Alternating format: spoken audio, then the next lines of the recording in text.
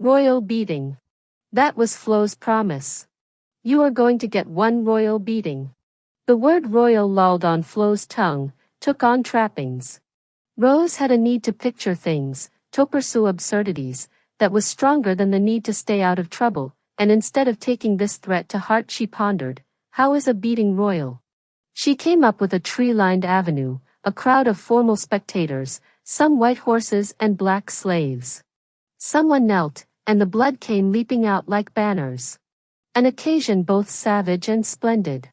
In real life they didn't approach such dignity, and it was only Flo who tried to supply the event with some high air of necessity and regret.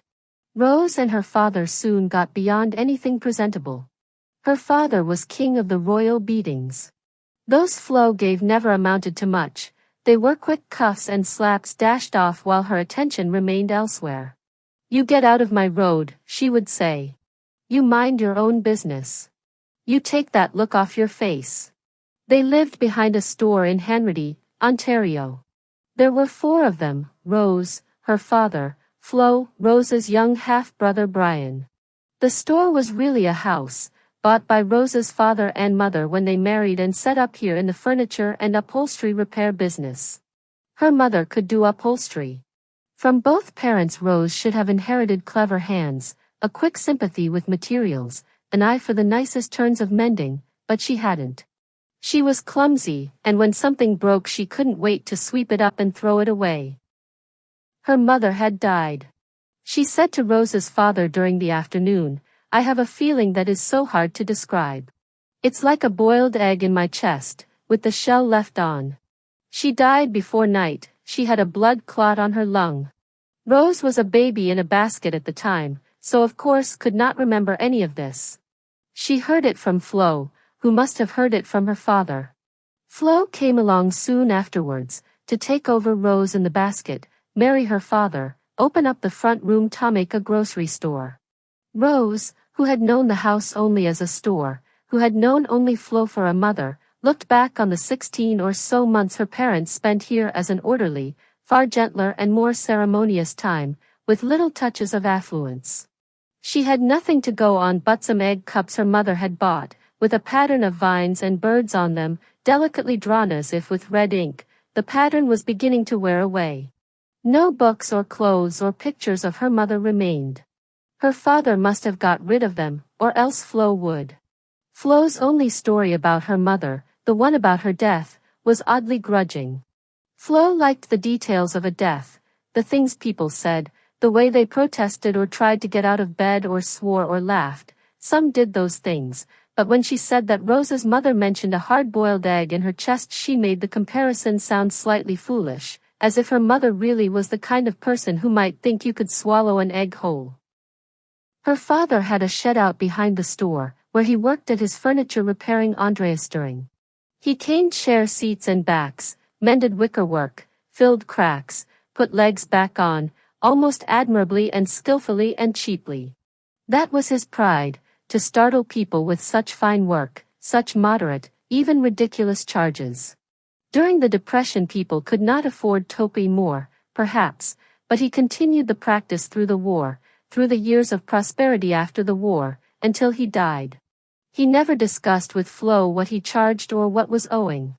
After he died she had to go out and unlock the shed and take all sorts of scraps of paper and torn envelopes from the big wicked-looking hooks that were his files. Many of these she found were not accounts or receipts at all but records of the weather, bits of information about the garden, things he had been moved to write down. 8 new potatoes June 25th. Record.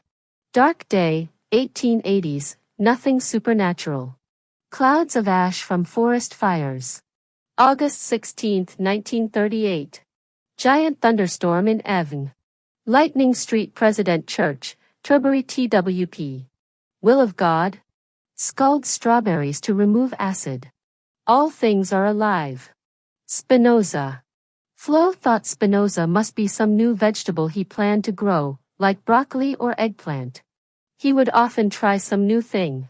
She showed the scrap of paper to Rose and asked, did she know what spinoza was? Rose did know, or had an idea she was in her teens by that time. Booch replied that she did not. She had reached an age where she thought she could not stand talk no anymore, about her father, or about Flo. She pushed any discovery aside with embarrassment and dread. There was a stove in the shed, and many rough shelves covered with cans of paint and varnish, shellac and turpentine, jars of soaking brushes and also some dark sticky bottles of cough medicine. Why should a man who coughed constantly, whose lungs took in a whiff of gas in the war, called, in Rosa's earliest childhood, not the first, but the last, war, spend all his days breathing fumes of paint and turpentine? At the time, such questions were not asked as often as they are now. On the bench outside Flo's store several old men from the neighborhood sat gossiping, drowsing, in the warm weather, and some of these old men coughed all the time too. The fact is they were dying, slowly and discreetly, of what was called, without any particular sense of grievance, the foundry disease. They had worked all their lives at the foundry in town, and now they sat still, with their wasted yellow faces, coughing, chuckling, drifting into aimless obscenity on the subject of women walking by, or any young girl on a bicycle. From the shed came not only coughing, but speech, a continual muttering, reproachful or encouraging, usually just below the level at which separate words could be made out. Slowing down when her father was at a tricky piece of work, taking on a cheerful speed when he was doing something less demanding, sandpapering or painting. Now and then some words would break through and hang clear and nonsensical on the air. When he realized they were out, there would be a quick bit of cover-up coughing, a swallowing, an alert, unusual silence. Macaroni, pepperoni, Botticelli, beans dash. What could that mean? Rose used to repeat such things to herself. She could never ask him. The person who spoke these words and the person who spoke to her as her father were not the same, though they seemed to occupy the same space. It would be the worst sort of taste to acknowledge the person who was not supposed to be there. It would not be forgiven. Just the same, she loitered and listened. The cloud-capped towers, she heard him say once. The cloud-capped towers, the gorgeous palaces. That was like a hand clapped against Rose's chest, not to hurt, but astonish her, to take her breath away. She had to run then, she had to get away. She knew that was enough to hear, and besides, what if he caught her? It would be terrible. This was something the same as bathroom noises. Flo had saved up, and had a bathroom put in, but there was no place to put it except in a corner of the kitchen. The door did not fit, the walls were only beaver board. The result was that even the tearing of a piece of toilet paper, the shifting off a haunch, was audible to those working or talking or eating in the kitchen. They were all familiar with each other's nether voices, not only in their more explosive moments but in their intimate sighs and growls and pleas and statements. And they were all most prudish people. So none ever seemed to hear, or be listening, and no reference was made. The person creating the noises in the bathroom was not connected with the person who walked out. They lived in a poor part of town. There was Hanratty and West Hanratty, with the river flowing between them. This was West Hanratty. In Hanratty the social structure ran from doctors and dentists and lawyers down to foundry workers and factory workers and draymen. In West Hanratty it ran from factory workers and foundry workers down to large improvident families of casual bootleggers and prostitutes and unsuccessful thieves. Rose thought of her own family as straddling the river, belonging nowhere, but that was not true. West Hanratty was where the store was and they were, on the straggling tail end of the main street. Across the road from them was a blacksmith shop, boarded up about the time the war started, and a house that had been another store at one time.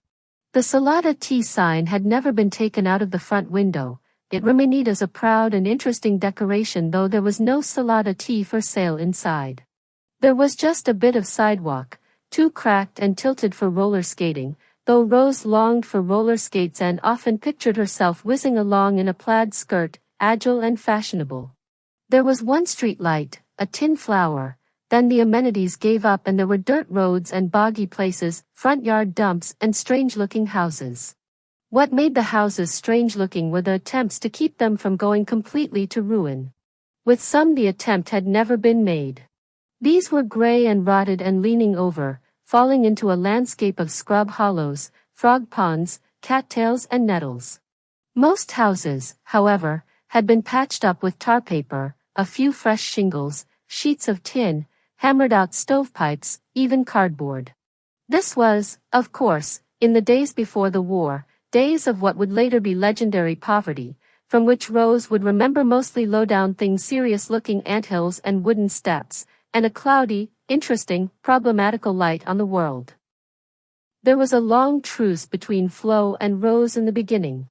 Rose's nature was growing like a prickly pineapple, but slowly, and secretly, hard pride and skepticism overlapping to make something surprising even to herself. Before she was old enough to go to school, and while Brian was still in the baby carriage, Rose stayed in the store with both of them, Flo sitting in the high stool behind the counter, Brian asleep by the window. Rose knelt or lay on the wide creaky floorboards working with crayons on pieces of brown paper too torn or irregular to be used for wrapping. People who came to the store were mostly from the houses around. Some country people came too, on their way home from town, and a few people from Hanratty, who walked across the bridge. Some people were always on the main street, in and out of stores, as if it was their duty to be always on display and their right to be welcomed. For instance, Becky Tide. Becky Tide climbed up on Flo's counter, made room for herself beside an open tin of crumbly jam-filled cookies. "Are these any good?" she said to Flo, and boldly began to eat one. "When are you going to give us a job, Flo?" "You could go and work in the butcher's shop," said Flo innocently. "You could go and work for your brother." "Roberta," said Becky with a stagey sort of contempt. "You think I'd work for him?" Her brother who ran the butcher's shop was named Robert but often called Roberta, because of his meek and nervous ways. Becky Tide laughed. Her laugh was loud and noisy like an engine bearing down on you. She was a big-headed loud-voiced dwarf, with a mascot sexless swagger, a red velvet tam, a twisted neck that forced her to hold her head on one side, always looking up and sideways. She wore little polished high-heeled shoes, real ladies' shoes. Rose watched her shoes, being scared of the rest of her laugh and her neck. She knew from Flo that Becky Tide had been sick with polio as a child, that was why her neck was twisted and why she had not grown any taller. It was hard to believe that she had started out differently, that she had ever been normal. Flo said she was not cracked, she had as much brains as anybody, but she knew she could get away with anything. "You know, I used to live out here," Becky said, noticing Rose.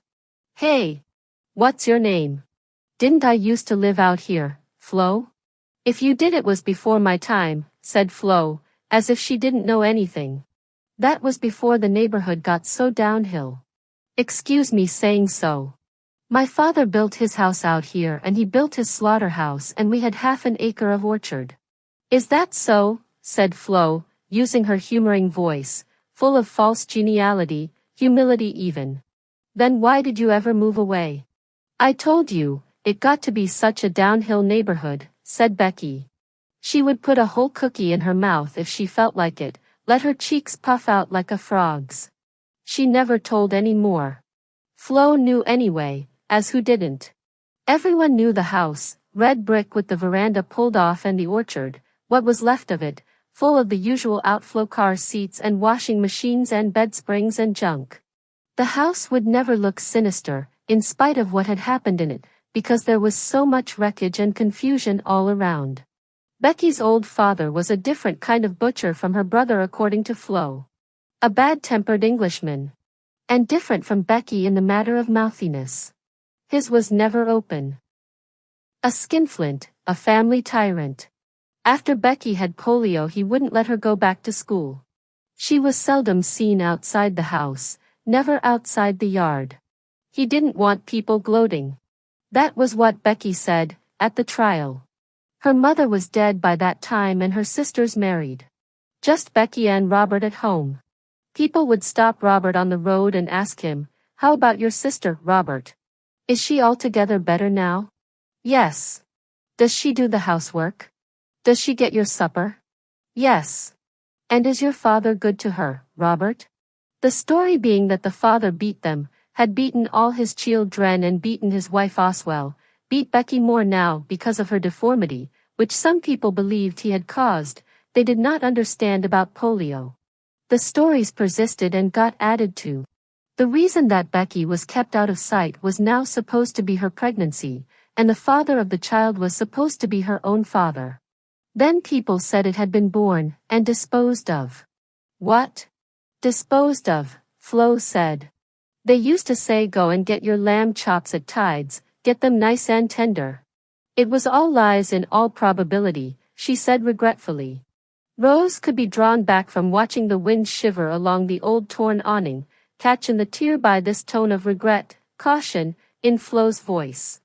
Flo telling a story, and this was not the only one, or even the most lurid one, she knew would incline her head and let her face go soft and thoughtful, tantalizing, warning. I shouldn't even be telling you this stuff. More was to follow. 3 useless young men, who hung around the livery stable, got together, or were got together, by more influential and respectful men in town and prepared to give old man Tide a horsewhipping, in the interests of public morality. They blacked their faces. They were provided with whips and a quart of whiskey apiece, for courage.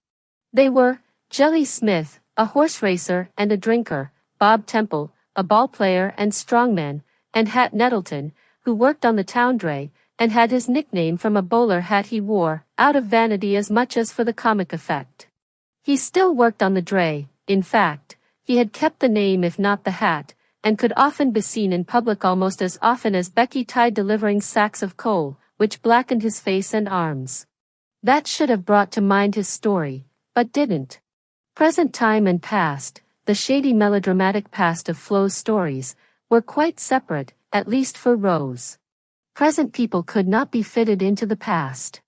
Becky herself, town oddity and public pet, harmless and malicious, could never match the butcher's prisoner, the crippled daughter, a white streak at the window, mute, beaten, impregnated. As with the house, only a formal connection could be made. The young men primed to do the horsewhipping showed up late, outside Tide's house, after everybody had gone to bed. They had a gun, but they used up their ammunition firing it off in the yard. They yelled for the butcher and beat on the door. Finally they broke it down. Tide concluded they were after his money, so he put some bills in a handkerchief and sent Becky down with them, maybe thinking those men would be touched or scared by the sight of a little wry-necked girl, at wharf. But that didn't content them. They came upstairs and dragged the butcher out from under his bed, in his nightgown. They dragged him outside and stood him in the snow. The temperature was 4 below zero, a fact noted later in court. They meant to hold a mock trial, but they could not remember how it was done. So they began to beat him and kept beating him until he fell. They yelled at him, "Butcher's meat," and continued beating him while his nightgown and the snow hues lying and turned red. His son Robert said in court that he had not watched the beating. Becky said that Robert had watched at first but had run away and hid. She herself had watched all the way through. She watched the men leave at last and her father make his delayed bloody progress through the snow and up the steps of the veranda. She did not go out to help him, or open the door until he got to it. Why not?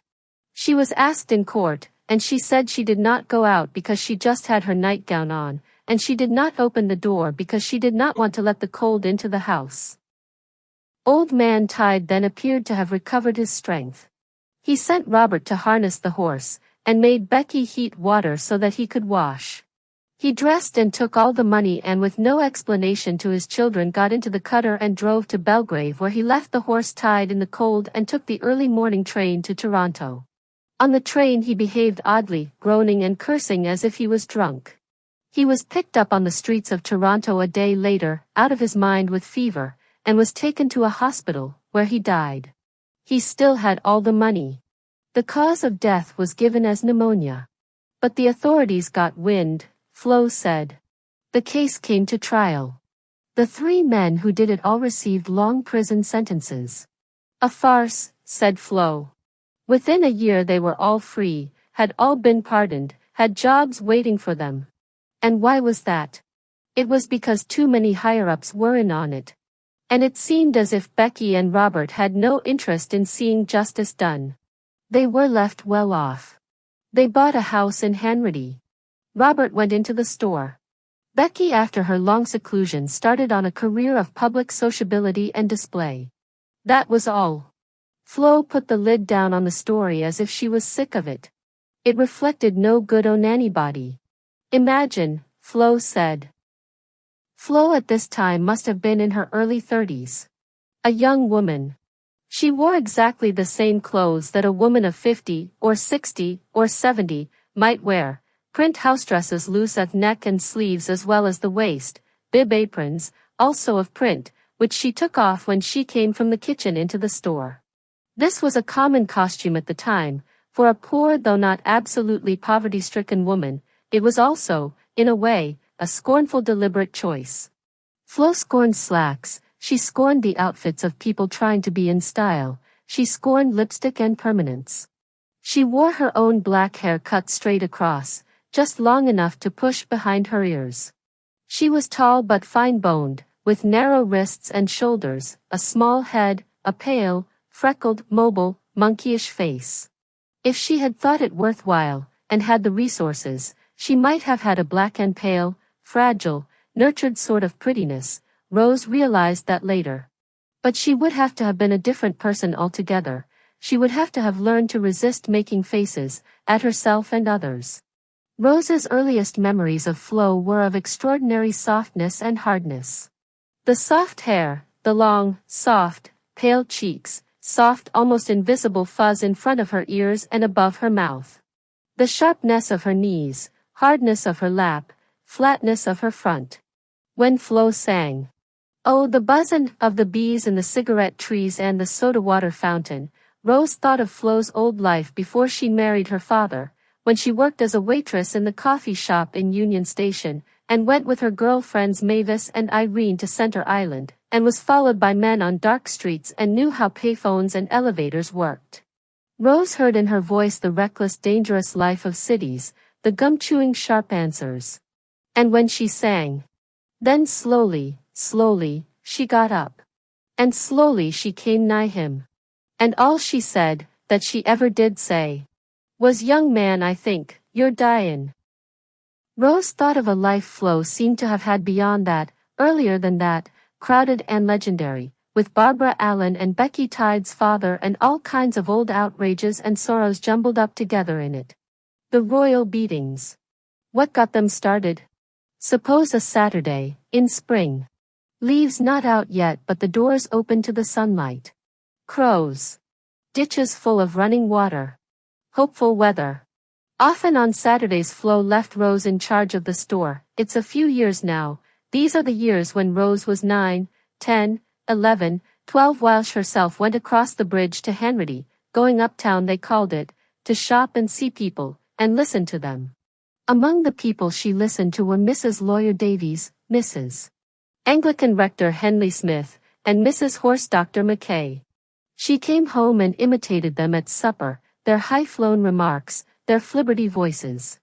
Monsters, she made them seem, a foolishness, and showiness, and self-approbation.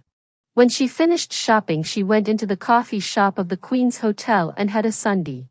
What kind?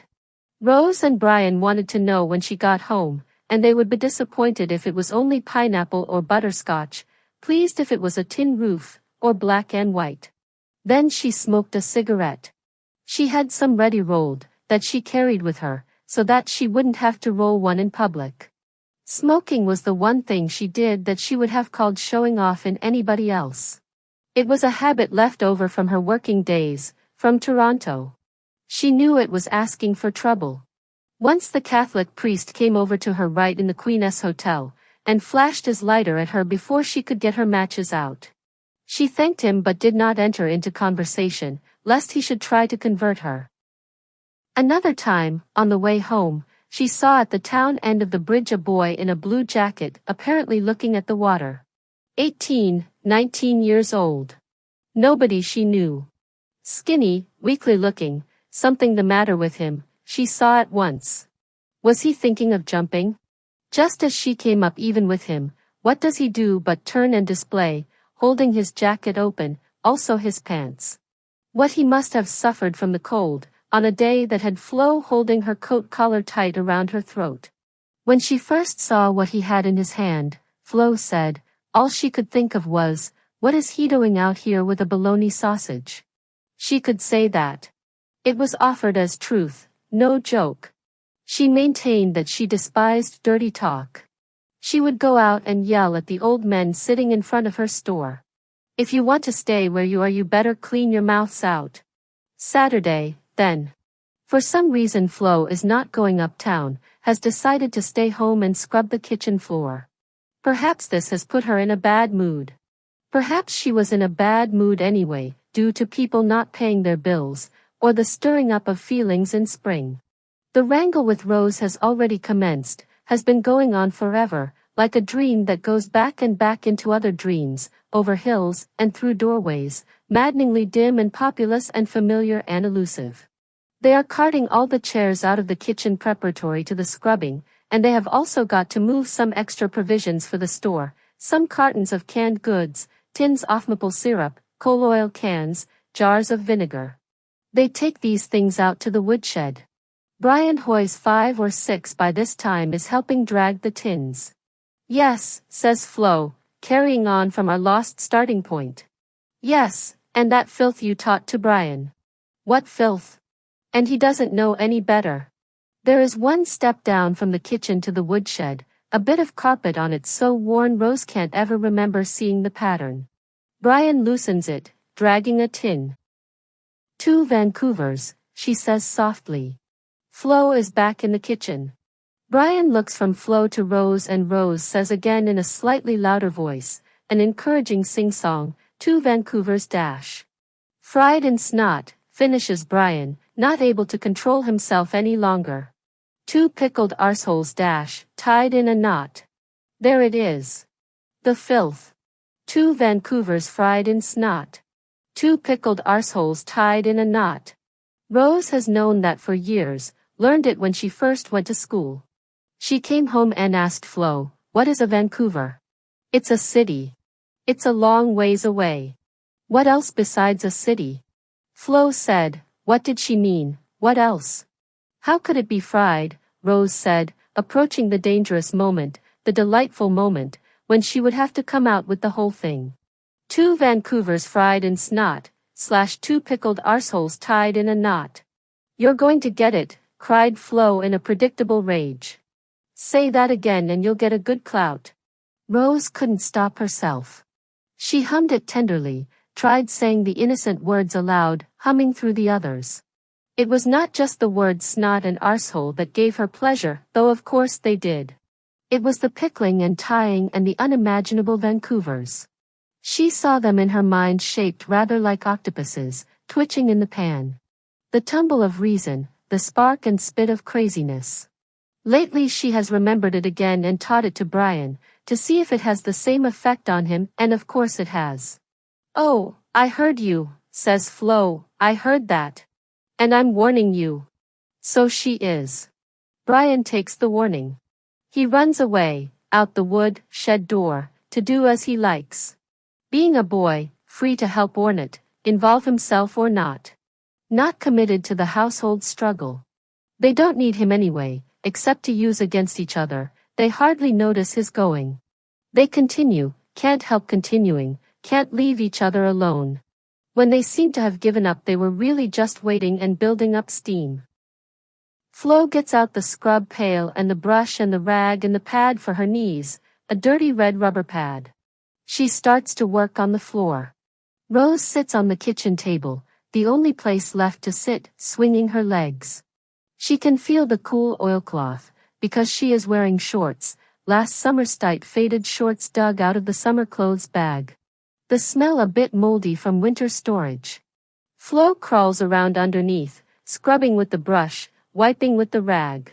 Her legs are long, white and muscular, marked all over with blue veins as if somebody had been drawing rivers on them with an indelible pencil. An abnormal energy, a violent disgust, is expressed in the chewing off the brush at the linoleum, the swish of the rag. What do they have to say to each other? It doesn't really matter. Flo speaks of Rose's smart aleck behavior, rudeness, and sloppiness and conceit. Her willingness to make work for others, her lack of gratitude. She mentions Brian's innocence, Rose's corruption. "Oh, don't you think you're somebody," says Flo, and a moment later, "Who do you think you are?" Rose contradicts and objects with such poisonous reasonableness and mildness, displays theatrical unconcern. Flo goes beyond her ordinary scorn and self-possession and becomes amazingly theatrical herself, saying it was for Rose that she sacrificed her life. She saw her father saddled with a baby daughter and she thought, what is that man going to do? So she married him, and here she is, on her knees. At that moment the bell rings, to announce a customer in the store. Because the fight is on, Rosie is not permitted to go into the store and wait on whoever it is. Flo gets up and throws off her apron, groaning but not communicatively. It is not a groan whose exasperation Rose is alloed to share and goes in and serves. Rose hears her using her normal voice. "About time." "Sure is." She comes back and ties on her apron and is ready to resume. "You never have a thought for anybody but your own self. You never have a thought for what I'm doing. I never asked you to do anything. I wished you never had. I would have been a lot better off." Rose says this smiling directly at Flo, who has not yet gone down on her knees. Flo sees the smile, grabs the scrub rag that is hanging on the side of the pail, and throws it at her. It may be meant to hit her in the face, but instead it falls against Rose's leg and she raises her foot and catches it, swinging it negligently against her ankle. "All right," says Flo, "you've done it this time." "All right." Rose watches her go to the woodshed door, hears her tramp through the woodshed, pause in the doorway, where the screen door hasn't yet been hung, and the storm door is standing open, propped with a brick. She calls Rose's father. She calls him in a warning, summoning voice, as if against her will preparing him for bad news. He will know what this is about. The kitchen floor has 5 or 6 different patterns of linoleum on it. Ends, which Flo got for nothing and ingeniously trimmed and fitted together, bordering them with tin strips and tacks. While Rose sits on the table waiting, she looks at the floor, at this satisfying arrangement of rectangles, triangles, some other shape whose name she is trying to remember. She hears Flo coming back through the woodshed, on the creaky plank walk laid over the dirt floor. She is loitering, waiting, too. She and Rose can carry this no further, by themselves. Rose hears her father come in. She stiffens, a tremor runs through her legs, she feels them shiver in the oilcloth. Called away from some peaceful, absorbing task, away from the words running in his head, called out of himself, her father has to say something. He says, "Well? What's wrong?" Now comes another voice of Flo's. Enriched, hurt, apologetic, it seems to have been manufactured on the spot. She is sorry to have called him from his work. Would never have done it, if Rose was not driving her to distraction. How to distraction? With her back talk and impudence and her terrible tongue. The things Rose has said to Flo are such that, if Flo had said them to her mother, she knows her father would have thrashed her into the ground.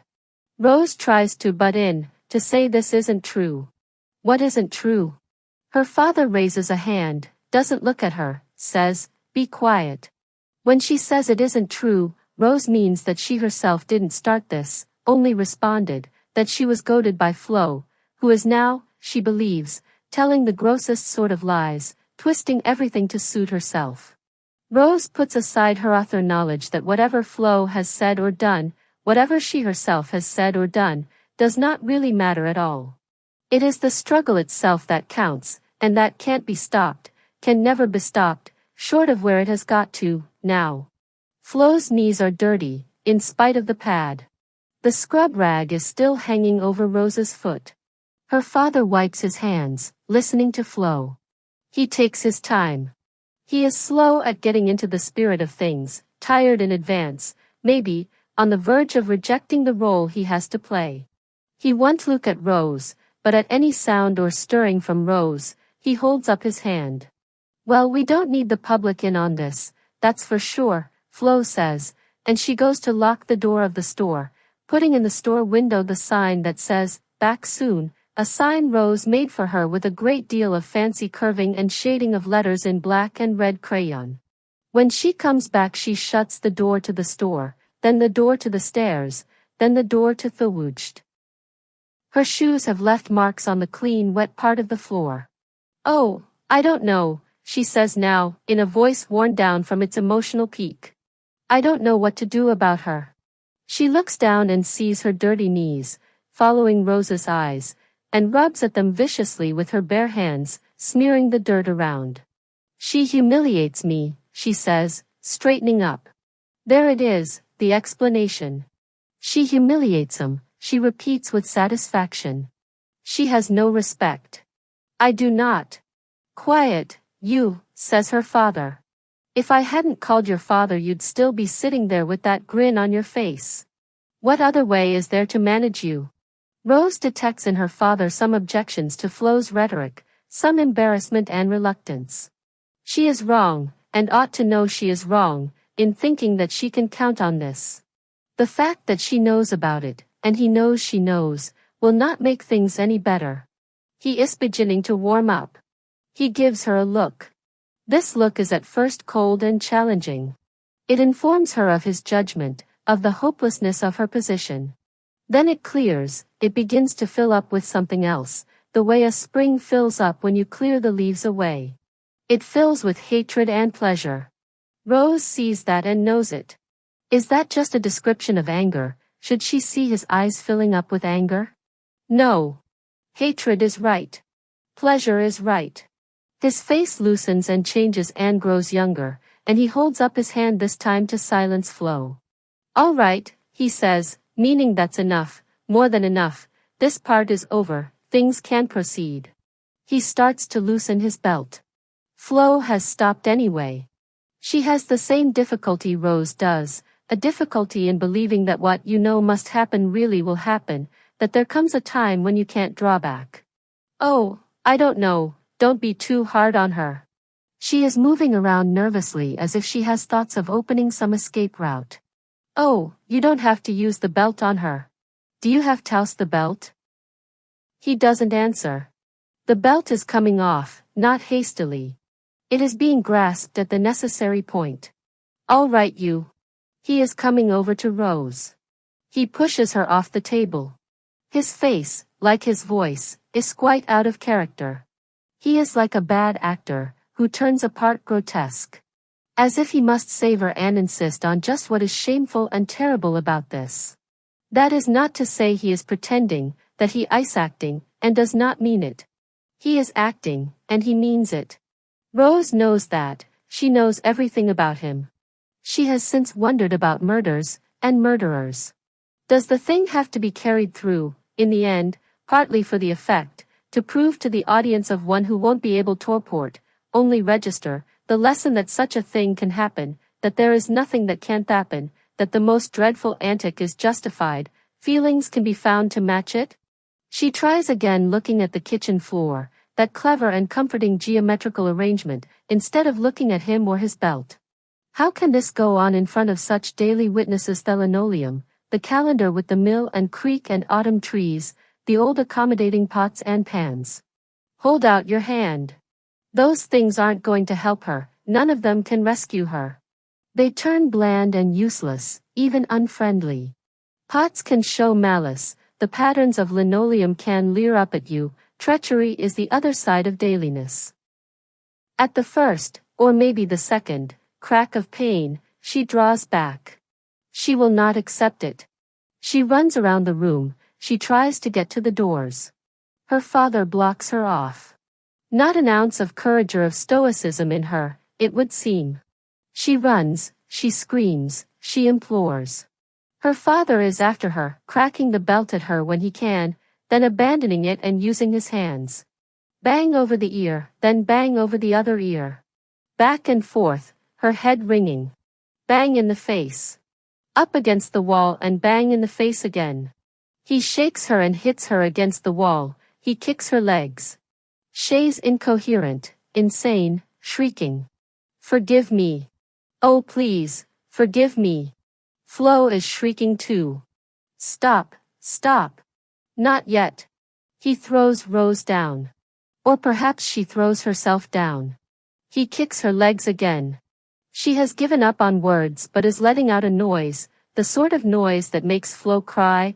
Oh, what if people can hear her? The very last-ditch willing sound of humiliation and defeat it is, for it seems Rose must play her part in this with the same grossness, the same exaggeration, that her father displays, playing his. She plays his victim with a self-indulgence that arouses, and maybe hopes to arouse, his final, sickened contempt.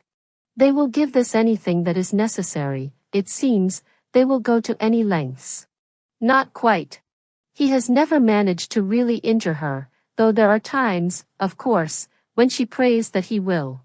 He hits her with an open hand, there is some restraint in his kicks. Now he stops, he is out of breath.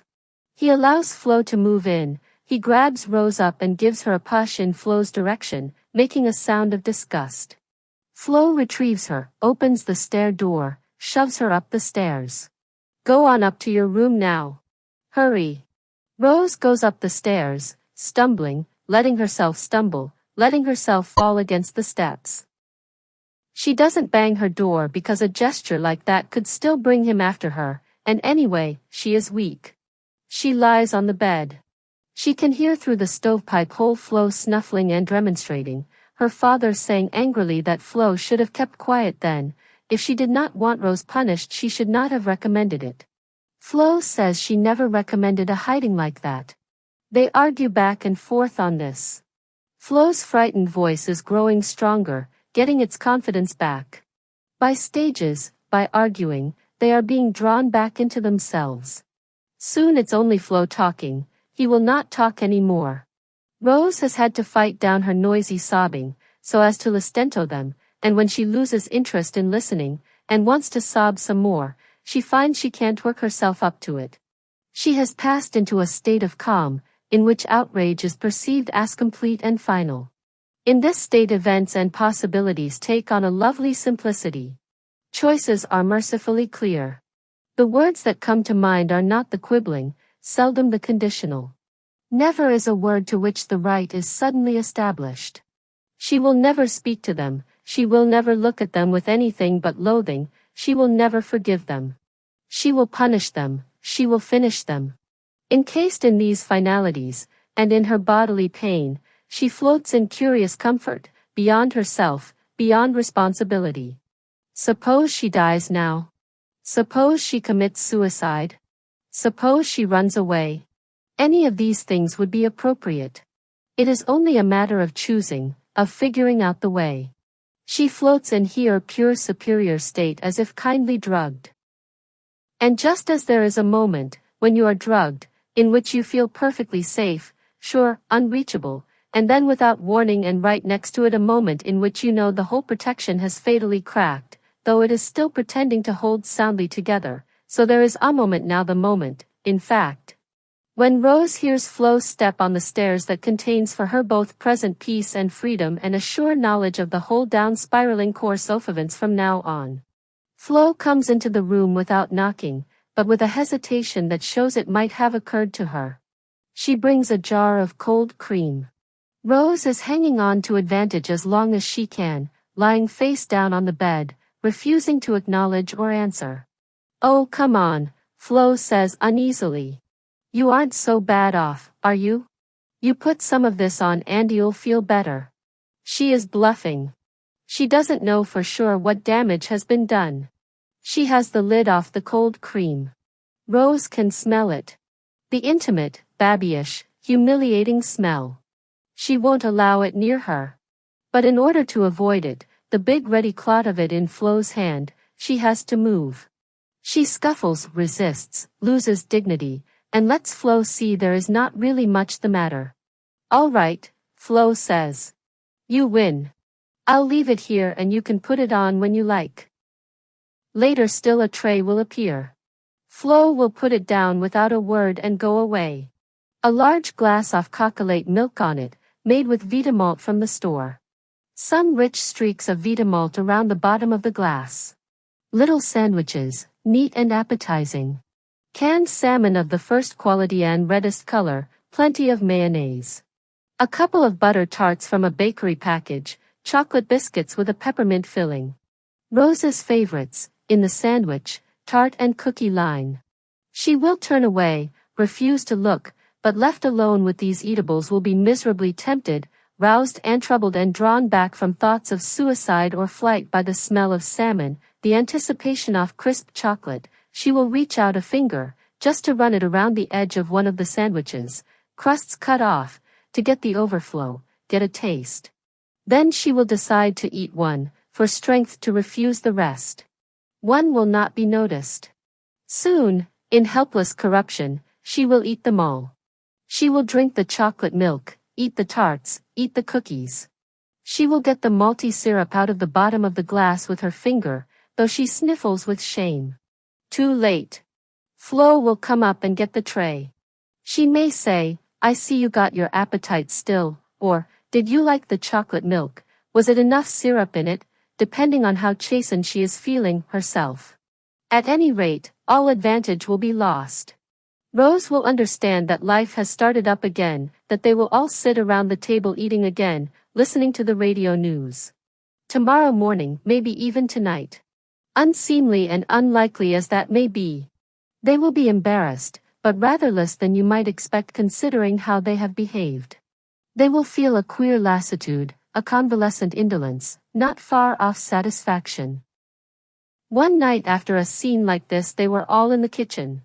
It must have been summer, or at least warm weather, because her father spoke of the old men who sat on the bench in front of the store. "Do you know what they're talking about now?" he said, and nodded his head towards the Storito show who he meant, though of course they were not there now, they went home at dark. "Those old coots," said Flo. "What?" There was about them both a geniality not exactly false but a bit more emphatic than was normal, without company.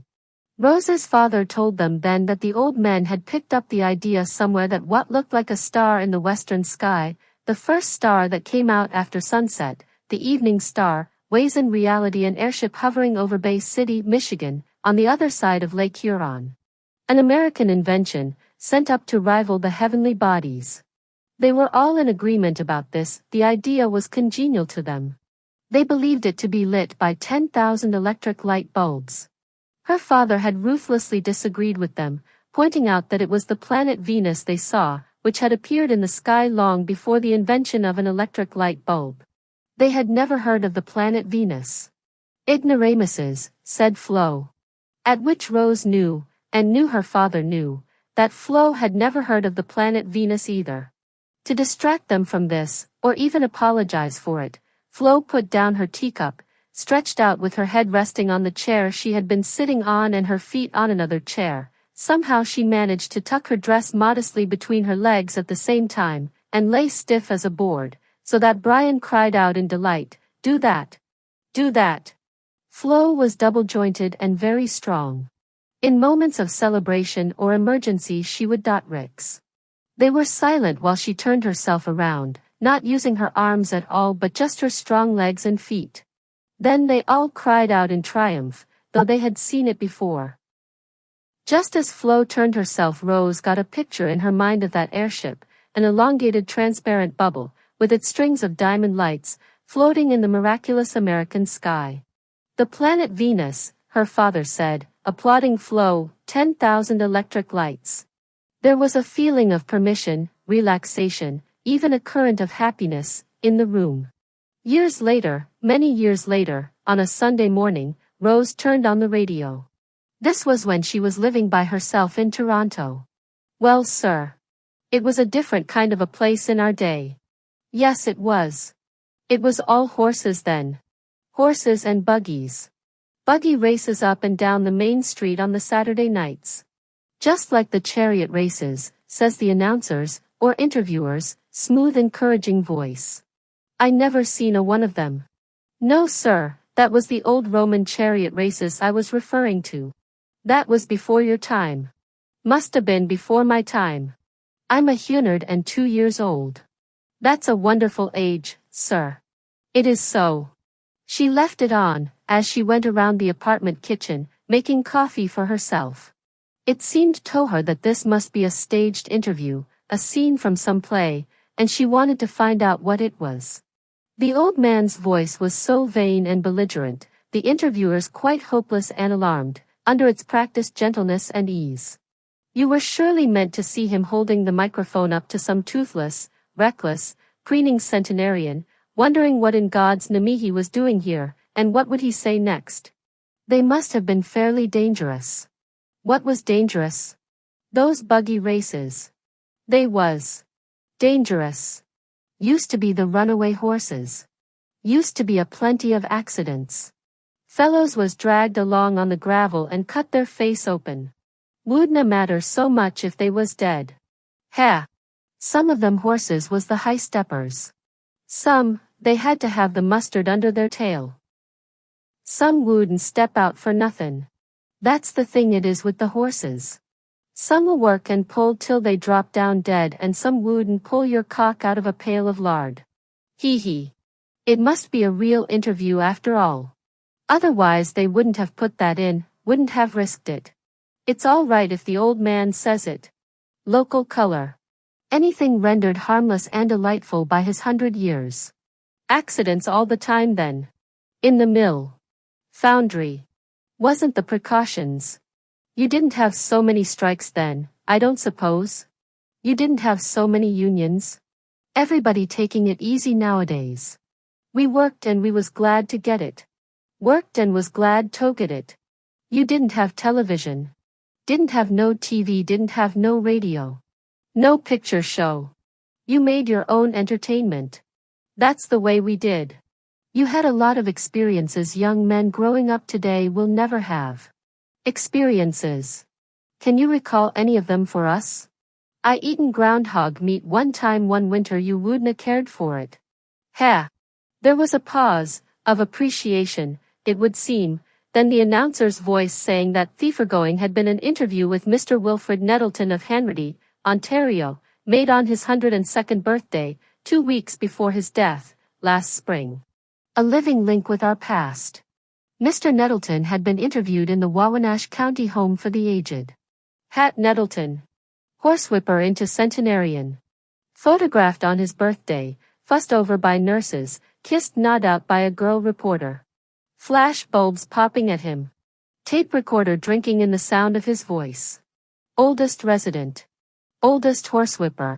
Living link with our past.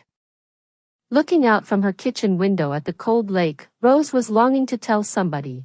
It was Flo who would enjoy hearing. She thought of her saying imagine. In a way that meant she was having her worst suspicions gorgeously confirmed. But Flo was in the same place Hat Nettleton had died in, and there wasn't any way Rose could reach her. She had been there even when that interview was recorded, though she would not have heard it, would not have known about it. After Rose put her in the home, a couple of years earlier, she had stopped talking. She had removed herself, and spent most of her time sitting in a corner of her crib, looking crafty and disagreeable, not answering anybody, though she occasionally showed her feelings by biting a nurse. Rose knew a lot of people who wished they had been born poor, and hadn't been. So she would queen it over them, offering various scandals and bits of squalor from her childhood. The boys' toilet and the girls' toilet. Old Mr. Burns in his toilet. Shorty McGill and Franny McGill in the entrance to the boys' toilet. She did not deliberately repeat the toilet locale, and was a bit surprised at the way it kept cropping up. She knew that those little dark or painted shacks were supposed to be comical, always were, in country humor, but she saw them instead as scenes of marvelous shame and outrage. The girls' toilet and the boys' toilet each had a protected entryway, which saved having a door. Snow blew in anyway through the cracks between the boards and the knotholes that were for spying. Snow piled up on the seat and on the floor. Many people, it seemed, declined to use the hole.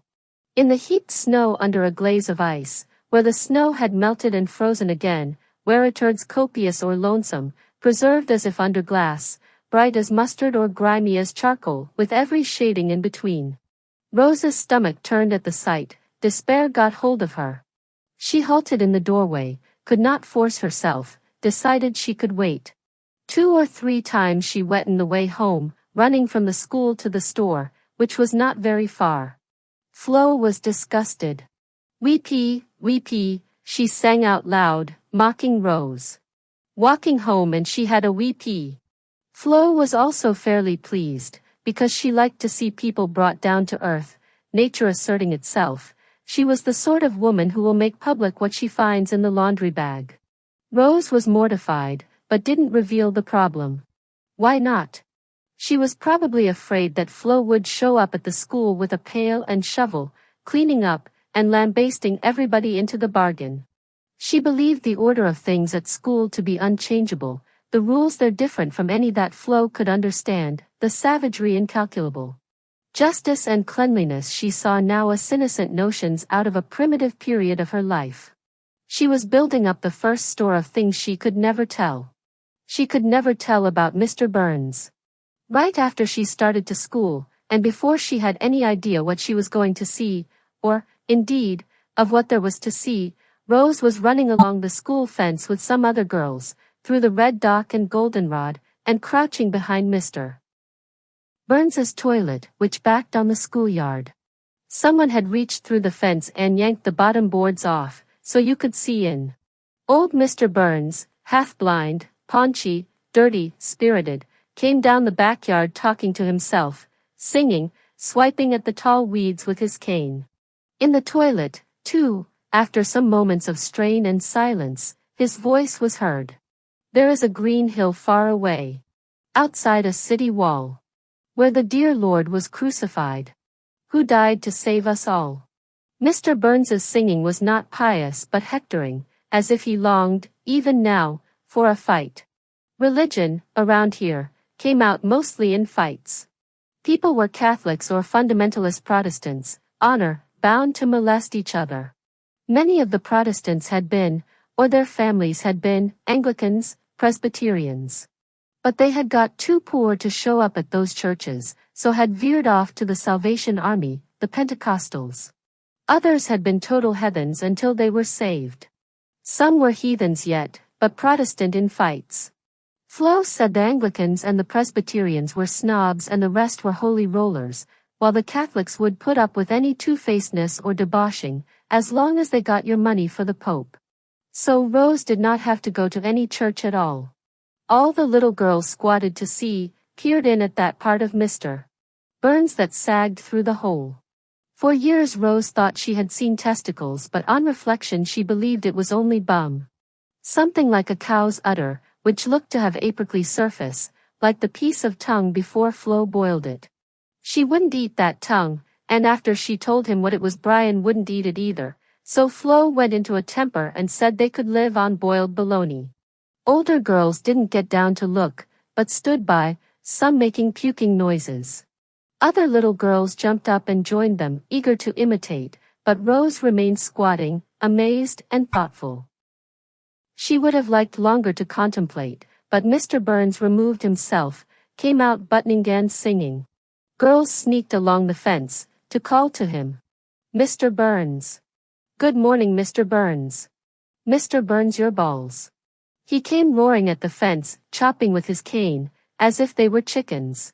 Younger and older, boys and girls and everybody, except the teacher, of course, who locked the door at recess and stayed in the school, like Rose holding off till she got home, risking accidents and enduring agonies. Everybody gathered to look in the entryway of the boys' toilet when the word went round. Shorty McGill is fucking Franny McGill. Brother and sister. Relations performing. That was Flo's word for it, perform.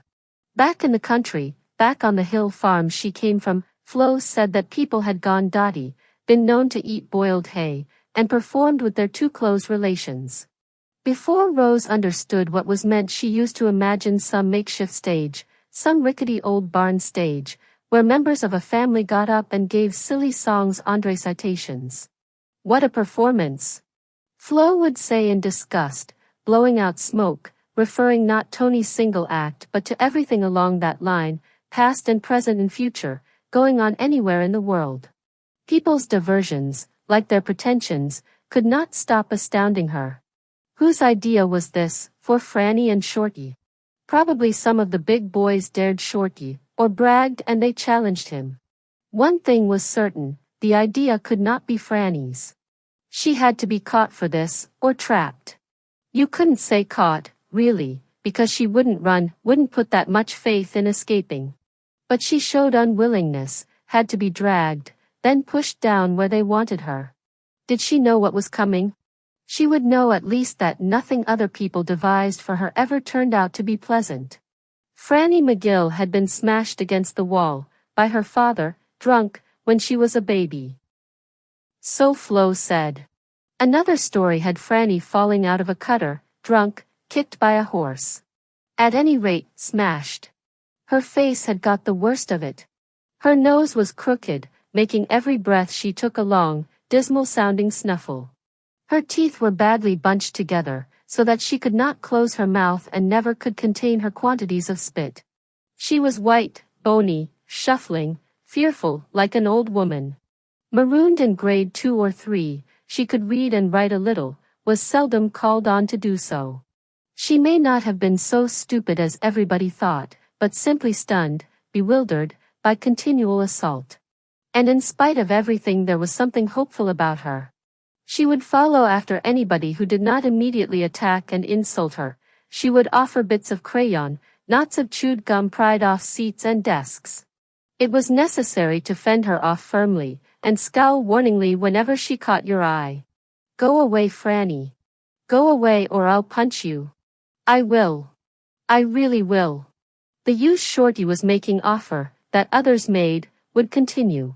She would get pregnant, be taken away, come back and get pregnant again, be taken away, come back, get pregnant, be taken away again.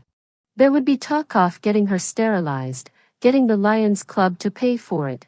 There would be talk of shutting her up when she died suddenly of pneumonia, solving the problem. Later on Rose would think of Franny when she came across the figure of an idiotic, saintly whore, in a book or a movie. Men who made books and movies seemed to have a fondness for this figure, though Rose noticed they would clean her up. They cheated, she thought, when they left out the breathing and the spit and the teeth.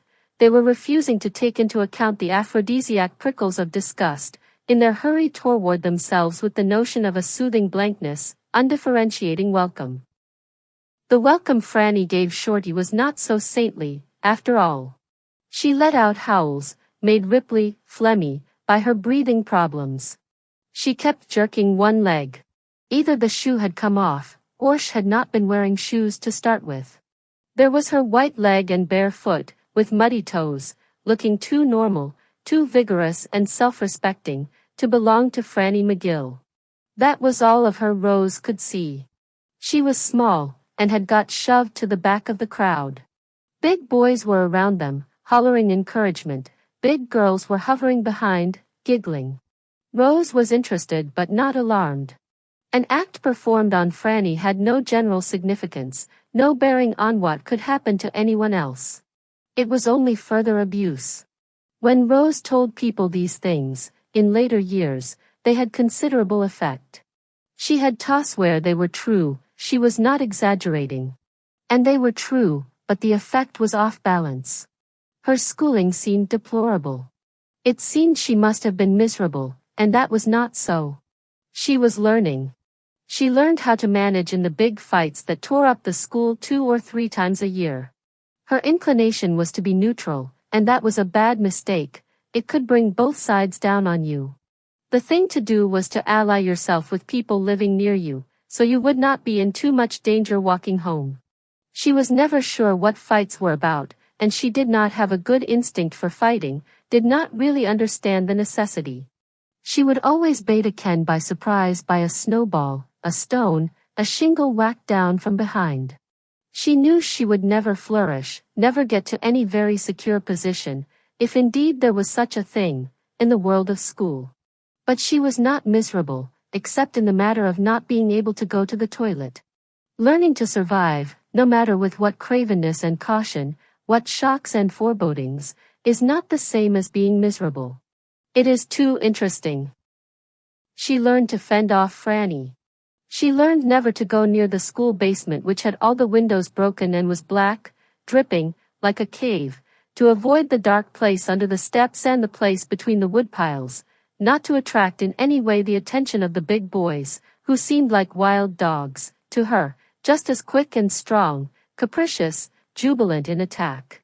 A mistake she made early and would not have made later on was in telling Flo the truth instead of some lie when a big boy, one of the Maury boys, tripped and grabbed her as she was coming down the fire escape, tearing the sleeve of her raincoat out at the armhole. Flo came to the school to raise Cain, her stated intention, and heard witnesses swear Rose had torn it on a nail. The teacher was glum, would not declare herself, indicated Flo's visit was not welcome. Adults did not come to the school, in West Hanratty. Mothers were strongly partisan in fights, would hang over their gates, and yell. Some would even rush out to tug hair and flail shingles, themselves. They would abuse the teacher behind her back and send their children off to school with instructions not to take any lip from her. But they would never have behaved as Flo did, never have set foot on school property, never have carried a complaint to that level. They would never have believed, as Flo seemed to believe, and here Rose saw her for the first time out of her depth, mistaken, that offenders would confess, or be handed over, that justice would take any form but a ripping and tearing of a Maury coat, in revenge, a secret mutilation in the cloakroom. Flo said the teacher did not know her business. But she did. She knew it very well.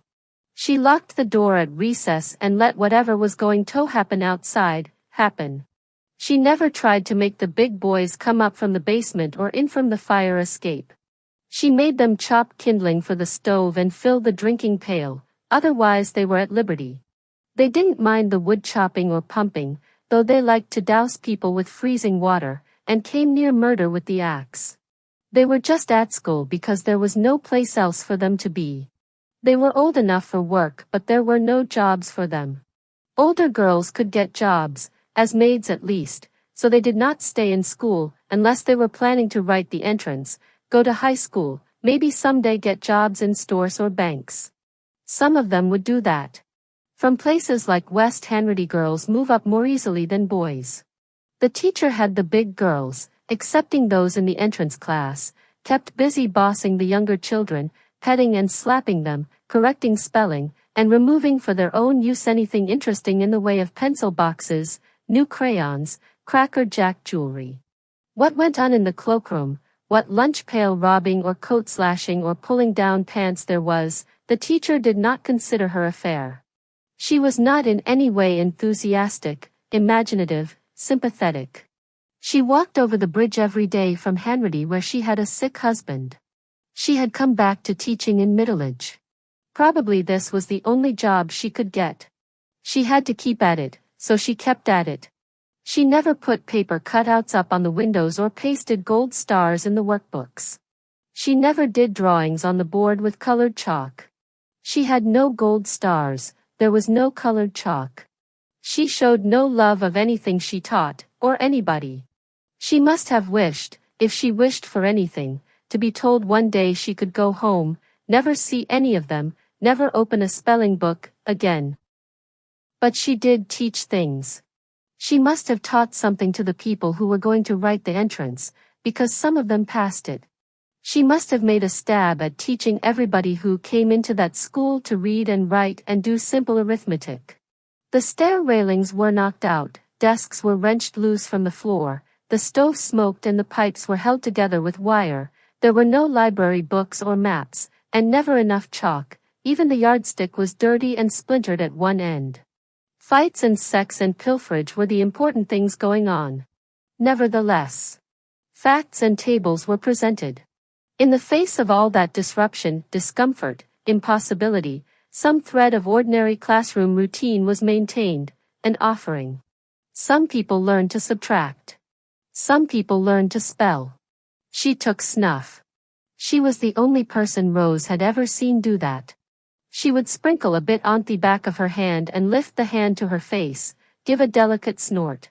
Her head back, her throat exposed, she looked for a moment contemptuous, challenging. Otherwise she was not in the least eccentric.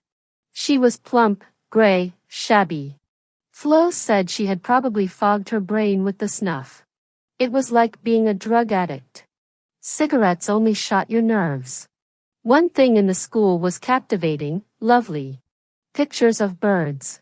Rose didn't know if the teacher had climbed up and nailed them above the blackboard, too high for easy desecration, if they were her first and last hopeful effort, or if they dated from some earlier, easier time, in Theskel's history.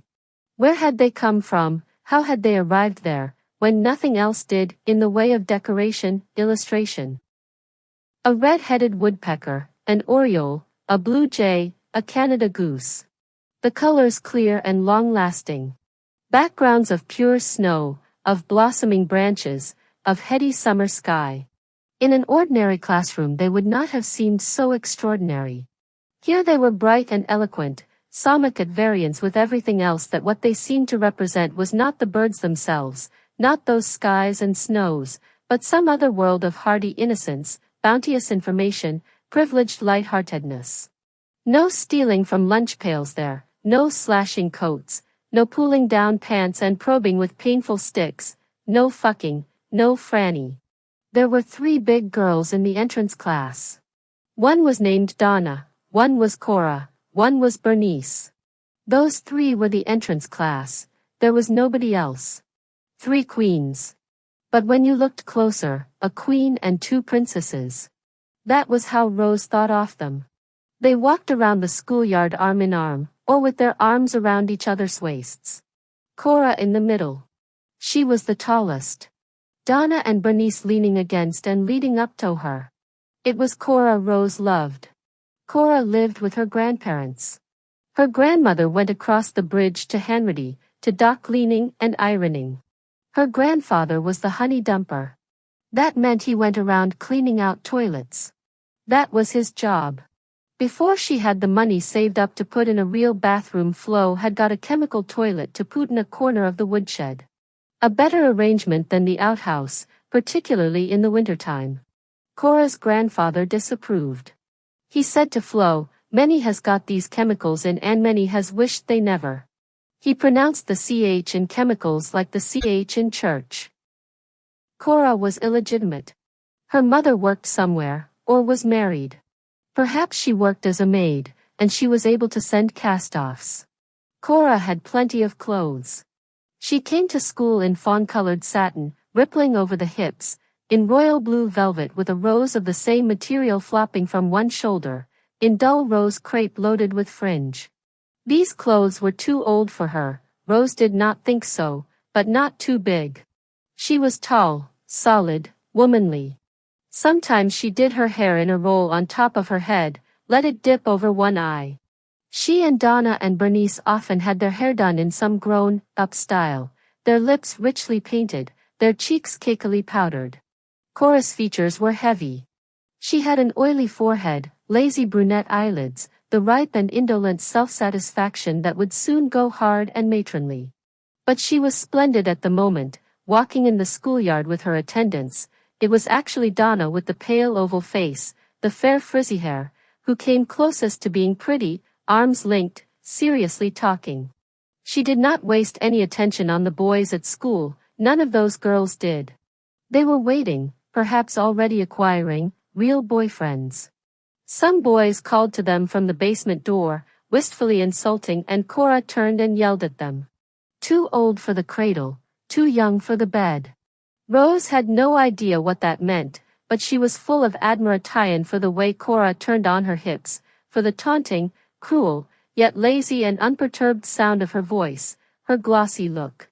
When she was by herself she would act that out, the whole scene, the boys calling, Rose being Cora. She would turn just as Cora did, on her imaginary tormentors, she would deal out just such provocative scorn. Too old for the cradle, too young for the bed. Rose walked around the yard behind the store, imagining the fleshy satin rippling over her own hips, her own hair rolled and dipping, her lips red. She wanted to grow up to be exactly like Cora. She did not want to wait to grow up. She wanted to be Cora, now. Cora wore high heels to school. She was not light-footed.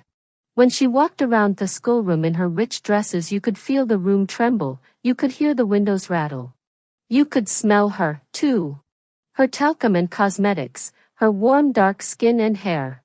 The three of them sat at the top of the fire escape, in the first warm weather. They were putting on nail polish. It smelled like bananas, with a queer chemical edge. Rose had meant to gook the fire escape into the school, as she usually did, avoiding the everyday threat of the main entrance, but when she saw those girls she turned back. She did not dare expect them to shift over. Cora called down. "You can come up if you want to. Come on up." She was teasing her, encouraging her, as she would a puppy. "How would you like to get your nails done?" "Then they'll all want to," said the girl named Bernice, who as it turned out owned the nail polish. "We won't do them," said Cora. "We'll just do her." "What's your name?" "Rose?" "We'll just do Rose." "Come on up, honey." She made Rose hold out her hand. Rose saw with alarm how mottled it was, how grubby. And it was cold and trembly. A small, disgusting object. Rose would not have been surprised to see Cora drop it. "Spread your fingers out. There. Relax. Look at your hand shake. I'm not going to bite you. Ami? Hold steady like a good girl. You don't want me to go all crooked, do you?" She dipped the brush in the bottle. The color was deep red, like raspberries. Rose loved the smell. Cora's own fingers were large, pink, steady, warm. "Isn't that pretty? Won't your nails look pretty?" She was doing it in the difficult, now forgotten style of that time, leaving the half moon and the tops of the nails bare. "It's Rosie to match your name." "That's a pretty name, Rose." "I like it. I like it better than Cora." "I hate Cora." "Your fingers are freezing for such a warm day." "Aren't they freezing, compared to Tomini?" She was flirting, indulging herself, as girls that age will do. They will try out charm on anything, on dogs or cats or their own faces in the mirror. Rose was too much overcome to enjoy herself, at the moment. She was weak and dazzled, terrified by such high favor. From that day on, Rose was obsessed. She spent her time trying to walk and look like Cora, repeating every word she had ever heard her say. Trying to be her. There was a charm to Rose about every gesture Cora made, about the way she stuck a pencil into her thick, coarse hair, the way she groaned sometimes in school, with imperial boredom. The way she licked her finger and carefully smoothed her eyebrows. Rose licked her own finger, and smoothed her own eyebrows, longing for them to be dark, instead of sun-bleached and nearly invisible. Imitation was not enough. Rose went further. She imagined that she would be sick and Cora would somehow be called to look after her. Nighttime cuddles, strokings, rockings. She made up stories of danger and rescue, accidents and gratitude. Sometimes she rescued Cora, sometimes Cora rescued Rose. Then all was warmth, indulgence, revelations. "That's a pretty name. Come on up, honey." The opening, the increase, the flow, of love. Sexual love, not sure yet exactly what it needed to concentrate on. It must be there from the start, like the hard white honey in the pail, waiting tumult and flow. There was some sharpness lacking, some urgency missing. There was the incidental difference in the sex of the person chosen, otherwise it was the same thing that has overtaken Rose since. The high tide, the indelible folly, the flash flood. When things were flowering, lilacs, apple trees, hawthorns along the road, they had the game of funerals, organized by the older girls. The person who was supposed to be dead, a girl, only girls played this game, lay stretched out at the top of the fire escape. The rest filed up slowly, singing some hymn, and cast down their armloads of flowers. They bent over pretending to sob, some really managed it, and took the last look. That was all there was to it. Everybody was supposed to get a chance to be dead, but it didn't work out that way. After the big girls had each had their turn, they couldn't be bothered playing subordinate roles in the funerals of the younger ones. Those left to carry on soon realized that the game had lost all its importance, its glamour, and they drifted away, leaving only a stubborn ragtag to finish things off. Rose was one of those left. She held out in hopes that Cora might walk up the fire escape in her procession, But Cora ignored it. The person playing dead got to choose what the processional hymn was. Cora had chosen How Beautiful Heaven Must Be. She lay heaped with flowers, lilac, and wore her rose crepe dress. Also some beads, a brooch that said her name in green sequins, heavy face powder. Powder was trembling in the soft hairs at the corners of her mouth. Her eyelashes fluttered. Her expression was concentrated, frowning, sternly dead. Sadly singing, laying down lilacs, Rose was close enough to commit some act of worship, but could not find any. She could only pile up details to be thought over later. The color of Cora's hair. The understrands shone where it was pulled up over her ears. A lighter caramel, warmer, than the hair on top. Her arms were bare, dusky, flattened out, the heavy arms of a woman, fringe lying on them. What was her real smell? What was the statement, frowning and complacent, of her plucked eyebrows? Rose would strain over these things afterwards, when she was alone, strain to remember them, know them, get them for good. What was the use of that? When she thought of Cora, she had the sense of a glowing dark spot, a melting center, a smell and taste of burnt chocolate that she could never get at.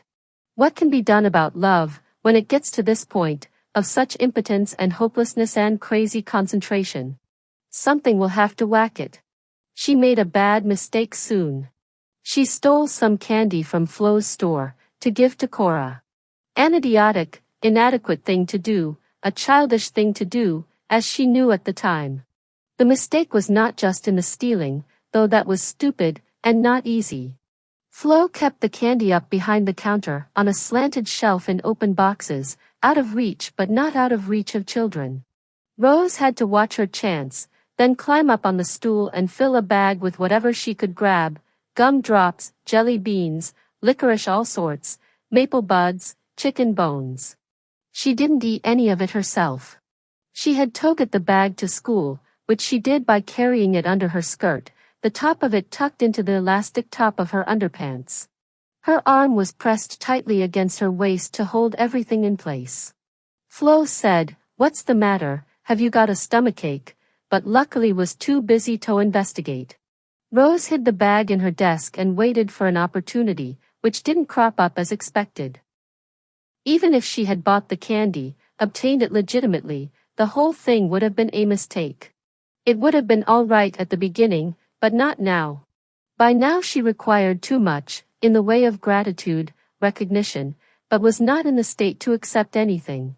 Her heart pounded, her mouth filled with the strange coppery taste of longing and despair, if Cora even happened to walk past her desk with her heavy, important tread, in her cloud of skin-heated perfumes. No gesture could match what Rose felt, no satisfaction was possible, and she knew that what she was doing was clownish, unlucky. She could not bring herself to offer it, there was never a right time, so after a few days she decided to leave the bag in Cora's desk. Even that was difficult. She had to pretend she had forgotten something, after 4, run back into the school, with the knowledge that she would have Vito run out again later, alone, past the big boys at the basement door. The teacher was there, putting on her hat. Every day for that walk across the bridge she put on her old green hat with a bit of feather stuck in it. Cora's friend Donna was wiping off the boards. Rose tried to stuff the bag into Cora's desk. Something fell out. The teacher didn't bother, but Donna turned and yelled at her, "Hey, what are you doing in Cora's desk?" Rose dropped the bag on the seat and ran out. The thing she hadn't foreseen at all was that Cora would come to Flo's store and turn the canteen. But that was what Cora did. She did not do it to make trouble for Rose but simply to enjoy herself. She enjoyed her importance and respectability and the pleasure of grown-up exchange. "I don't know what she wanted to give it to me for," she said, or Flo said she said. Flo's imitation was off, for once, it did not sound to Rose at all like Cora's voice. Flo made her sound mincing and whining. "I thought I better come and tell you." The candy was in no condition for eating, anyway. It was all squeezed and melted together, Sot Flo had to throw it out. Flo was dumbfounded. She said so. Not at the stealing. She was naturally against stealing, but she seemed to understand that in this case it was the secondary evil, it was less important. What were you doing with it? Giving it to her? What were you giving it to her for? Are you in love with her or something? She meant that as an insult and a joke. Rose answered no, because she associated love with movie endings, kissing, and getting married. Her feelings were at the moment shocked and exposed, and already, though she didn't know it, starting to wither and curl up at the edges. Flo was a drying blast. You are so, said Flo, you make me sick. It wasn't future homosexuality Flo was talking about. If she had known about that, or thought of it, it would have seemed to her even more of a joke, even more outlandish, more incomprehensible, than the regular carrying on. It was love she sickened at. It was the enslavement, the self-abasement, the self-deception. That struck her. She saw the danger, all right, she read the flaw. Headlong hopefulness, readiness, need. What is so wonderful about her? Asked Flo, and immediately answered herself. Nothing. She's a far cry from good-looking. She is going to turn out a monster of fat. I can see the signs. She is going to have a mustache, too. She has one already. Where does she get her clothes from? I guess she thinks they suit her. Rose did not reply to this, and Flo said further that Cora had no father. You might wonder what her mother worked at, and who was her grandfather. The honey dumper. Flo went back to the subject of Cora, now and then, for years. There goes your idol, she would say, seeing Cora go by the store after she had started to high school. Rose pretended to have no recollection. You know her. Flo kept it up. You tried to give her the candy. You stole that candy for her.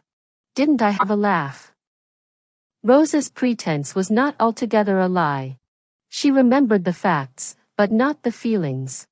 Cora turned into a big dark sulky-looking girl with round shoulders, carrying her high school books. The books were no help to her, she failed at high school. She wore ordinary blouses and a navy blue skirt, which did make her look fat. Perhaps her personality could not survive the loss of her elegant dresses. She went away, she got a war job.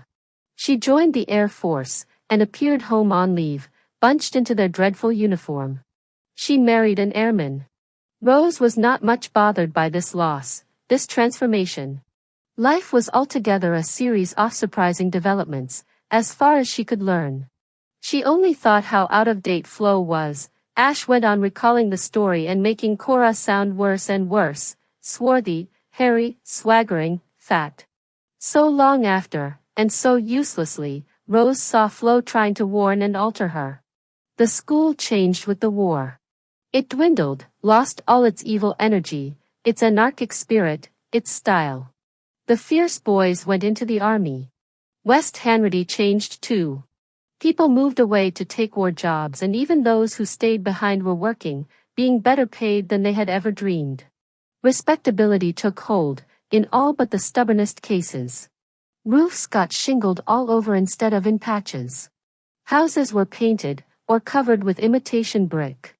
Refrigerators were bought and bragged about.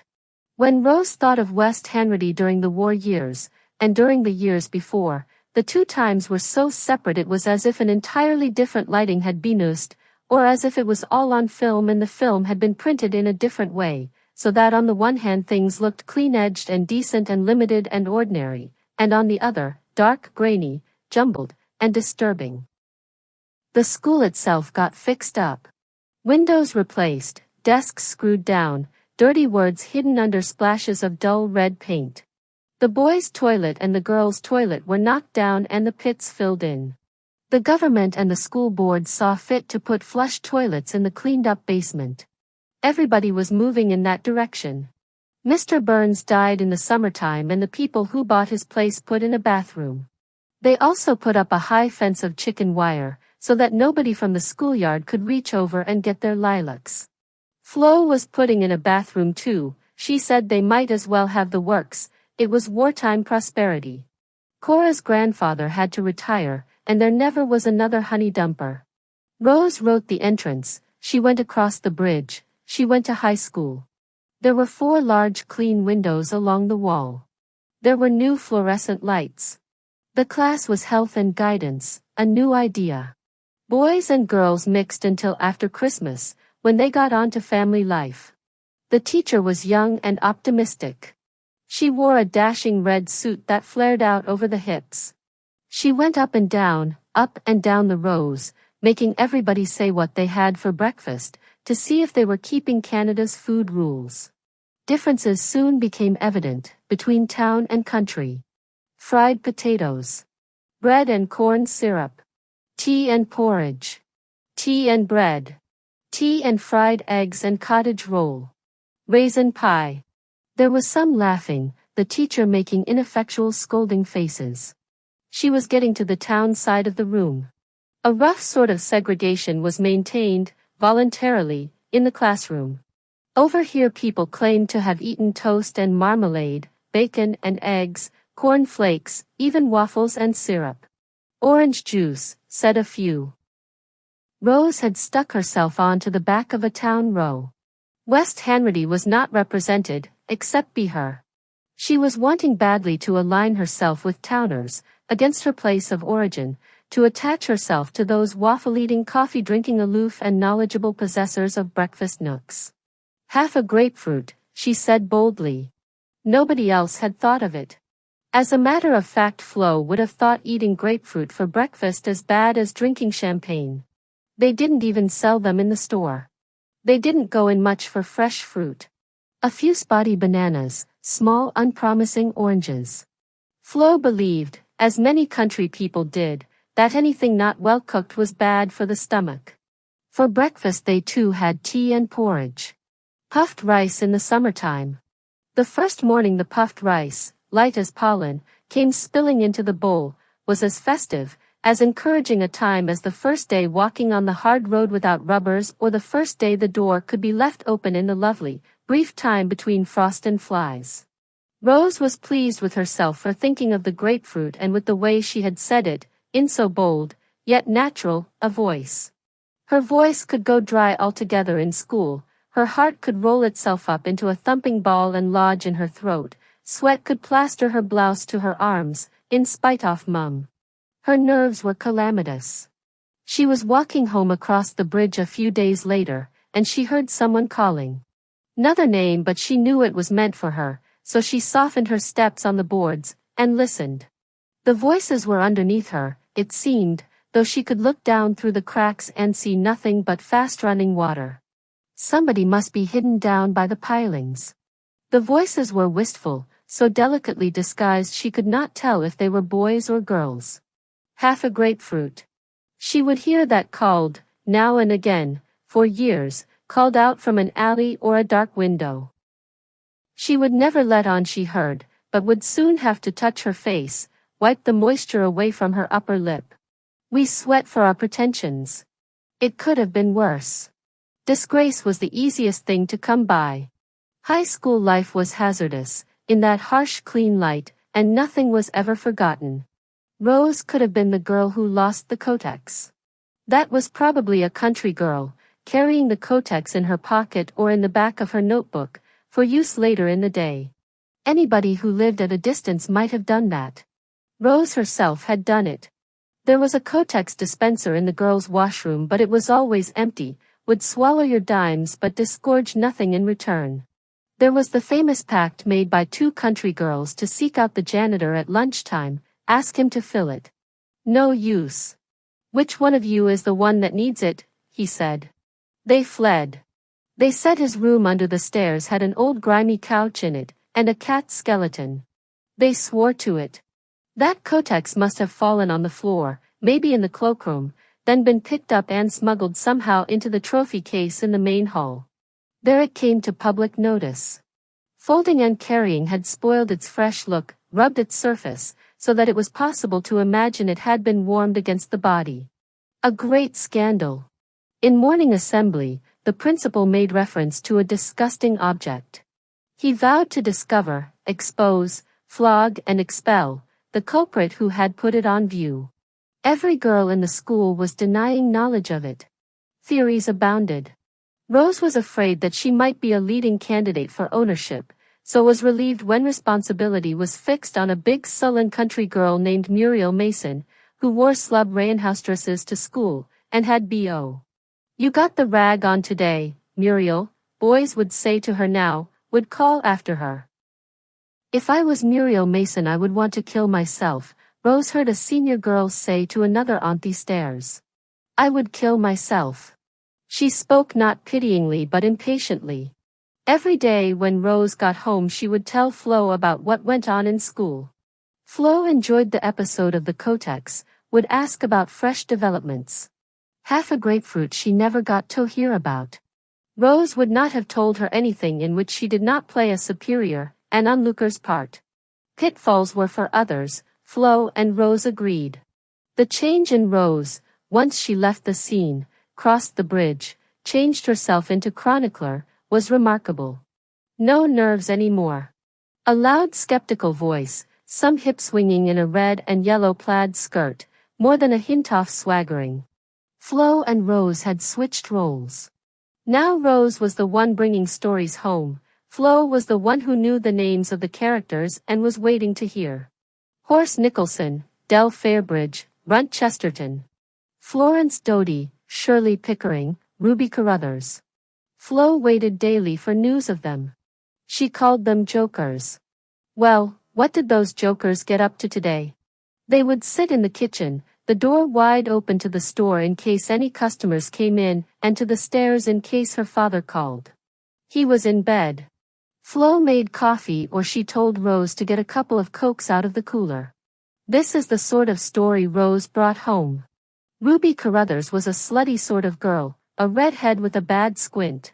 One of the great differences between then and now, at least in the country, and places like West Hanratty, was that squints and walleyes were let alone, teeth overlapped or protruded any way they liked. Ruby Carruthers worked for Bryant's the hardware people. She did housework for her board and stayed in the house when they went away, as they often did, to the horse races or the hockey games or to Florida. One time when she was there alone 3 boys went over to see her. Del Fairbridge, Horace Nicholson, Runt Chesterton. To see what they could get, Flo put in. She looked at the ceiling and told Rose to keep her voice down. Her father would not tolerate this sort of story. Del Fairbridge was a good-looking boy, conceited, and not very clever. He said he would go into the house and persuade Ruby with no trouble at all, and if he could get her to do it with all 3 of them, he would. What he did not know was that Horace Nicholson had already arranged with Ruby to meet him under the veranda. "Spiders in there, likely," said Flo, "I guess they don't care." While Del was wandering around the dark house looking for her, Ruby was under the veranda with Horace, and Runt, who was in on the whole plan, was sitting on the veranda steps keeping watch, no doubt listening attentively to the bumping and the breathing. Presently Horace came out and said he was going into the house to find Del, not to enlighten him but to see how the joke was working, this being the most important part of the proceedings, as far as Horace was concerned. He found Del eating marshmallows in the pantry and saying Ruby Carruthers wasn't fit to piss on, he could do better any day, and he was going home.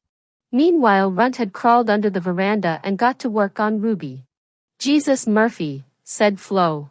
Then Horace came out and Runt and Ruby could hear him overhead, walking on the veranda. Said Ruby, "Who is that?" And Runt said, "Oh, that's only Horace Nicholson." "Then who the hell are you?" said Ruby. "Jesus Murphy." Rose did not bother with the rest of the story, which was that Ruby got into a bad mood, sat on the veranda steps with the dirt from underneath all over her clothes and in her hair, refused to smoke a cigarette or share a package of cupcakes, now probably rather squashed, that Runt had swiped from the grocery store where he worked after school. They teased her to tell them what was the matter, and at last she said, "I think I got a right to know who I'm doing it with." "She'll get what she deserves," said Flo philosophically. Other people thought so too. It was the fashion, if you picked up any of Ruby's things, by mistake, particularly her gym suit or running shoes, to go and wash your hands, so you wouldn't risk getting VD. Upstairs Rose's father was having a coughing fit. These fits were desperate, but they had become used to them. Flo got up and went to the bottom of the stairs. She listened there until the fit was over. That medicine doesn't help him one iota, she said. That doctor couldn't put a band-aid on straight. To the end, she blamed all Rose's father's troubles on medicines, doctors.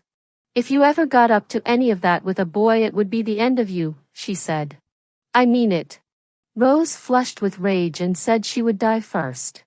I hope so, Flo said. Here is the sort of story Flo told Rose. When her mother died, Flo was 12, and her father gave her away.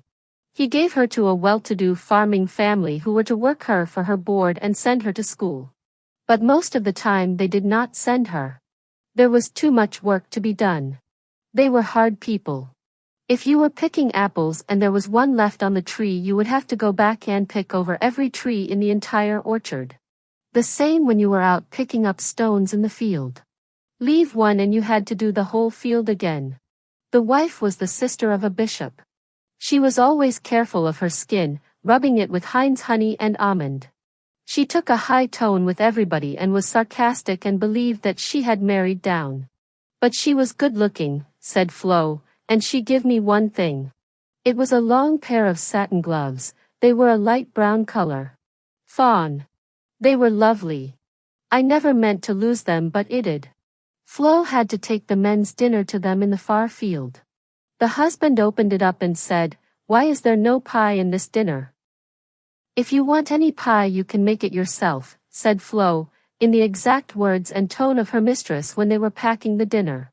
It was not surprising that she could imitate that woman so well, she was always doing it, even practicing at the mirror.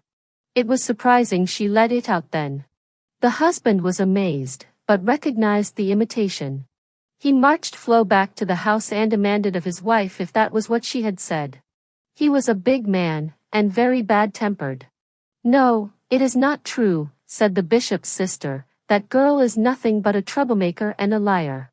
She faced him down, and when she got Flo alone she hit her such a clout that Flo was knocked across the room into a cupboard. Her scalp was cut. It healed in time without stitches. The bishop's sister didn't get the doctor, she didn't want talk, and Flo had the scar still. She never went back to school after that. Just before she was 14 she ran away. She lied about her age and got a job in the glove factory, in Hanratty.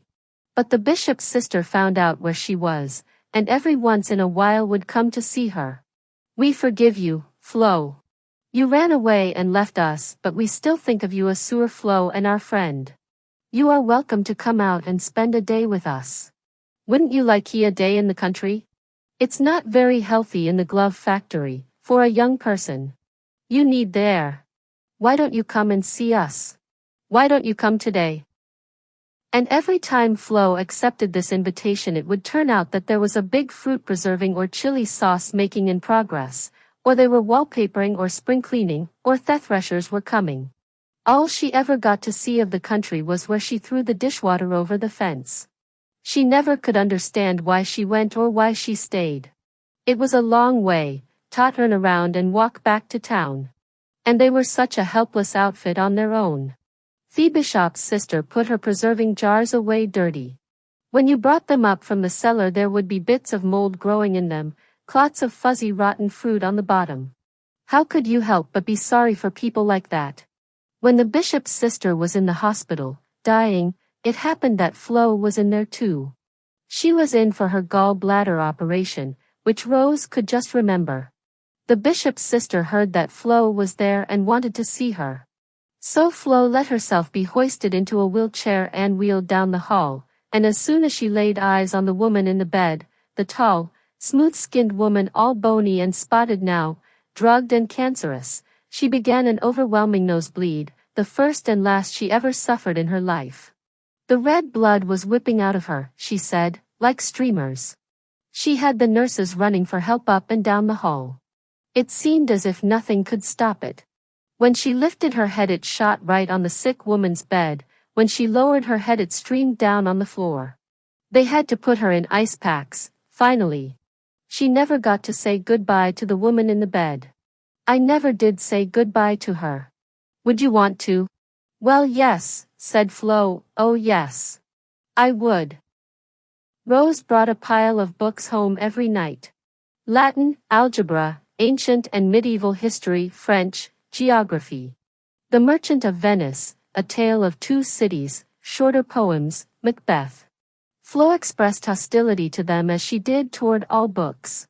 The hostility seemed to increase with a book's weight and size, the darkness and gloominess of its binding and the length and difficulty of the words in its title. Shorter poems enraged her, because she opened it and found a poem that was 5 pages long. She made rubble out of the titles. Rose believed she deliberately mispronounced. Ode came out odd and Ulysses had a long shoe in it, as if the hero was drunk. Rose's father had to come downstairs to go to the bathroom. He hung on to the banister and moved slowly but without halting. He wore a brown wool bathrobe with a tasseled tie. Rose avoided looking at his face. This was not particularly because of the alterations his sickness might have made, but because of the bad opinion of herself she was afraid she would find written there. It was for him she brought the books, no doubt about it, to show off to him. And he did look at them. He could not walk past any book in the world without picking it up and looking at its title. But all he said was, "Look out you don't get too smart for your own good." Rose believed he said that to please Flo, in case she might be listening. She was in the store at the time. But Rose imagined that no matter where Flo was now, he would speak as if she might be listening. He was anxious to please Flo, to anticipate her objections. He had made a decision, it seemed. Safety lay with Flo. Rose never answered him back. When he spoke she automatically bowed her head, tightened her lips in an expression that was secretive, but carefully not disrespectful. She was circumspect. But all her need for flaunting, her high hopes of herself, her gaudy ambitions, were not hidden from him. He knew them all, and Rose was ashamed, just to be in the same room with him. She felt that she disgraced him, had disgraced him somehow from the time she was born, and would disgrace him still more thoroughly in the future. But she was not repenting. She knew her own stubbornness, she did not mean to change. Flo was his idea of what a woman ought to be. Rose knew that, and indeed he often said it. A woman ought to be energetic, practical, clever at making and saving. She ought to be shrewd, good at bargaining and bossing and seeing through people's pretensions. At the same time she should be naive intellectually, childlike, contemptuous of maps and long words and anything in books, full of charming jumbled notions, superstitions, traditional beliefs. Women's minds are different, he said to Rose during one of the calm, even friendly periods, when she was a bit younger.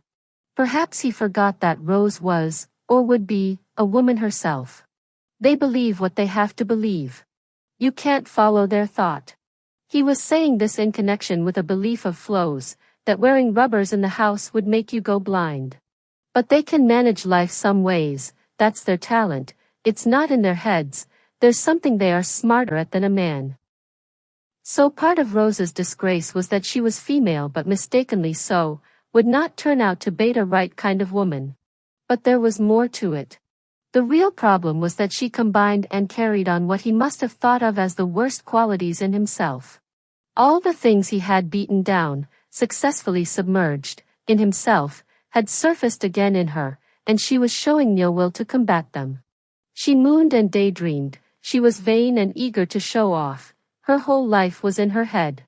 She had not inherited the thing he took pride in, and counted on, his skill with his hands, his thoroughness and conscientiousness at any work. In fact she was unusually clumsy, slapdash, ready to cut corners.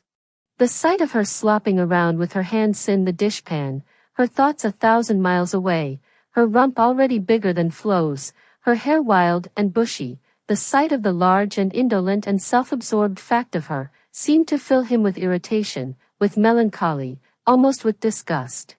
All of which Rose knew. Until he had passed through the room she was holding herself still, she was looking at herself through his eyes. She too could hate the space she occupied. But the minute he was gone she recovered. She went back into her thoughts or to the mirror, where she was often busy these days, piling all her hair up on top of her head, turning part way to see the line of her bust, or pulling the skin to see how she would look with a slant, a very slight, provocative slant, to her eyes. She knew perfectly well, too, that he had another set of feelings about her. She knew he felt pride in her as well as this nearly uncontrollable irritation and apprehension. The truth was, the final truth was, that he would not have her otherwise and willed her as she was. Or one part of him did. Naturally he had to keep denying this. Out of humility, he had to, and perversity. Perverse humility. And he had to seem to be in sufficient agreement with Flo.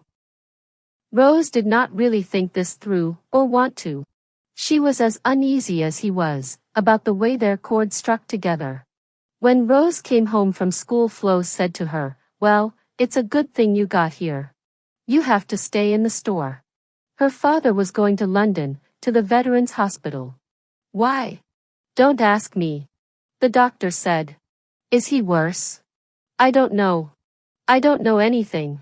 That do-nothing doctor doesn't think so. He came this morning and looked him over and he says he's going. We're lucky, we got Billy Pope to run him down." Billy Pope was a cousin of Flo's who worked in the butcher shop. He used to actually live at the slaughterhouse, in 2 rooms with cement floors, smelling naturally of tripe and entrails and live pig. But he must have had a home-loving nature. He grew geraniums in old tobacco cans, on the thick cement windowsills. Now he had the little apartment over the shop, and had saved his money and bought a car, an Oldsmobile. This was shortly after the war, when new cars made a special sensation. When he came to visit he kept wandering to the window and taking a look at it, saying something to call attention, such as, "She's light on the hay but you don't get the fertilizer out off her." Flo was proud of him and the car.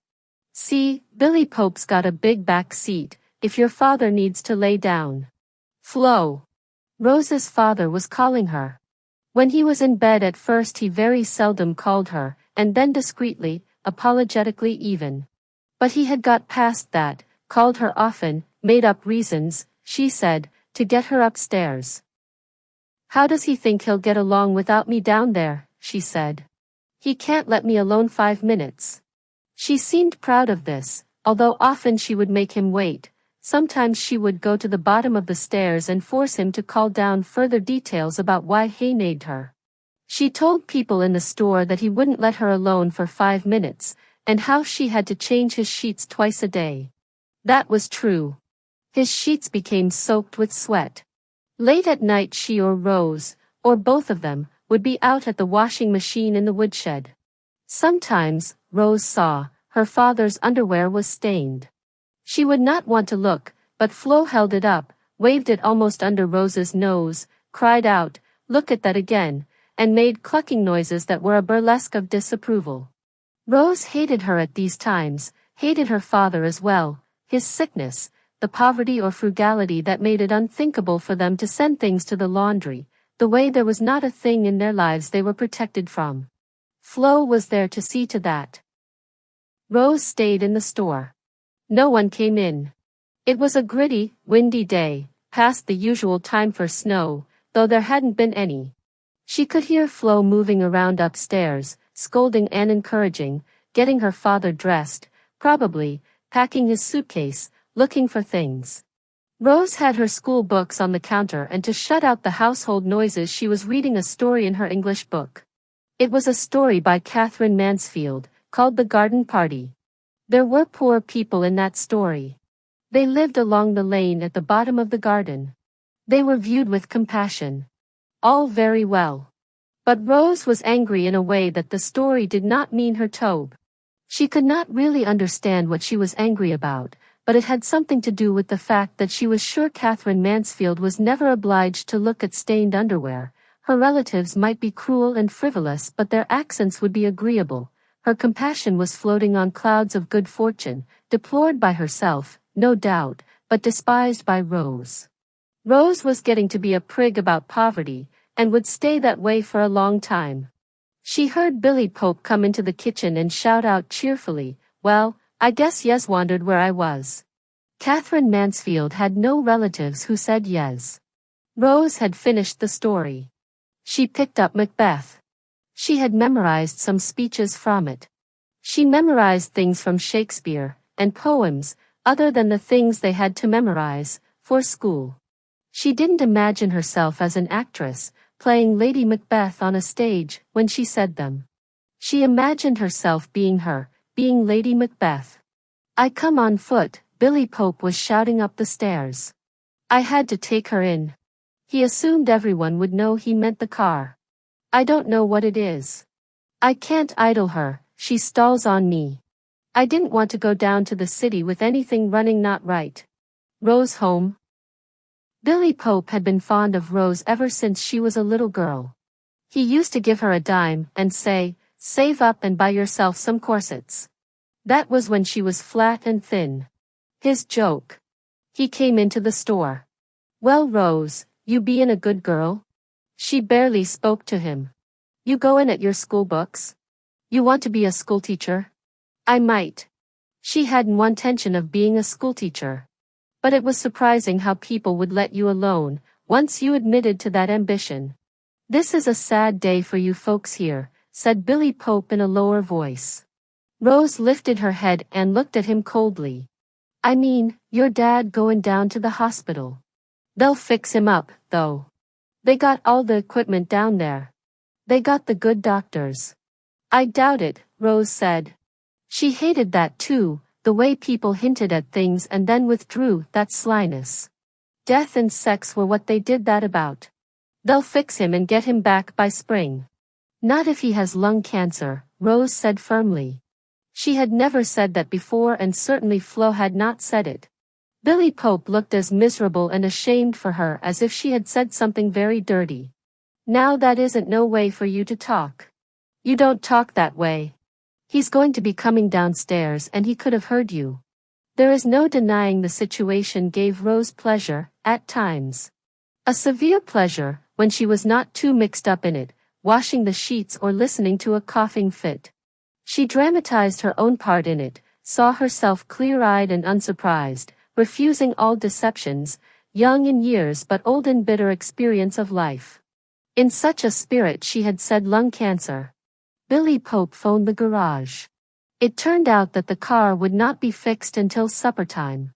Rather than set out then, Billy Pope would stay overnight, sleeping on the kitchen couch. He and Rose's father would go down to the hospital in the morning. "There don't need to be any great hurry, I'm not going to jump for him," said Flo, meaning the doctor. She had come into the store to get a can of salmon, to make a loaf. Although she was not going anywhere and had not planned to, she had put on stockings, and a clean blouse and skirt. She and Billy Pope kept up a loud conversation in the kitchen while she got supper. Rose sat on the high stool and recited in her head, looking out the front window at West Hanratty, the dust scudding along the street, the dry puddle holes. "Come to my woman's breasts. And take my milk for gall, you murdering ministers." A jolt it would give them, if she yelled that into the kitchen. At 6 o'clock she locked the store. When she went into the kitchen she was surprised to see her father there. She hadn't heard him. He hadn't been either talking or coughing. He was dressed in his good suit, which was an unusual color, a dark oily sort of green. Perhaps it had been cheap. "Look at him all dressed up," Flo said. "He thinks he looks smart. He's so pleased with himself wouldn't go back to bed." Rose's father smiled unnaturally, obediently. "How do you feel now?" Flo said. "I feel all right. You haven't had a coughing spell, anyway." Her father's face was newly shaved, smooth and delicate, like the animals they had once carved at school out of yellow laundry soap. "Maybe I ought to get up and stay up." "That's the ticket," Billy Pope said boisterously. "No more laziness. Get up and stay up. Get back to work." There was a bottle of whiskey on the table. Billy Pope had brought it. The men drank it out off little glasses that had once held cream cheese. They topped it up with half an inch or so of water. Brian, Rose's half-brother, had come in from playing somewhere, noisy, muddy, with the cold smell of outdoors around him. Just as he came in Rose said, "Can I have some?" nodding at the whiskey bottle. "Girls don't drink that," Billy Pope said. "Give you some and we'd have Brian whining after some," said Flo, Can I have some? Said Brian, whining, and Flo laughed uproariously, sliding her own glass behind the bread box. See there? There used to be people around in the old days that did cures, said Billy Pope at the supper table. But you don't hear about none of them no more. Too bad we can't get hold of one of them right now, said Rose's father, getting hold of and conquering a coughing fit. There was the one faith healer I used to hear my dad talk about, said Billy Pope. He had a way of talkin', he talked like the Bible.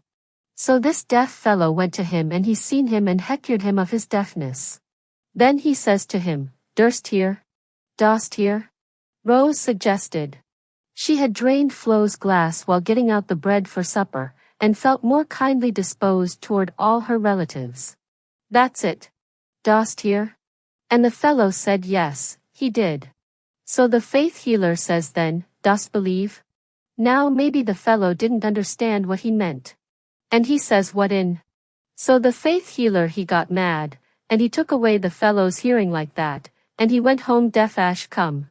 Flo said that out where she lived when she was little, there was a woman who had second sight. Buggies, and later on, cars, would be parked to the end of her lane on Sundays. That was the day people came from a distance to consult with her. Mostly they came to consult her about things that were lost. Didn't they want to get in touch with their relations? Rose's father said, egging Flo on as Helicky too when she was telling a story. I thought she could put you in touch with the dead. Well, most of them seen enough of their relations when they was alive. It was rings and wills and livestock they wanted to know about. Where had things disappeared to? One fellow I knew went to her and he had lost his wallet. He was a man that worked on the railway line.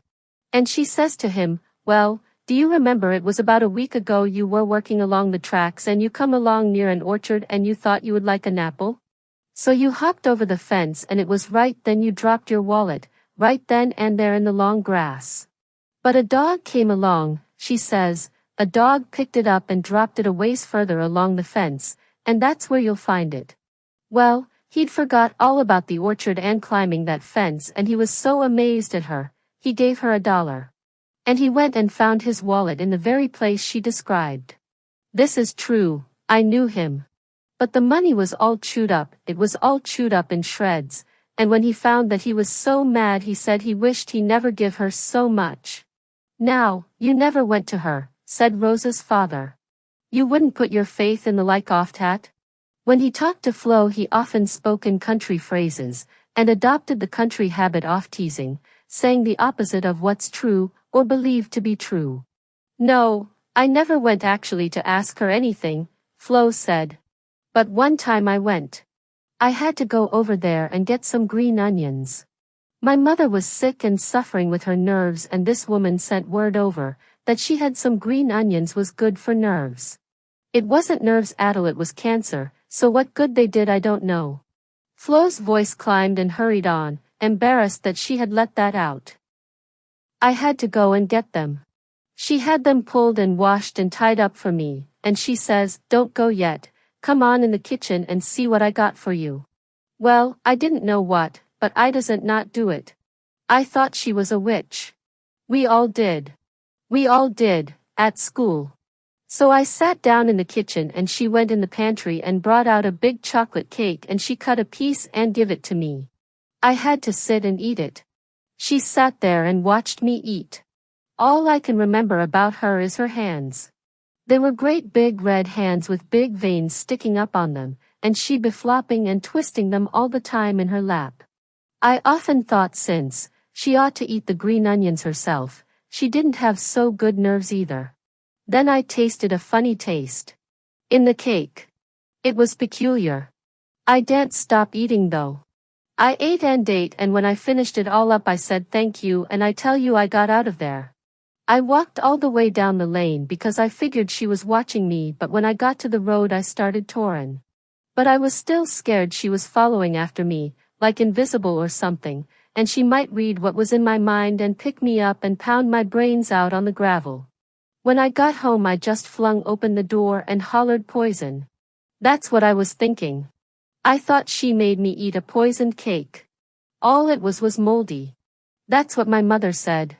The damp in her house and she would go for days without no visitors to eat it, in spite of the crowd she collected other times. She could have a cake sitting around too long a while. But I didn't think so. No. I thought I had ate poison and I was doomed.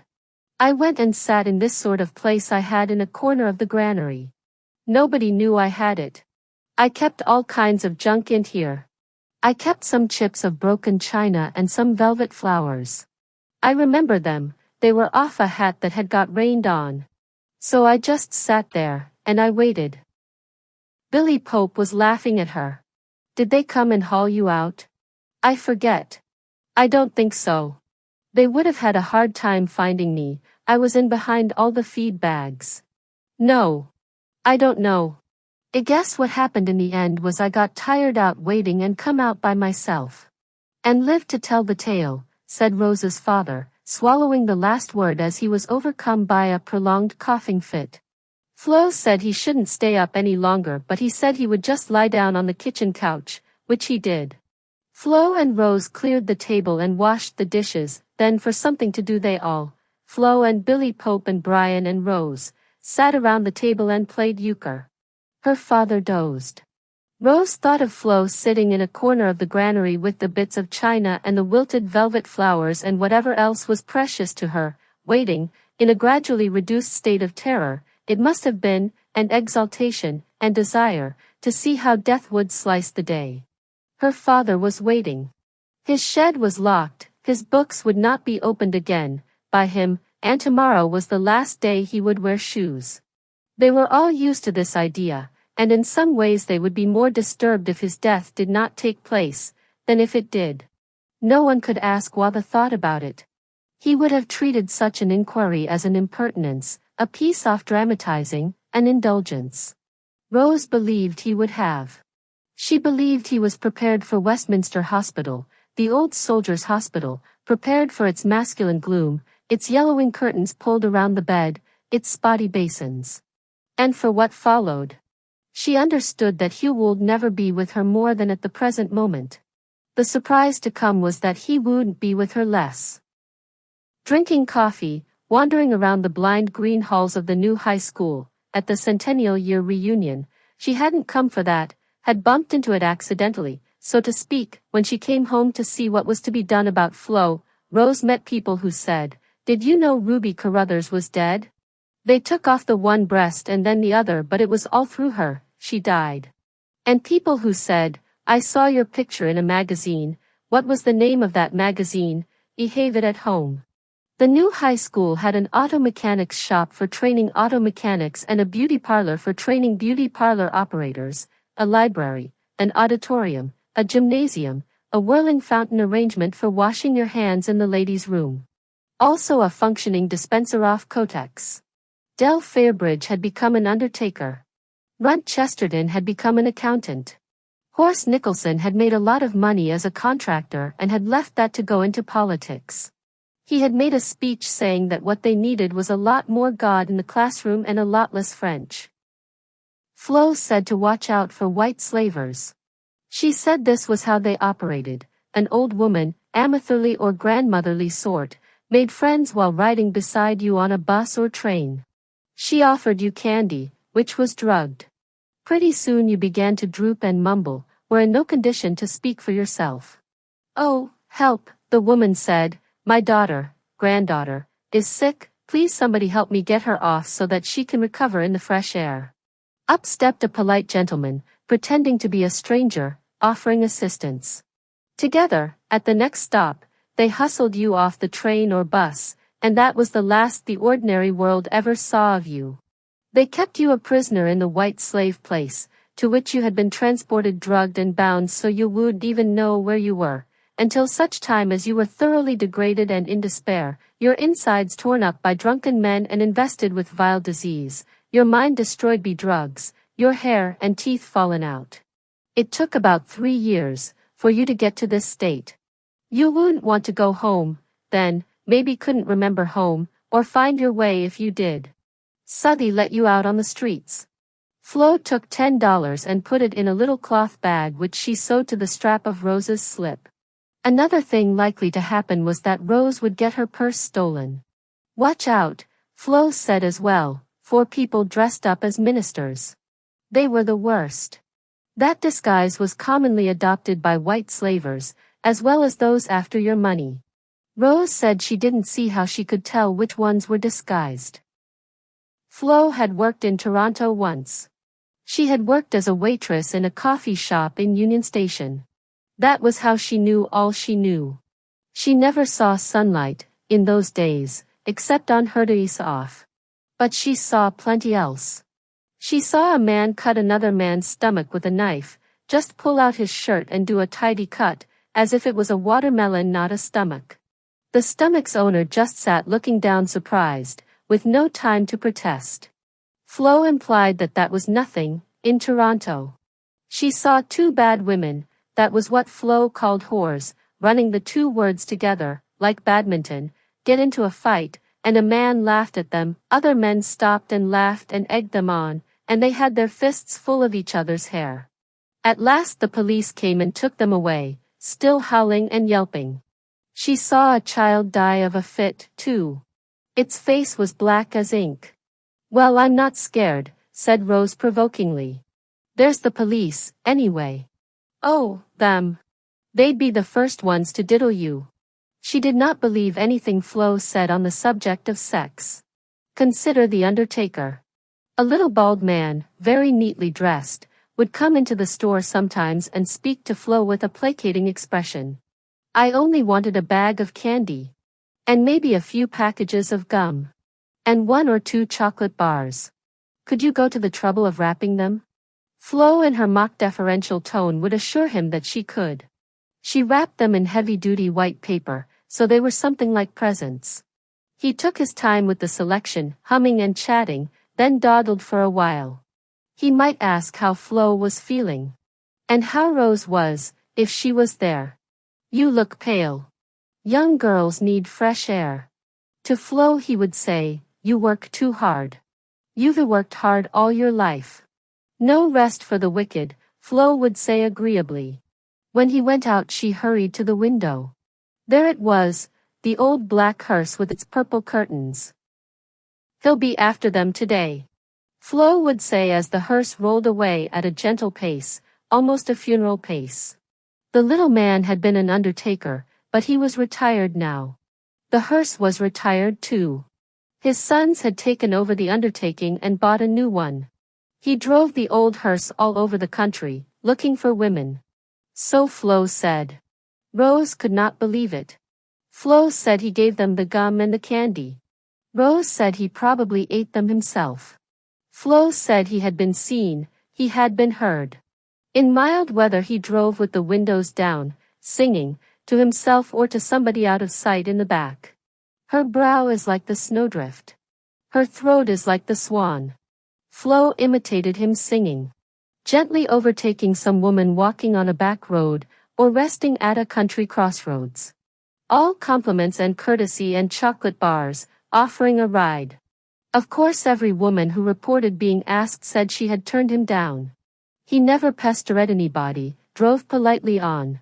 He called in at houses, and if the husband was home he seemed to like just as well as anything to sit and chat. Wives said that was all he ever did anyway, but Flo did not believe it. Some women are taken in, she said. A number. She liked to speculate on what the hearse was like inside. Plush. Plush on the walls and the roof and the floor. Soft purple, the color of the curtains, the color of dark lilacs. All nonsense, Rose thought. Who could believe it, of a man that age? Rose was going to Toronto on the train for the first time by herself. She had been once before, but that was with Flo, long before her father died. They took along their own sandwiches and bought milk from the vendor on the train. It was sour. Sour chocolate milk. Rose kept taking tiny sips, unwilling to admit that something so much desired could fail her. Flo sniffed it, then hunted up and down the train until she found the old man in his red jacket, with no teeth and the tray hanging around his neck. She invited him to sample the chocolate milk. She invited people nearby to smell it. He let her have some ginger ale for nothing. It was slightly warm. I let him know, Flo said looking around after he had left. You have to let them know. A woman agreed with her, but most people looked out the window. Rose drank the warm ginger ale. Either that, or the scene with the vendor, or the conversation Flo and the agreeing woman now got into about where they came from, why they were going to Toronto, and Rose's morning constipation, which was why she was lacking color, or the small amount of chocolate milk she had got inside her, caused her to throw up in the train toilet. All day long she was afraid people in Toronto could smell vomit on her coat. This time Flo started the trip off by saying, "Keep an eye on her, she's never been away from home before," to the conductor, then looking around and laughing, to show that was jokingly meant. Then she had to get off. It seemed the conductor had no more need for jokes than Rose had, and no intention of keeping an eye on anybody. He never spoke to Rose except to ask for her ticket. She had a window seat, and was soon extraordinarily happy.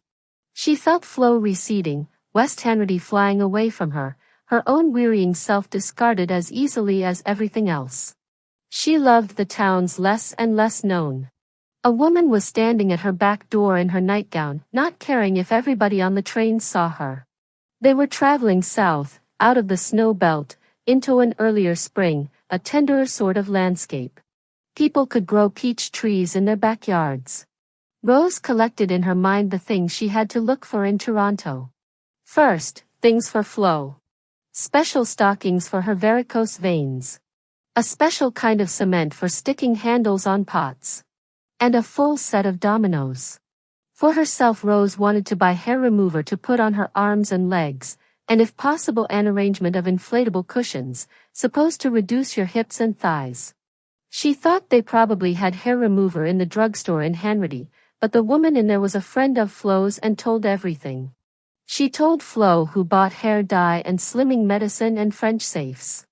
As for the cushion business, you could send away for it, but there was sure to be a comment at the post office, and Flo knew people there as well. She also hoped to buy some bangles, and an Angora sweater. She had great hopes of silver bangles and powder blue Angora. She thought they could transform her, make her calm and slender and take the fizz out of her hair, dry her underarms and turn her complexion to pearl. The money for these things, as well as the money for the trip, came from a prize Rose had won for writing an essay called Art and Science in the World of Tomorrow. To her surprise, Flo asked if she could read it, and while she was reading it, she remarked that they must have thought they had to give Rose the prize for swallowing the dictionary.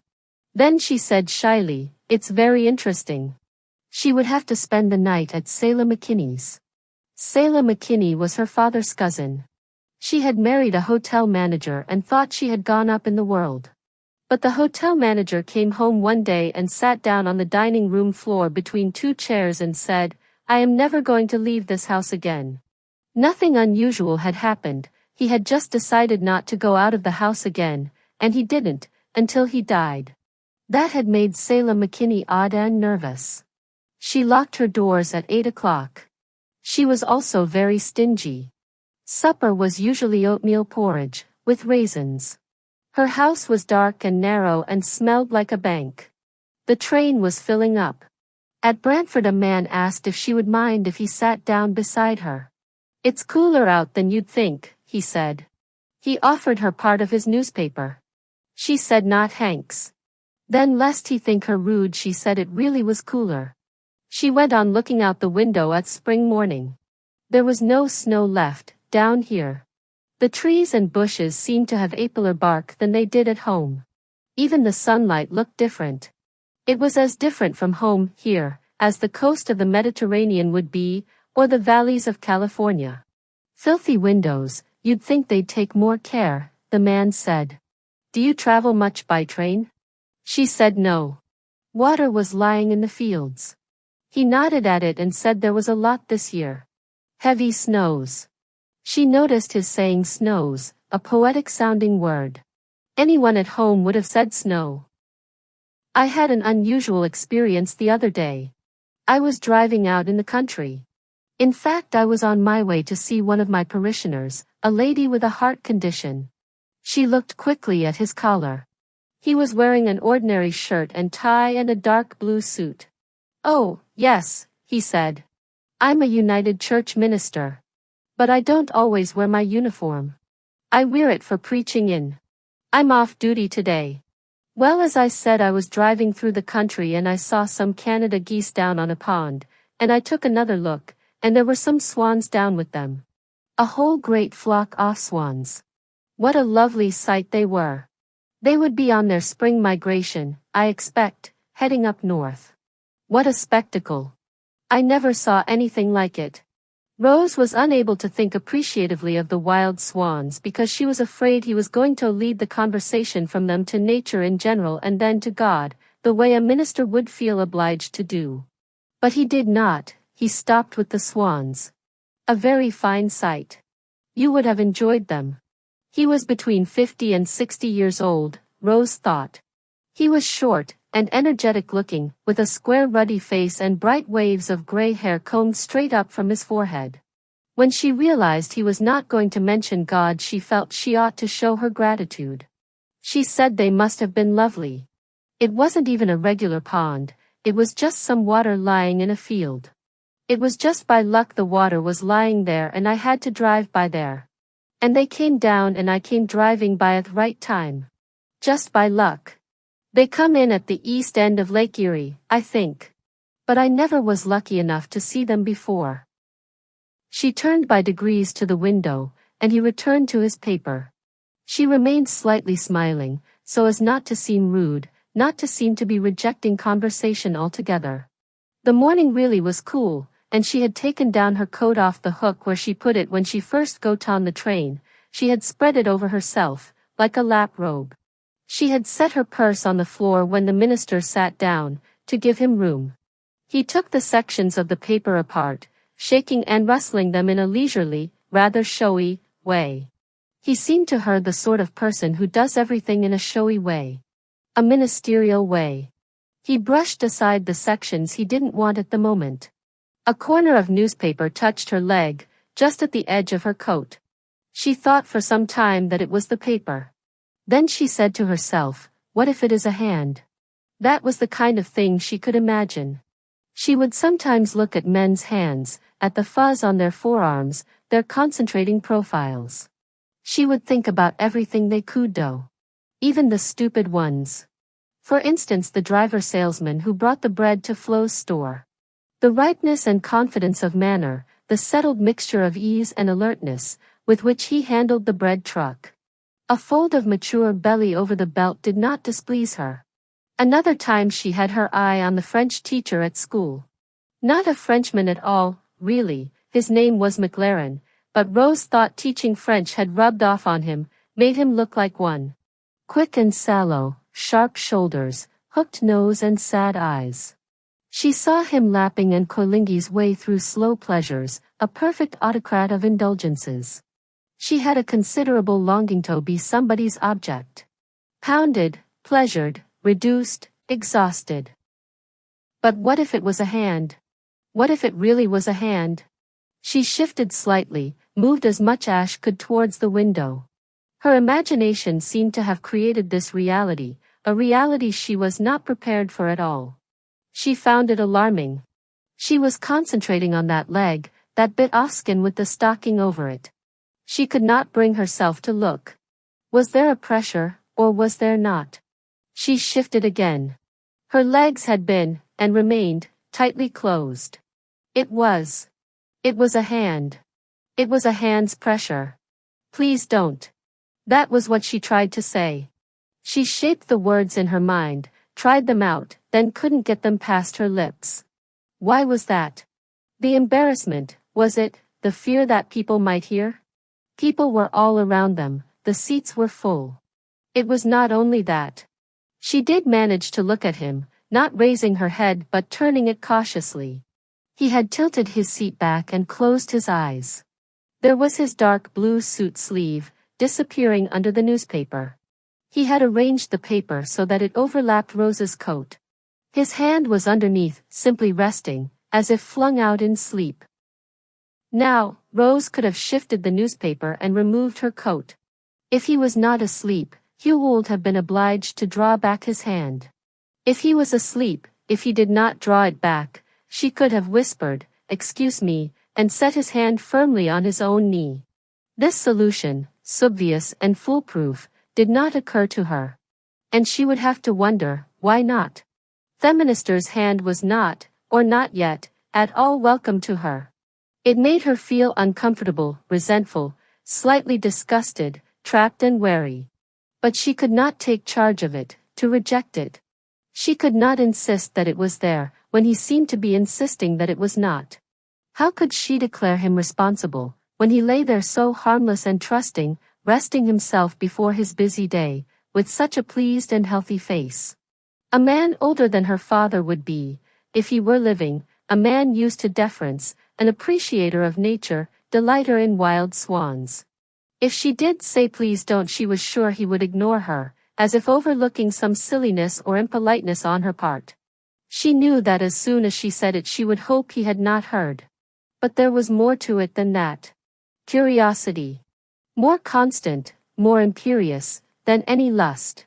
A lust in itself, that will make you draw back and wait too long, risk almost anything, just to see what will happen. To see what will happen. The hand began, over the next several miles, the most delicate, the most timid, pressures and investigations. Not asleep. Or if he was, his hand wasn't. She did feel disgust. She felt a faint, wandering nausea. She thought of flesh, lumps of flesh, pink snouts, fat tongues, blunt fingers, all on their way trotting and creeping and lolling and rubbing, looking for their comfort. She thought of cats in heat rubbing themselves along the top of board fences, yowling with their miserable complaint. It was pitiful, infantile, this itching and shoving and squeezing. Spongy tissues, inflamed membranes, tormented nerve ends, shameful smells, humiliation. All that was starting. His hand, that she wouldn't ever have wanted to hold, that she wouldn't have squeezed back, his stubborn patient hand was able, after all, to get the ferns to rustle and the streams to flow, to waken a sly luxuriance. Nevertheless, she would rather not. She would still rather not. Please remove this, she said out the window. Stop it, please, she said to the stumps and barns. The hand moved up her leg past the top of her stocking to her bare skin, had moved higher, under her suspender, reached her underpants and the lower part of her belly. Her legs were still crossed, pinched together. While her legs stayed crossed she could lay claim to innocence, she had not admitted anything. She could still believe that she would stop this in a minute. Nothing was going to happen, nothing more. Her legs were never going to open. But they were. They were. As the train crossed the Niagara escarpment above Dundas, as they looked down at the pre-glacial valley, the silver-wooded rubble of little hills, as they came sliding down to the shores of Lake Ontario, she would make this slow, and silent, and definite declaration, perhaps disappointing as much as satisfying the hand's owner. He would not lift his eyelids, his face would not alter, his fingers would not hesitate, but would go powerfully and discreetly to work. Invasion, and welcome, and sunlight flashing far and wide on the lake water, miles of bare orchards stirring round Burlington. This was disgrace, this was beggary. But what harm in that, we say to ourselves at such moments, what harm in anything, the worse the better, as we ride the cold wave of greed, off greedy ascent. A stranger's hand, or root vegetables or humble kitchen tools that people tell jokes about, the world is tumbling with innocent-seeming objects ready to declare themselves, slippery and obliging. She was careful of her breathing. She could not believe this.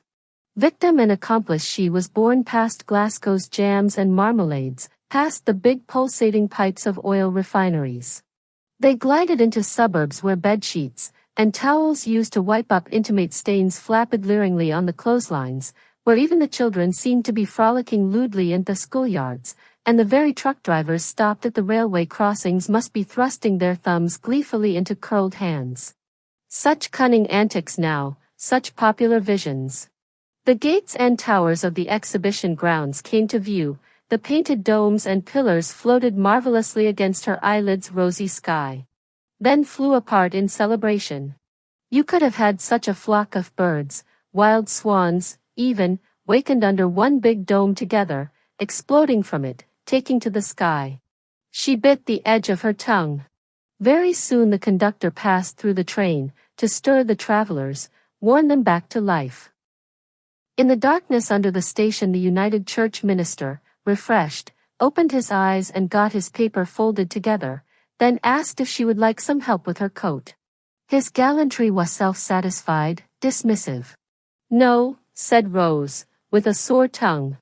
He hurried out of the train ahead of her. She did not see him in the station. She never saw him again in her life. But he remained on call, so to speak, for years and years, ready to slip into place at a critical moment, without even any regard, later on, for husband or lovers. What recommended him? She could never understand it.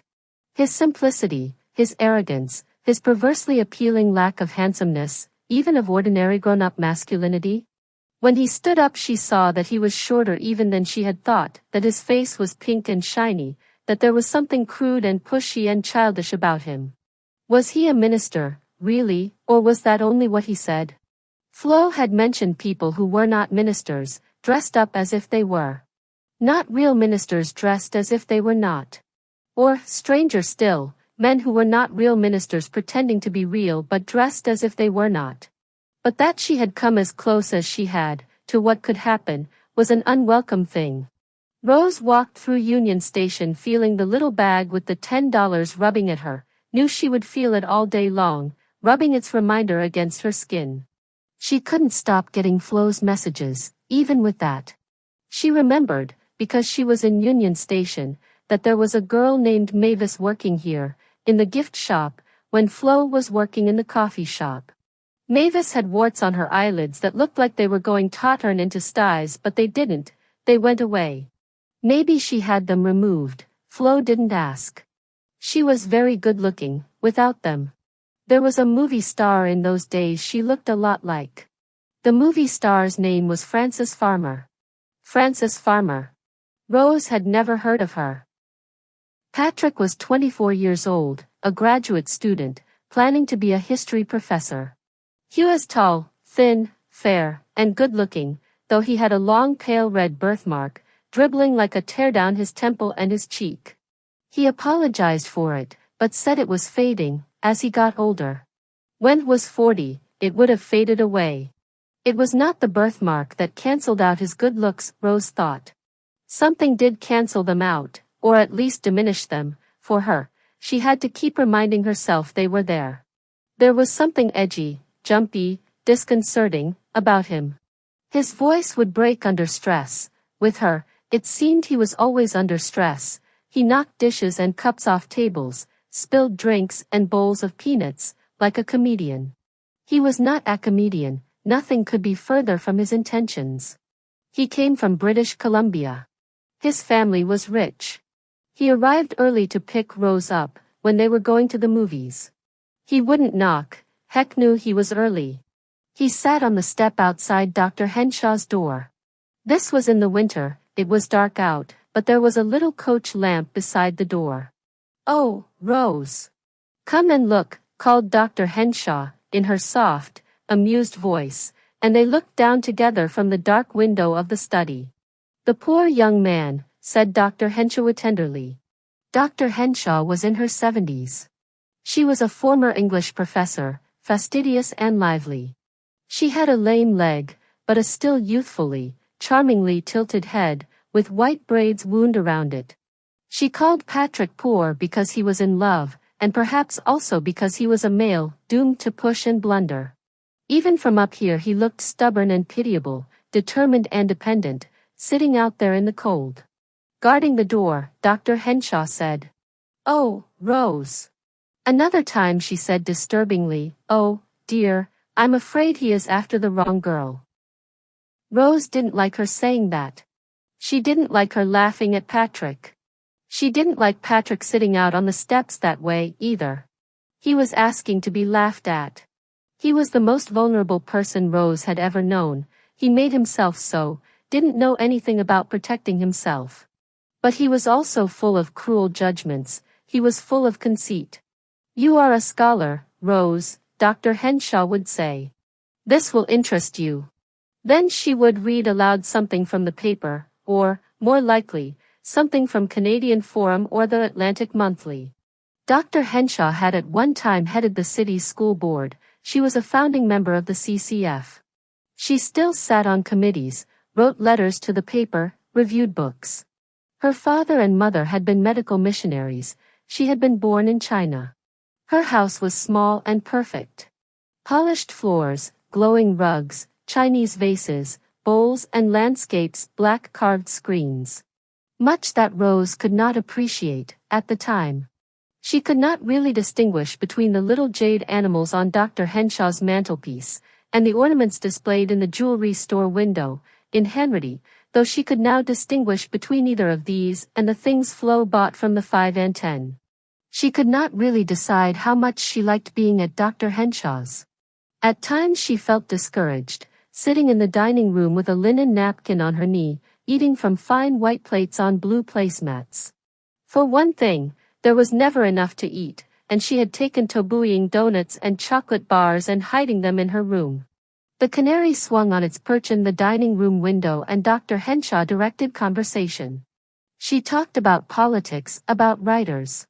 She mentioned Frank Scott and Dorothy Livesey. She said Rose must read them. Rose must read this, she must read that. Rose became sullenly determined not to. She was reading Thomas Mann. She was reading Tolstoy. Before she came to Dr. Henshaw's, Rose had never heard of the working class. She took the designation home. This would have to be the last part of town where they put the sewers, Flo said. Of course, Rose said coolly. This is the working class part of town. Working class, said Flo, not if the ones around here can help it.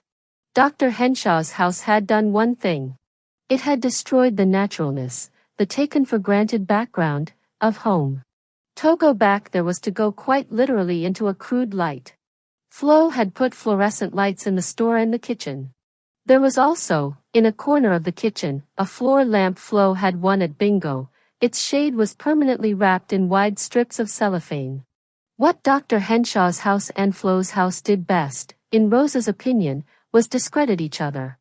In Dr. Henshaw's charming rooms there was always for Rose the raw knowledge of home, an indigestible lump, and at home, now, her sense of order and modulation elsewhere exposed such embarrassing sad poverty, in people who never thought themselves poor. Poverty was not just wretchedness, as Dr. Henshaw seemed to think, it was not just deprivation. It meant having those ugly tube lights and being proud of them.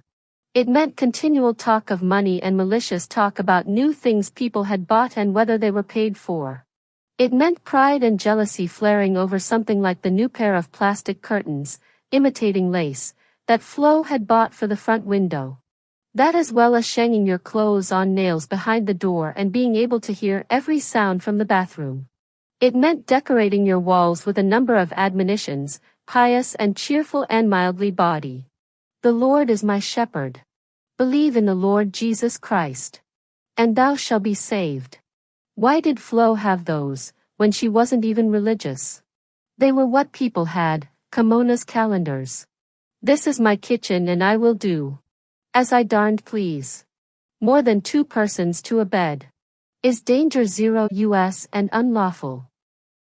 Rose had been in the office just a little while before, asking where the meeting of the scholarship students was to be held. She had lost her notice. The bursar was giving a talk to the new scholarship students, telling them of ways to earn money and live cheaply and explaining the high standards of performance to be expected of them here, if they wanted their payments to keep coming. Rose found out the number of the room, and started up the stairs to the first floor. A girl came up beside her and said, "Are you on your way to 312, too?" They walked together, telling each other the details of their scholarships. Rose did not yet have a place to live, she was staying at the Y. She did not really have enough money to be here at all. She had a scholarship for her tuition and the county prize to buy her books and a bursary of $300 to live on, that was all. You'll have to get a job, the other girl said. She had a larger bursary, because she was in science. That's where the money is. The money's all in science, she said seriously, but she was hoping to get a job in the cafeteria.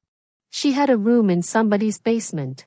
How much does your room cost? How much does a hot plate cost? Rose asked her, her head swimming with anxious calculations. This girl wore her hair in a roll. She wore a crepe blouse, yellowed and shining from washing and ironing. Her breasts were large and sagging. She probably wore a dirty pink hooked up the side brassiere. She had a scaly patch on one cheek. This must be it, she said. There was a little window in the door. They could look through at the other scholarship winners already assembled and waiting. It seemed to Rose that she saw 4 or 5 girls of the same stooped and matronly type as the girl who was beside her, and several bright-eyed, self-satisfied babyish-looking boys. It seemed to be the rule that girl scholarship winners looked about 40 and boys about 12. It was not possible, of course, that they all looked like this. It was not possible that in one glance through the window of the door Rose could detect traces of eczema, stained underarms, dandruff, moldy deposits on the teeth and crusty flakes in the corners of the eyes. That was only what she thought. But there was a pall over them, she was not mistaken, there was a true terrible pall of eagerness and docility. How else could they have supplied so many right answers, so many pleasing answers, how else distinguish themselves and got themselves here? And Rose had done the same. I have to go to the John, she said. She could see herself, working in the cafeteria. Her figure, broad enough already, broadened out still more by the green cotton uniform, her face red and her hair stringy from the heat. Dishing up stew and fried chicken for those of inferior intelligence and handsomer means. Blocked off by the steam tables, the uniform, by decent hard work that nobody need be ashamed of, by publicly proclaimed braininess and poverty. Boys could get away with that, barely. For girls it was fatal. Poverty in girls is not attractive unless combined with sweet sluttishness, stupidity. Braininess isn't attractive unless combined with some signs of elegance, class. Was this true, and was she foolish enough to care? It was, she was. She went back to the first floor where the halls were crowded with ordinary students who were not on scholarships, who would not be expected to get A's and be grateful and live cheap. Once a man grabbed her bare leg, between her sock and her skirt. It happened in the agriculture section, down at the bottom of the stacks. Only the faculty, graduate students, and employees had access to the stacks, though someone could have hoisted himself through a ground floor window, if he was skinny. She had seen a man crouched down looking at the books on a low shelf, further along. As she reached up to push a book into place he passed behind her. He bent and grabbed her leg, all in one smooth startling motion, and then was gone. She could feel for quite a while where his fingers had dug in. It didn't seem to her a sexual touch, it was more like a joke, though not at all a friendly one. She heard him run away, or felt him running, the metal shelves were vibrating. Then they stopped. There was no sound of him. She walked around looking between the stacks, looking into the carols. Suppose she did see him, or bumped into him around a corner, what did she intend to do? She did not know. It was simply necessary to look for him, as in some tense childish game. She looked down at the sturdy pinkish calf of her leg. Amazing, that out of the blue somebody had wanted to blotch and punish it. There were usually a few graduate students working in the carols, even on Saturday afternoons. More rarely, a professor. Every carrel she looked into was empty, until she came to the one in the corner. She poked her head in freely, by this time not expecting anybody. Then she had to say she was sorry. There was a young man with a book on his lap, books on the floor, papers all around him. Rose asked him if he had seen anybody run past. He said no. She told him what had happened. She didn't tell him because she was frightened or disgusted as he seemed afterwards to think, but just because she had to tell somebody, it was so odd. She was not prepared at all for his response. His long neck and face turned red, the flush entirely absorbing a birthmark down the side of his cheek. He was thin and fair. He stood up without any thought for the book in his lap or the papers in front of him. The book thumped on the floor.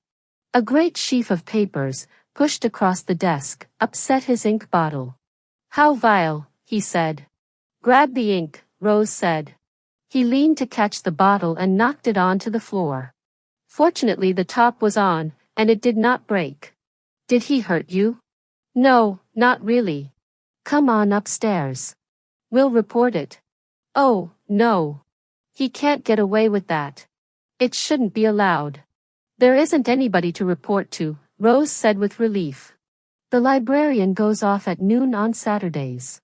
It's disgusting, he said in a high-pitched, excitable voice. Rose was sorry now that she had told him anything, and said she had to get back to work. Are you really all right? Oh yes. I'll be right here. Just call me if he comes back. That was Patrick. If she had been trying to make him fall in love with her, there was no better way she could have chosen. He had many chivalric notions, which he pretended to mock, by saying certain words and phrases as if in quotation marks. The fair sex, he would say, and damsel in distress. Coming to his corral with that story, Rose had turned herself into a damsel in distress. The pretended irony would not fool anybody. It was clear that he did wish to operate in a world of knights and ladies, outrages, devotions.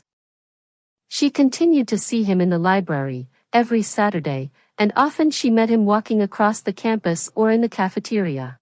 He made a point of greeting her with courtesy and concern, saying, "How are you?" in a way that suggested she might have suffered a further attack, or might still bear covering from the first one. He always flushed deeply when he saw her, and she thought that this was because the memory of what she had told him so embarrassed him. Later she found out it was because he was in love. He discovered her name, and where she lived. He phoned her at Dr. Henshaw's house and asked her to go to the movies. At first when he said, "This is Patrick Blatchford speaking," Rose could not think who it was, but after a moment she recognized the high, rather aggrieved and tremulous voice. She said she would go. This was partly because Dr. Henshaw was always saying she was glad Rose did not waste her time running around with boys. Rather soon after she started to go out with him, she said to Patrick, "Wouldn't it be funny if it was you grabbed my leg that day in the library?" He did not think it would be funny. He was horrified that she would think such a thing. She said she was only joking. She said she meant that it would be a good twist in a story, maybe Mom's Story, or a Hitchcock movie. They had just been to see a Hitchcock movie. You know, if Hitchcock made a movie out of something like that, you could be a wild insatiable leg grabber with one half of your personality, and the other half could be a timid scholar. He didn't like that either. "Is that how I seem to you, a timid scholar?" It seemed to her he deepened his voice, introduced a few growling notes, drew in his chin, as if for a joke. But he seldom joked with her. He didn't think joking was suitable when you were in love. "I didn't say you were a timid scholar or a leg grabber. It was just an idea." After a while he said, "I suppose I don't seem very manly." She was startled and irritated by such exposure.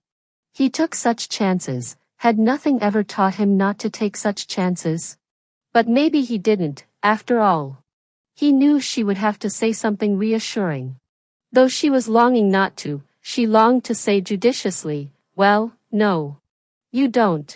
But that would not actually be true. He did seem masculine to her. Because he took those chances. Only a man could be so careless and demanding. "We come from two different worlds," she said to him, on another occasion. She felt like a character in a play, saying that. "My people are poor people. You would think the place I lived in was a dump." Now she was the one who was being dishonest, pretending to throw herself on his mercy, for of course she did not expect him to say, "Oh, well, if you come from poor people and live in a dump, then I will have to withdraw my offer." "But I'm glad," said Patrick. "I'm glad you're poor.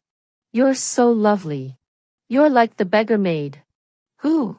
"King Cophetua and the beggar maid. You know. The painting.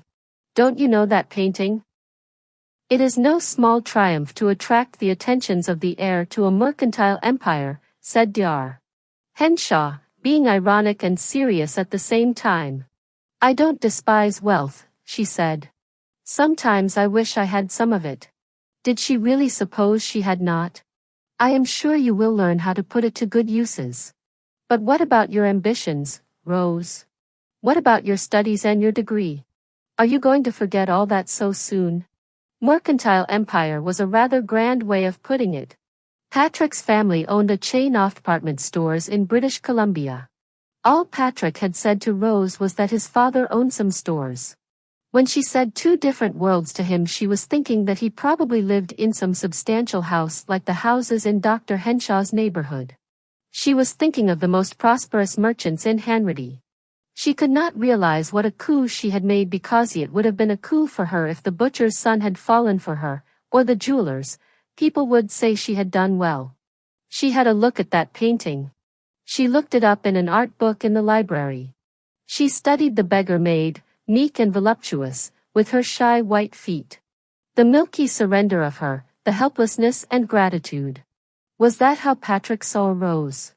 Was that how she could be? She would need that king, sharp and swarthy as he looked, even in his trance of passion, clever and barbaric. He could make a puddle of her, with his fierce desire.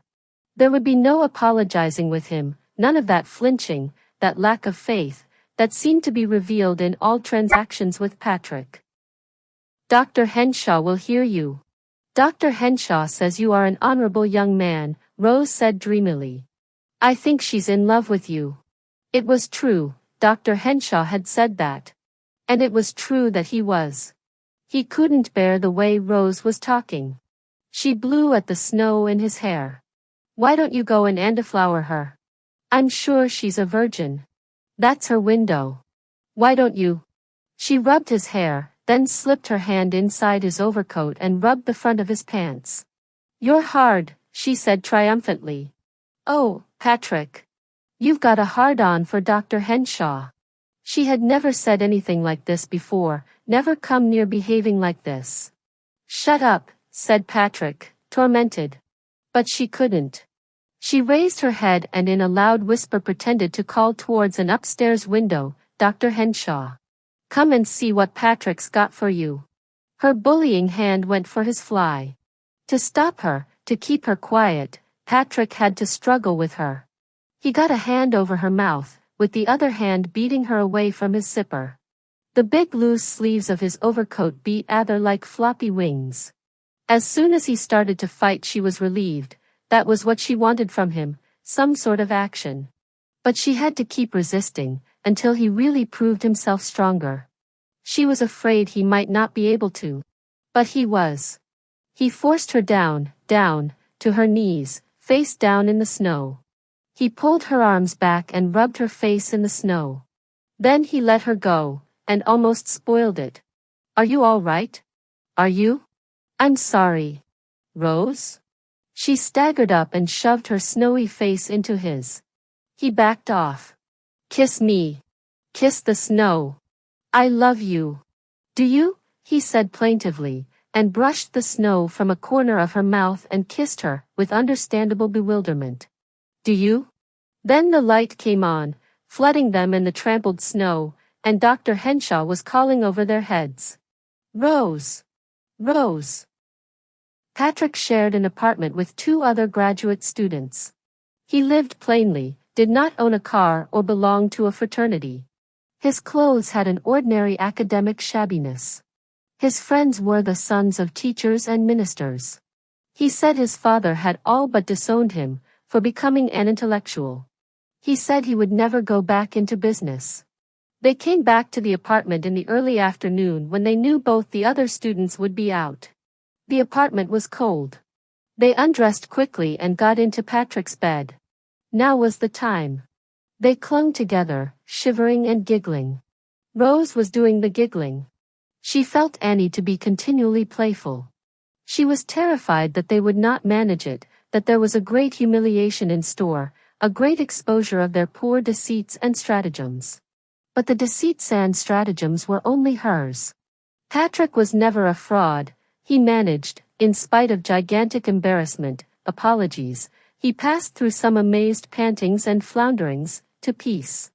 Rose was no help, presenting instead of an honest passivity much twisting and fluttering eagerness, unpracticed counterfeit of passion. She was pleased when it was accomplished. She did not have to counterfeit that. They had done what others did, they had done what lovers did. She thought of celebration. What occurred to her was something delicious to eat, a sundae at Boomer's apple pie with hot cinnamon sauce. She was not at all prepared for Patrick's idea, which was to stay where they were and try again. When pleasure presented itself, the fifth or sixth time they were together, she was thrown out off gear entirely. Her passionate carrying on was silenced. Patrick said, "What's the matter?" "Nothing," Rose said, turning herself radiant and attentive once more. But she kept forgetting, the new developments interfered, and she had finally to give in to that struggle, more or less ignoring Patrick.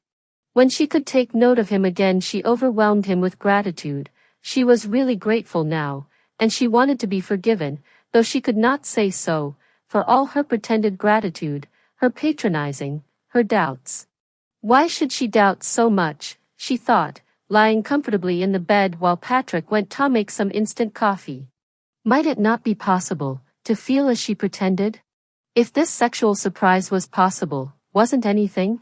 Patrick was not much help. His chivalry and self-abasement, next door to his scoldings, did discourage her. But wasn't the real fault hers? Her conviction that anyone who could fall in love with her must be hopelessly lacking, must finally be revealed as a fool?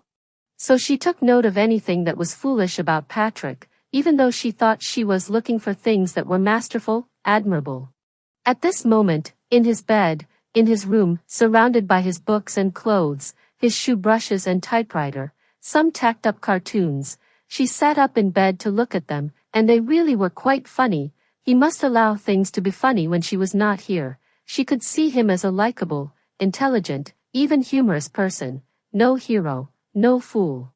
Perhaps they could be ordinary. If only, when he came back in, he would not start thanking and fondling and worshipping her. She didn't like worship, really. It was only the idea of it she liked. On the other hand, she didn't like it when he started to correct and criticize her. There was much he planned to change. Patrick loved her. What did he love? Not her accent, which he was trying hard to alter, though she was often mutinous and unreasonable, declaring in the face of all evidence that she did not have a country accent. Everybody talked the way she did. Not her jittery sexual boldness. His relief at her virginity matched hers at his competence. She could make him flinch at a vulgar word, a drawling tone. All the time, moving and speaking, she was destroying herself for him, yet he looked right through her, through all the distractions she was creating, and loved some obedient image that she herself could not see. And his hopes were high. Her accent could be eliminated, her friends could be discredited and removed, her vulgarity could be discouraged. What about all the rest of her? Energy, laziness, vanity, discontent, ambition? She concealed all that. He had no idea. For all her doubts about him, she never wanted him to fall out of love with her. They made 2 trips. They went to British Columbia, on the train, during the Easter holidays. His parents sent Patrick money for his ticket. He paid for Rose, using up what he had in the bank and borrowing from one of his roommates. He told her not to reveal to his parents that she had not paid for her own ticket. She saw that he meant to conceal that she was poor. He knew nothing about women's clothes, or would not have thought that possible. Though she had done the best she could. She had borrowed Dr. Henshaw's raincoat for the coastal weather. It was a bit long, but otherwise all right, due to Dr. Henshaw's classically youthful tastes. She had sold more blood and bought a fuzzy Angora sweater, peach-colored, which was extremely messy and looked like a small-town girl's idea of dressing up. She always realized things like that as soon as a purchase was made, not before. Patrick's parents lived on Vancouver Island, near Sydney. About half an acre of clipped green lawn, green in the middle of winter. March seemed like the middle of winter to Rose, sloped down to a stone wall and a narrow pebbly beach and salt water. The house was half stone, half stucco and timber. It was built in the Tudor style, and others. The windows of the living room, the dining room, the den, all faced the sea, and because of the strong winds that sometimes blew on shore, they were made of thick glass, plate glass Rose supposed, like the windows of the automobile showroom in Hanratty. The seaward wall of the dining room was all windows, curving out in a gentle bay. You looked through the thick curved glass as through the bottom of a bottle. The sideboard too had a curving, gleaming belly, and seemed as big as a boat. Size was noticeable everywhere and particularly thickness. Thickness of towels and rugs and handles of knives and forks, and silences. There was a terrible amount of luxury and unease. After a day or so Rose became so discouraged that her wrists and ankles felt weak. Picking up her knife and fork was a chore, cutting and chewing the perfect roast beef was almost beyond her. She got short of breath climbing the stairs. She had never known before how some places could choke off your very life. She had not known this in spite of a number of very unfriendly places she had been in. The first morning, Patrick's mother took her for a walk in the grounds, pointing out the greenhouse, the cottage where the couple lived, a charming, ivied, shuttered cottage, bigger than Dr. Henshaw's house. The couple, the servants, were more gently spoken, more discreet and dignified, than anyone Rose could think of in Hanratty, and indeed they were superior in these ways to Patrick's family. Patrick's mother showed her the rose garden, the kitchen garden. There were many low stone walls. Patrick built them, said his mother. She explained anything with an indifference that bore Reedon distaste. He built all these walls. Rose's voice came out full of false assurance, eager and inappropriately enthusiastic. He must be a true Scot, she said. Patrick was a Scot, in spite of his name. The Blatchfords had come from Glasgow. Weren't the best stonemasons always Scotsmen? She had learned quite recently not to say Scotch. Maybe he had stonemason ancestors. She cringed afterwards, thinking of these efforts, the pretense of ease and gaiety, as cheap and imitative as her clothes. No, said Patrick's mother. No. I don't think they were stonemasons. Something like fog went out from her, affront, disapproval, dismay. Rose thought that perhaps she had been offended by the suggestion that her husband's family might have worked with their hands. When she got to know her better, or had observed her longer, it was impossible to get to know her. She understood that Patrick's mother disliked anything fanciful, speculative, abstract, in conversation. She would also, of course, dislike Rose's chatty tone.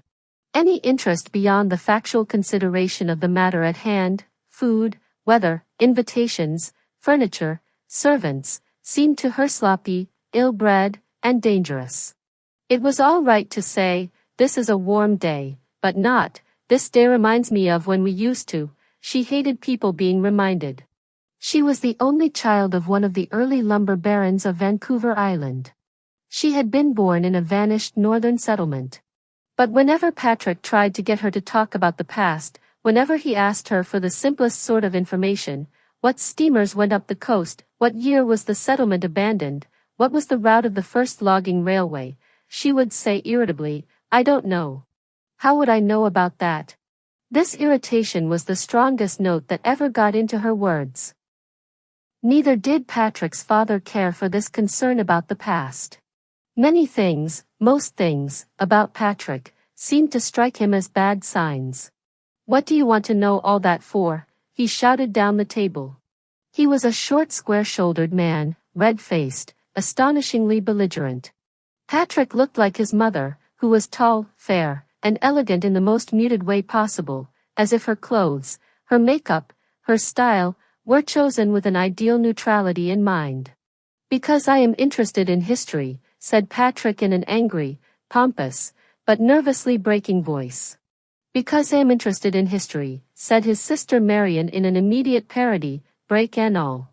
History. The sisters Joan and Marion were younger than Patrick, older than Rose. Unlike Patrick, they showed no nervousness, no cracks in self-satisfaction. At an earlier meal they had questioned Rose. Do you ride? No. Do you sail? No. Play tennis? Play golf? Play badminton? No. No. No. Perhaps she is an intellectual genius, like Patrick, the father said. And Patrick, to Rose's horror and embarrassment, began to shout at the table in general an account of her scholarships and prizes. What did he hope for?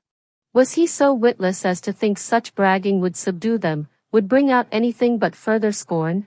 Against Patrick, against his shouting boasts, his contempt for sports and television, his so-called intellectual interests, the family seemed united. But this alliance was only temporary. The father's dislike of his daughters was minor only in comparison with his dislike of Patrick. He railed at them too, when he could spare a moment. He jeered at the amount of time they spent at their games, complained about the cost of their equipment, their boats, their horses. And they wrangled with each other, on obscure questions of scores and borrowings and damages. All complained to the mother about the food, which was plentiful and delicious.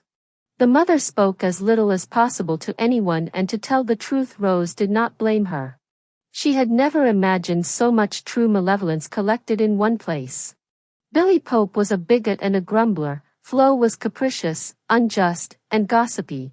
Her father, when he was alive, had been capable of cold judgments and unremitting disapproval, but compared to Patrick's family, all Rose's own people seemed jovial and content. "Are they always like this?" she said to Patrick. "Is it me? They don't like me." "They don't like you because I chose you," said Patrick with some satisfaction.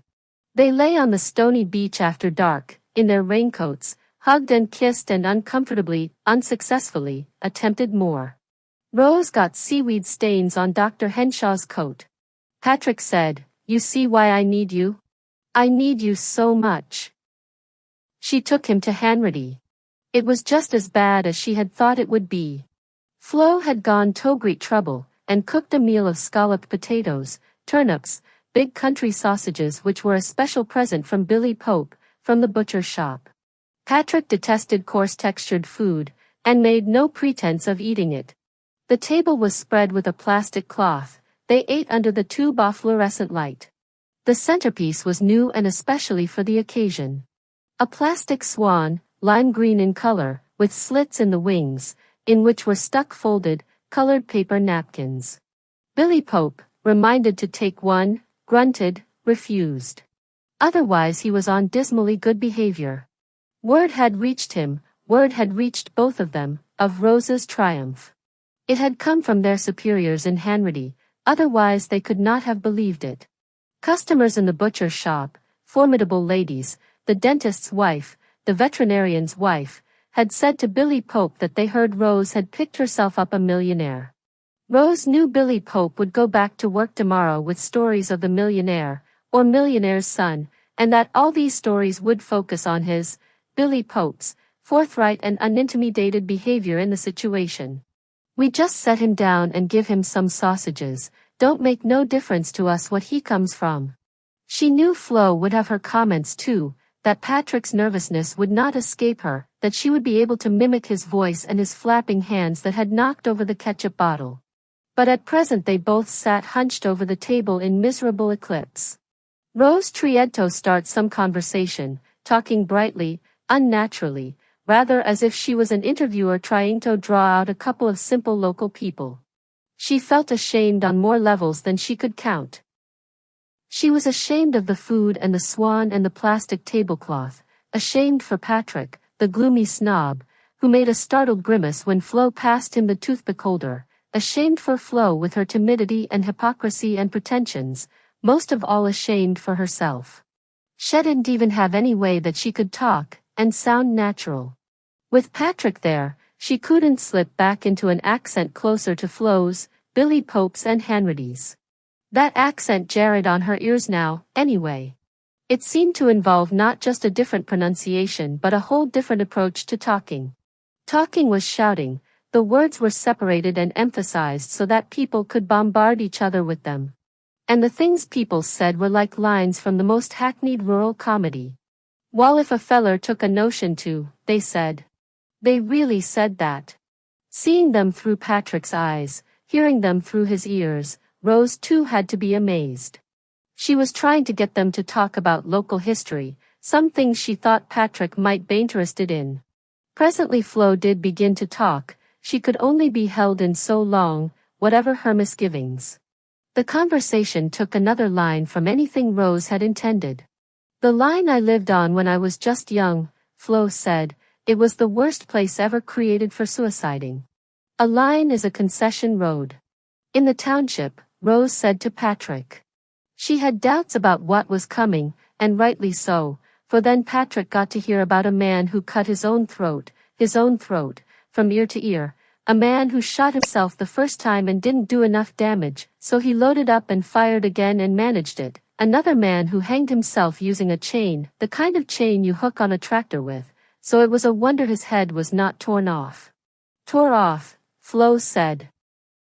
She went on to a woman who, though not a suicide, had been dead in her house a week before she was found, and that was in the summer. She asked Patrick to imagine it. All this happened, said Flo, within 5 miles of where she herself was born.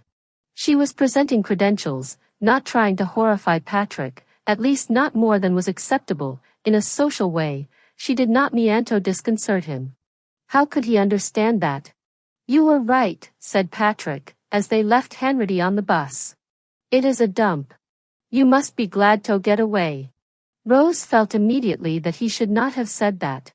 Of course that's not your real mother, Patrick said. Your real parents can't have been like that. Rose did not like his saying that either, though it was what she believed, herself.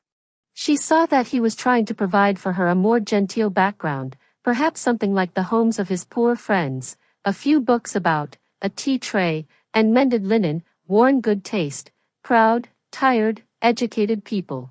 What a coward he was, she thought angrily, but she knew that she herself was the coward, not knowing any way to be comfortable with her own people or the kitchen or any of it. Years later she would learn how to use it. She would be able to amuse or intimidate right-thinking people at dinner parties with glimpses of her early home. At the moment she felt confusion, misery. Nevertheless her loyalty was starting. Now that she was sure of getting away, a layer of loyalty and protectiveness was hardening around every memory she had, around the store and the town, the flat, somewhat scrubby, unremarkable countryside. She would oppose this secretly to Patrick's views of mountains and ocean, his stone and timbered mansion. Her allegiances were far more proud and stubborn than his. But it turned out he was not leaving anything behind. Patrick gave her a diamond ring and announced that he was giving up being a historian for her sake. He was going into his father's business. She said she thought he hated his father's business. He said that he could not afford to take such an attitude now that he would have a wife to support. It seemed that Patrick's desire to marry, even to marry Rose, had been taken by his father as a sign of sanity. Great streaks of bounty were mixed in with all the ill will in that family. His fat Herat once offered a job in one of the stores, offered to buy them a house. Patrick was as incapable of turning down this offer as Rose was of turning down Patrick's, and his reasons were as little mercenary as hers. Will we have a house like your parents? Rose said. She really thought it might be necessary to start off in that style. Well, maybe not at first. Not quite so. I don't want a house like that. I don't want to live like that. We'll live however you like. We'll have whatever kind of house you like. Provided it's not a dump, she thought nastily. Girls she hardly knew stopped and asked to see her ring, admired it, wished her happiness. When she went back to Hanratty for a weekend, alone this time, thank God, she met the dentist's wife on the main street. Oh, Rose, isn't it wonderful? When are you coming back again? We're going to give a tea for you, the ladies in town all want to give a tea for you. This woman had never spoken to Rose, never given any sign before of knowing who she was. Paths were opening now, barriers were softening. And Rose, oh, this was the worst, this was the shame of it. Rose, instead of cutting the dentist's wife, was blushing and skittishly flashing her diamond and saying yes, that would be a lovely idea. When people said how happy she must be, she did think herself happy. It was as simple as that. She dimpled and sparkled and turned herself into a fiancée with no trouble at all. Where will you live? People said, and she said, oh, in British Columbia. That added more magic to the tale. Is it really beautiful there? They said. Is it never winter? Oh, yes, cried Rose. Oh, no. She woke up early, got up and dressed and let herself out of the side door of Dr. Henshaw's garage. It was too early for the buses to be running. She walked through the city to Patrick's apartment. She walked across the park. Around the South African War Memorial, a pair of greyhounds were leaping and playing, an old woman standing by, holding their leashes.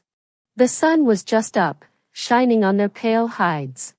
The grass was wet. Daffodils and narcissus in bloom. Patrick came to the door, tousled, frowning sleepily, in his gray and maroon striped pajamas. Rose. What's the matter? She couldn't say anything. He pulled her into the apartment. She put her arms around him and hid her face against his chest and in a stagey voice said, "Please, Patrick. Please let me not marry you. Are you sick? What's the matter? Please let me not marry you," she said again, with even less conviction. "You're crazy." She didn't blame him for thinking so. Her voice sounded so unnatural, wheedling, silly. As soon as he opened the door and she faced the fact of him, his sleepy eyes, his pajamas, she saw that what she had come to do was enormous, impossible. She would have to explain everything to him, and of course she could not do it. She could not make him see her necessity. She could not find any tone of voice, any expression of the face, that would serve her. "Are you upset?" said Patrick. "What's happened?" "Nothing. How did you get here anyway?" "Walked." She had been fighting back a need to go to the bathroom. It seemed that if she went to the bathroom she would destroy some of the strength of her case. But she had to. She freed herself. She said, "Wait a minute, I'm going to the John." When she came out, Patrick had the electric kettle going, was measuring out instant coffee. He looked decent and bewildered. "I'm not really awake," he said. "Now. Sit down. First of all, are you premenstrual?" No, but she realized with dismay that she was, and that he might be able to figure it out, because they had been worried last month. "Well, if you're not premenstrual, and nothing's happened to upset you, then what is all this about?" "I don't want to get married," she said, backing away from the cruelty of "I don't want to marry you." "When did you come to this decision?" "Long ago. This morning." They were talking in whispers. Rose looked at the clock. It was a little after 7. "When do the others get up?" "About 8. "Is there milk for the coffee?" She went to the refrigerator. "Quiet with the door," said Patrick, "too late." "I'm sorry," she said, in her strange silly voice. "We went for a walk last night and everything was fine. You come this morning and tell me you didn't want to get married. Why don't you want to get married?" "I just don't. I don't want to be married." "What else do you want to do?" "I don't know." Patrick kept staring at her sternly, drinking his coffee. He who used to plead with her, "Do you love me? Do you really?" did not bring the subject up now. "Well, I know." "What?" "I know who's been talking to you." "Nobody has been talking to me." "Oh, no." "Well, I bet. Dr. Henshaw has." "No. Some people don't have a very high opinion of her. They think she has an influence on girls. She doesn't like the girls who live with her to have boyfriends." "Does she? You even told me that." "She doesn't like them to be normal." "That's not it." "What did she say to you, Rose?" "She didn't say anything." Rose began to cry. "Are you sure?" "Oh, Patrick, listen, please, I can't marry you, please, I don't know why, I can't, please, I'm sorry, believe me, I can't." Rose babbled at him, weeping, and Patrick saying, "SSH. You'll wake them up," lifted or dragged her out of the kitchen chair and took her to his room, where she sat on the bed. He shut the door.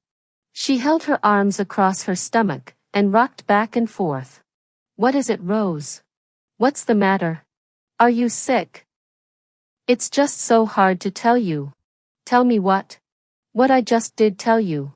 "I mean, have you found out you have TB or something?" "No."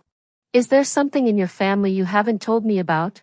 Insanity, said Patrick encouragingly. No. Rose rocked and wept. So what is it? I don't love you, she said. I don't love you. I don't love you. She fell on the bed and put her head in the pillow. I'm so sorry. I'm so sorry. I can't help it. After a moment or two Patrick said, well, if you don't love me you don't love me. I'm not forcing you to.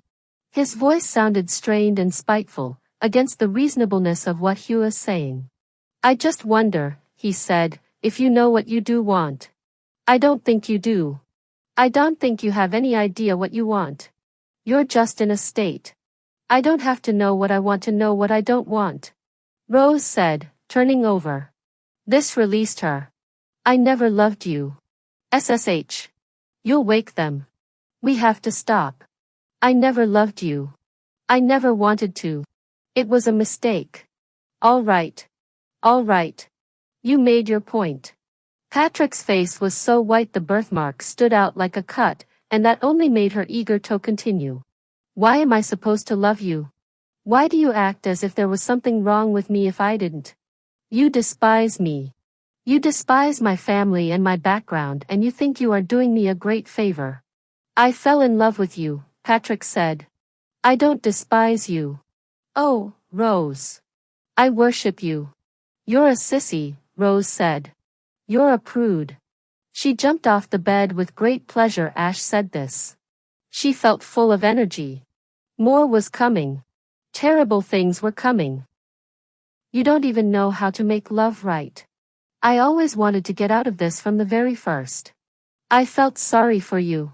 You won't look where you're going, you're always knocking things over, just because you can't be bothered noticing anything, you're so wrapped up in yourself, and you're always bragging, it's so stupid, you don't even know how to brag right, if you really want to impress people you'll never do it, the way you do it all they do is laugh at you. Patrick sat on the bed and looked up at her, his face open to whatever she would say. She wanted to beat him, to say worse and worse, uglier and crueler things. She took a breath, drew in air, to stop the things she felt rising in her from getting out. I don't want to see you, ever, she said viciously. But at the door she turned and said in a normal and regretful voice, goodbye. Patrick wrote her a note, I don't understand what happened the other day and I want to talk to you about it. But I think we should wait for 2 weeks and not see or talk to each other and find out how we feel at the end of that time. Rose had forgotten all about giving him back his ring. When she came out of his apartment building that morning she was still wearing it. She couldn't go back, and it seemed too valuable to send through the mail. She continued to wear it, mostly because she did not want to have to tell Dr. Henshaw what had happened. She was relieved to get Patrick's note. She thought that she could give him back the ring then. She thought about what Patrick had said about Dr. Henshaw.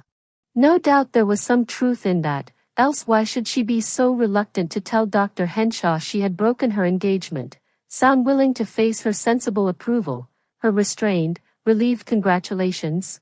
She told Dr. Henshaw that she was not seeing Patrick while she studied for her exams. Rose could see that even that pleased her. She told no one that her situation had changed. It was not just Dr. Henshaw she didn't want knowing.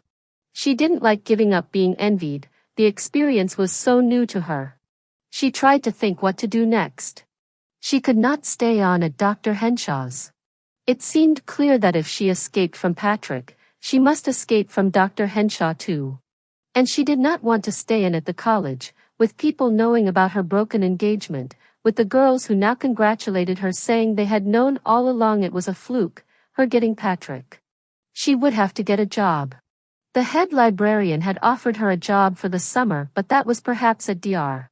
Henshaw's suggestion. Once she moved out, the offer might not hold. She knew that instead of studying for her exams she ought to be downtown, applying for work as a filing clerk at the insurance offices, applying at Bell Telephone, at the department stores. The idea frightened her. She kept on studying. That was the one thing she really knew how to do. She was a scholarship student after all. On Saturday afternoon, when she was working at the library, she saw Patrick. She did not see him by accident. She went down to the bottom floor, trying not to make a noise on the spiraling metal staircase. There was a place in the stacks where she could stand, almost in darkness, and see into his corral. She did that. She couldn't see his face. She saw his long pink neck and the old plaid shirt he wore on Saturdays. His long neck. His bony shoulders. She was no longer irritated by him, no longer frightened by him. She was free. She could look at him as she would look at anybody. She could appreciate him. He had behaved well. He had not tried to rouse her pity, he had not bullied her, he had not molested her with pitiful telephone calls and letters. He had not come and sat on Dr. Henshaw's doorstep. He was an honorable person, and he would never know how she acknowledged that, how she was grateful for it. The things she had said to him made her ashamed now. And they were not even true. Not all of them. He did know how to make love. She was so moved, made so gentle and wistful, by the sight of him, that she wanted to give him something, some surprising bounty. She wished to undo his unhappiness. Then she had a compelling picture of herself. She was running softly into Patrick's corral. She was throwing her arms around him from behind. She was giving everything back to him. Would he take it from her? Would he still want it? She saw them laughing and crying, explaining, forgiving. I love you, I do love you, it's all right, I was terrible, I didn't mean it, I was just crazy, I love you, it's all right. This was a violent temptation for her, it was barely resistible. She had an impulse to hurl herself. Whether it was off a cliff or into a warm bed of welcoming grass and flowers, she really could not tell. It was not resistible, after all. She did it. When Rose afterwards reviewed and talked about this moment in her life, for she went through a period, like most people nowadays, of talking freely about her most private decisions, to friends and lovers and party acquaintances whom she might never see again, while they did the same, she said that comradely compassion had overcome her, she was not proof against the sight of a bare bent neck. Then she went further into it, and said greed. She said she had run to him and clung to him and overcome his suspicions and kissed and cried and reinstated herself simply because she did not know how to do without his love and his promise to look after her. She was frightened of the world and she had not been able to think up any other plan for herself. When she was seeing life in economic terms, or was with people who did, she said that only middle-class people had choices anyway, that if she had had the price of a train ticket to Toronto her life would have been different. Nonsense, she might say later, never mind that, it was really vanity, it was vanity pure and simple, to resurrect him, to bring him back his happiness. To see if she could do that. She could not resist such a test of power. She explained then that she had paid for it. She said that she and Patrick had been married 10 years, and that during that time the scenes of the first breakup and reconciliation had been periodically repeated, with her saying again all the things she had said the first time, and the things she had held back, and many other things which occurred to her. She hopes she did not tell people, but thinks she did, that she used to beat her head against the bedpost, that she smashed a gravy boat through a dining room window, that she was so frightened, so sickened by what she had done that she lay in bed, shivering, and begged for his forgiveness. Which he granted. Sometimes she flew at him, sometimes he beat her. The next morning they would get up early and make a special breakfast. They would sit eating bacon and eggs and drinking filtered coffee, worn out, bewildered, treating each other with shamefaced kindness. What do you think triggers the reaction? They would say. Do you think we ought to take a holiday? A holiday together? Holidays alone? A waste, a sham, those efforts, as it turned out. But they worked for the moment. Calm down, they would say that most people probably went through the same things like this, in a marriage, and indeed they seemed to know mostly people who did. They could not separate until enough damage had been done, until nearly mortal damage had been done, to keep them apart. And until Rose could get a job and make her own money, so perhaps there was a very ordinary reason after all. What she never said to anybody, never confided, was that she sometimes thought it had not been pity or greed or cowardice or vanity but something quite different, like a vision of happiness.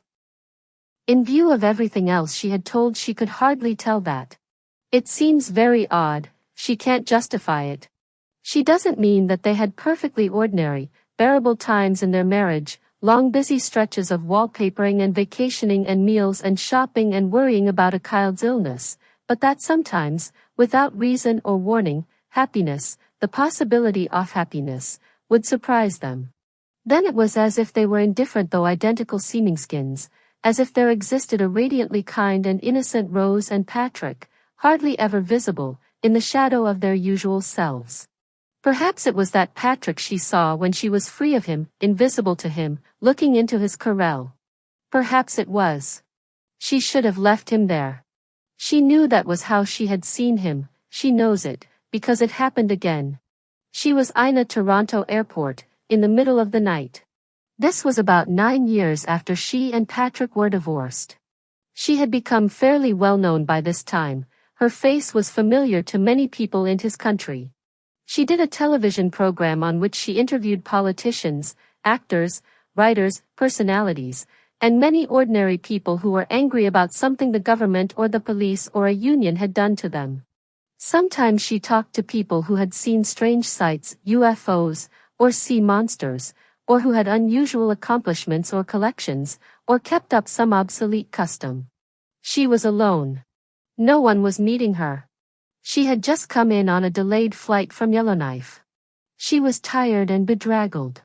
She saw Patrick standing with his back to her, at a coffee bar. He wore a raincoat. He was heavier than he had been, but she knew him at once. And she had the same feeling that this was a person she was bound to, that by a certain magical, yet possible trick, they could find and trust each other, and that to begin this all that she had to do was go up and touch him on the shoulder, surprise him with his happiness. She did not do this, of course, but she did stop. She was standing still when he turned around, heading for one of the little plastic tables and curved seats grouped in front of the coffee bar. All his skinniness and academic shabbiness, his look of prim authoritarianism, was gone. He had smoothed out, filled out, into such a modish and agreeable, responsible, slightly complacent-looking man. His birthmark had faded. She thought how haggard and dreary she must look, in her rumpled trench coat, her long, graying hair fallen forward around her face, old mascara smudged under her eyes. He made a face at her. It was a truly hateful, savagely warning, face, infantile, self-indulgent, yet calculated. It was a timed explosion of disgust and loathing. It was hard to believe. But she saw it. Sometimes when Rose was talking to someone in front of the television cameras, she would sense the desire in them to make a face. She would sense it in all sorts of people, in skillful politicians, and witty liberal bishops and honored humanitarians, in housewives who had witnessed natural disasters and in workmen who had performed heroic rescues or been cheated out of disability pensions. They were longing to sabotage themselves, to make a face or say a dirty word. Was this the face they all wanted to make? To show somebody, to show everybody? They won't do it, though, they wouldn't get the chance. Special circumstances were required. A lurid unreal place, the middle of the night, a staggering unhinging weariness, the sudden, hallucinatory appearance of your true enemy. She hurried away then, down the long vari-colored corridor, shaking. She had seen Patrick. Patrick had seen her. He had made that face. But she was not really able to understand how she could be an enemy. How could anybody hate Rose so much, at the very moment when she was ready to come forward with her goodwill, her smiling confession of exhaustion, her air of diffident faith in civilized overtures? Oh, Patrick could. Patrick could. Rose fell in love with Clifford at a party which Clifford and Jocelyn gave and Patrick and Rose attended. They had been married about 3 years at this time, Clifford and Jocelyn a year or so longer. Clifford and Jocelyn lived out past West Vancouver, in one of those summer cottages, haphazardly winterized, that used to line the short curving streets between the lower highway and the sea. The party was in March, on a rainy night. Rose was nervous about going to it. She felt almost sick as they drove through West Vancouver, watched the neon lights weeping in the puddles on the road, listened to the condemning tick of the windshield wipers. She would often afterwards look back and see herself sitting beside Patrick, in her low-cut black blouse and black velvet skirt which she hoped would turn out to be the right thing to wear. She was wishing they were just going to the movies. She had no idea that her life was going to be altered. Patrick was nervous too, although he would not have admitted it. Social life was a puzzling, often disagreeable business for them both. They had arrived in Vancouver knowing nobody. They followed leads. Rose was not sure whether they really longed for friends, or simply believed they ought to have them. They dressed up and went out to visit people, or tidied up the living room and waited for the people who had been invited to visit them. In some cases they established steady visiting patterns. They had some drinks, during those evenings, and around 11 or 11:30, which hardly ever came soon enough, Rose went out to the kitchen and made coffee and something to eat. The things she made to eat were usually squares of toast, with a slice of tomato on top, then a square of cheese, then a bit of bacon, the whole thing broiled and held together with a toothpick. She could not manage to think of anything else. It was easier for them to become friends with people Patrick liked than with people Rose liked because Rose was very adaptable, in fact deceitful, and Patrick was hardly adaptable at all. But in his case, the case of Jocelyn and Clifford, the friends were Rose's. Or Jocelyn was. Jocelyn and Rose had known enough not to try to establish couple visiting. Patrick disliked Clifford without knowing him because Clifford was a violinist. No doubt Clifford disliked Patrick because Patrick worked in a branch of his family's department store. In those days the barriers between people were still strong and reliable, between arty people and business people, between men and women. Rose did not know any of Jocelyn's friends, but understood they were musicians and journalists and lecturers at the university and even a woman writer who had had a play performed on the radio. She expected them to be intelligent, witty, and easily contemptuous. It seemed to her that all the time she and Patrick were sitting in the living rooms, visiting or being visited, really clever and funny people, who had a right to despise them, were conducting irregular lives and parties elsewhere. Now came the chance to be with those people, but her stomach rejected it, her hands were sweating. Jocelyn and Rose had met in the maternity ward of the North Vancouver General Hospital. The first thing Rose saw, on being taken back to the ward after having Anna, was Jocelyn sitting up in bed reading the journals of André Gide. Rose knew the book by its colors, having noticed it in the drugstore stands.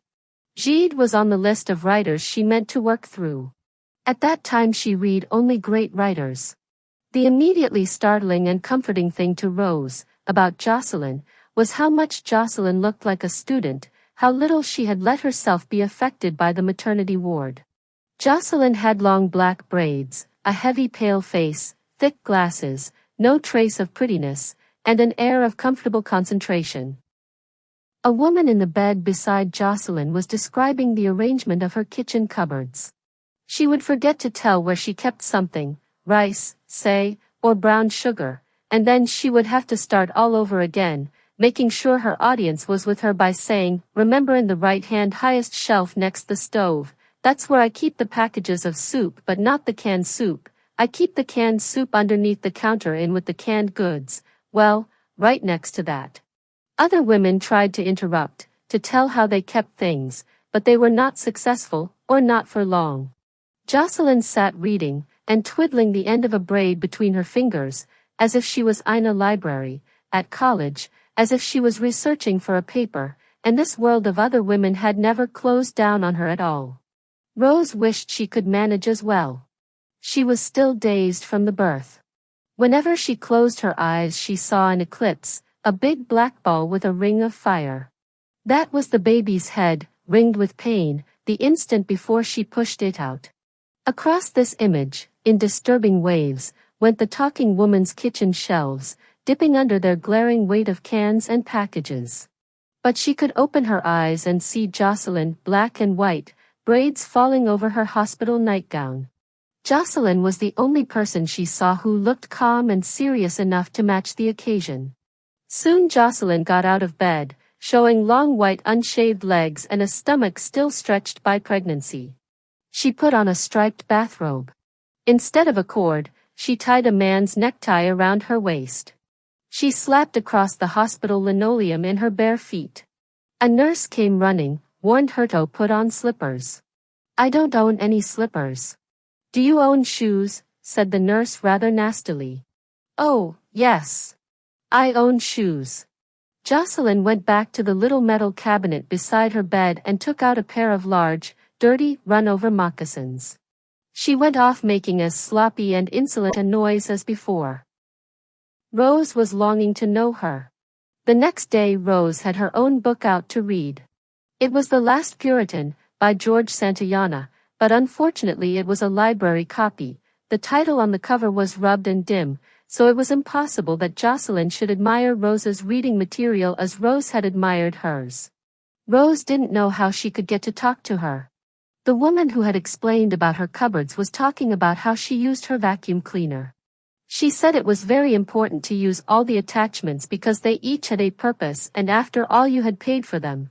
Many people didn't use them. She described how she vacuumed her living room drapes.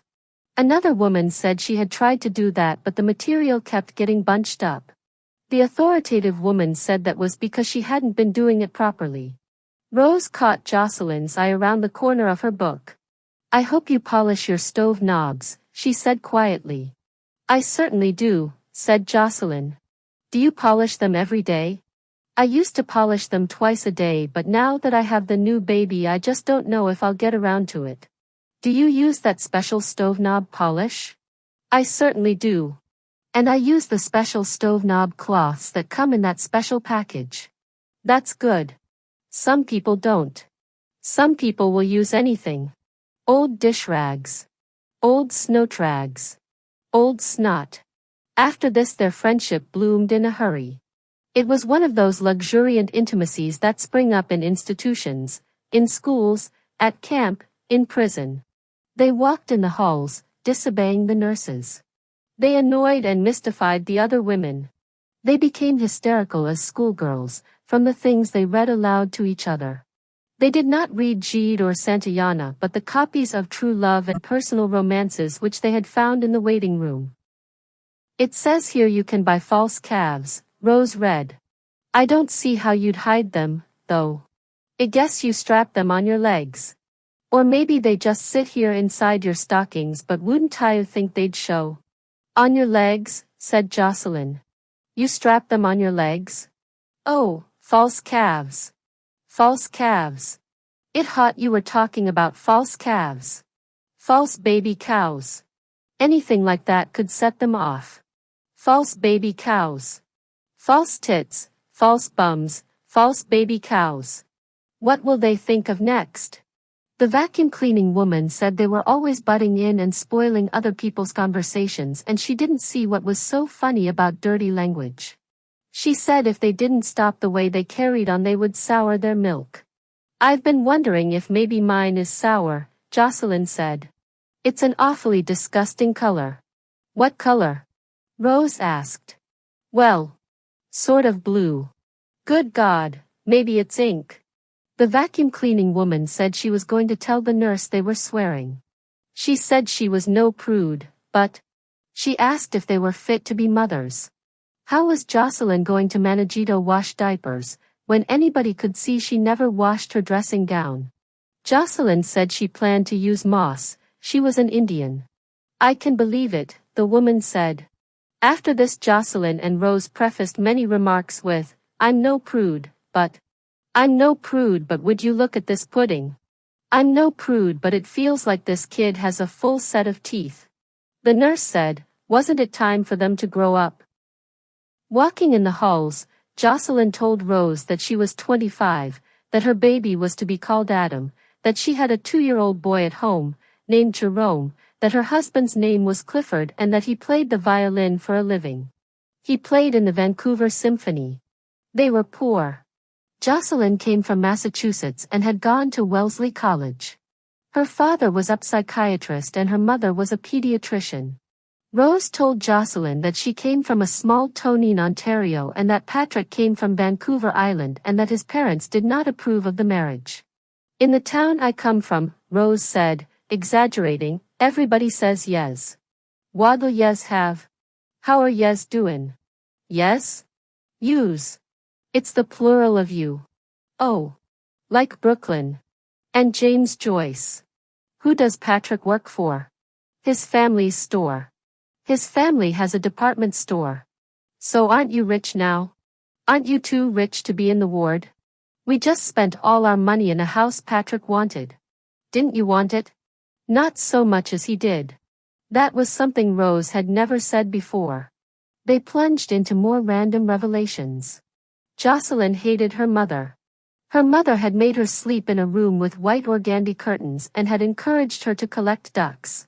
By the time she was 13, Jocelyn had probably the largest collection in the world of rubber ducks, ceramic ducks, wooden ducks, pictures of ducks, embroidered ducks. She had also written what she described as a hideously precocious story called The Marvelous Great Adventures of Oliver the Grand Duck, which her mother actually got printed and distributed to friends and relatives at Christmas time. She is the sort of person who just covers everything with a kind of rotten smarminess. She sort of oozes over everything. She never talks in a normal voice, never. She's coy. She's just so filthy coy. Naturally, she's a great success as a pediatrician. She has these rotten coy little names for all the parts of your body. Rose, who would have been delighted with organdy curtains, perceived the fine lines, the ways-off giving offense, that existed in Jocelyn's world. It seemed a much less crude and provisional world than her own. She doubted if she could tell Jocelyn about Henry, but she began to try. She delivered Flo and the store in broad strokes. She played up the poverty. She didn't really have to. The true facts of her childhood were exotic enough to Jocelyn, and of all things, enviable. It seems more real, Jocelyn said.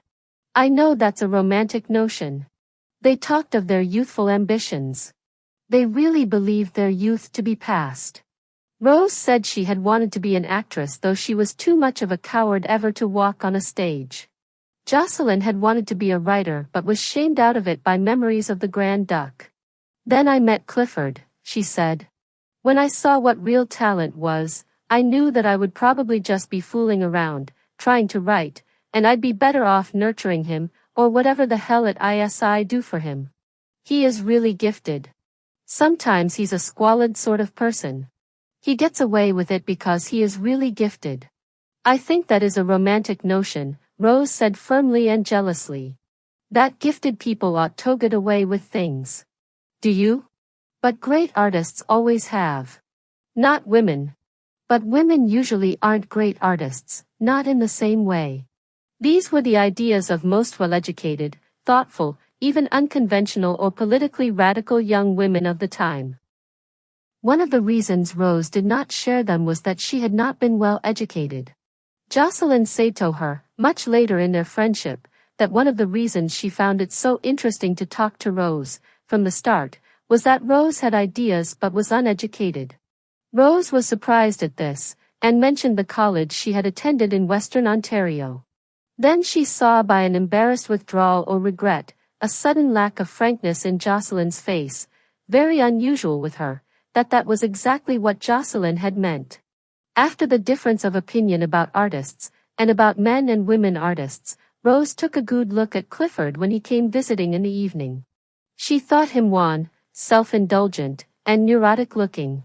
Further discoveries concerning the tact, the effort, the sheer physical energy Jocelyn expended on this marriage, it was she who fixed the leaky taps and dug up the clogged drains, made Rose certain that Jocelyn was wasting herself. She was mistaken. She had a feeling that Jocelyn did not see much point in marriage with Patrick either. At first the party was easier than Rose had expected. She had been afraid that she would be too dressed up. She would have liked to wear her toreador pants, but Patrick would never have stood for it. But only a few of the girls were in slacks. The rest wore stockings, earrings, outfits much like her own. As at any gathering of young women at that time, 3 or 4 were noticeably pregnant. And most of the men were in suits and shirts and ties, like Patrick. Rose was relieved. Not only did she want Patrick to fit into the party, she wanted him to accept the people there, to be convinced they were not all freaks. When Patrick was a student, he had taken her to concerts and plays and did not seem overly suspicious of the people who participated in them. Indeed, he rather favored these things, because they were detested by his family, and at that time, the time he chose Rose, he was having a brief rebellion against his family. Once he and Rose had gone to Toronto and sat in the Chinese temple room at the museum, looking at the frescoes. Patrick told her how they were brought in small pieces from Shanxi province. He seemed quite proud of his knowledge and at the same time disarmingly, uncharacteristically humble, admitting he had got it all on a tour. It was since he had gone to work that he had developed harsh opinions and delivered wholesale condemnations. Modern art was a hoax. Avant-garde plays were filthy. Patrick had a special, mincing, spitting way of saying avant-garde, making the word seem disgustingly pretentious.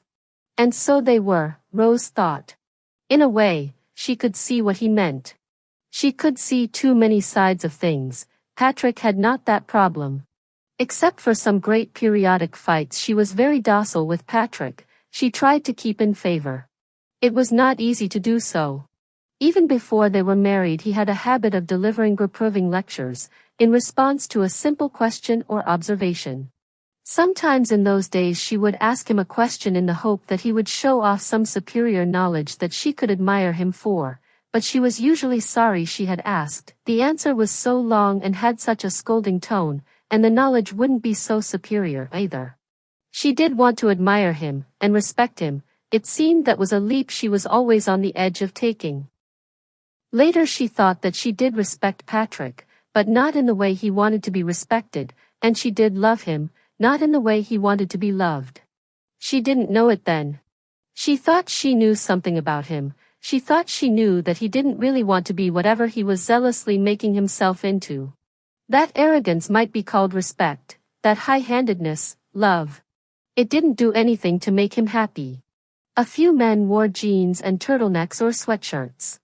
Clifford was one of them, all in black. It was the time of the beatniks in San Francisco. Jocelyn had called Rose up on the phone and read her howl. Clifford's skin looked very tanned, against the black. His hair was long for the time and almost as light a color as unbleached cotton. His eyes too were very light in color, a bright gray-blue.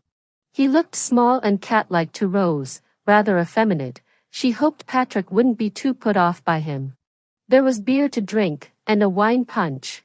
Jocelyn, who was a splendid cook, was stirring a potoff jambalaya.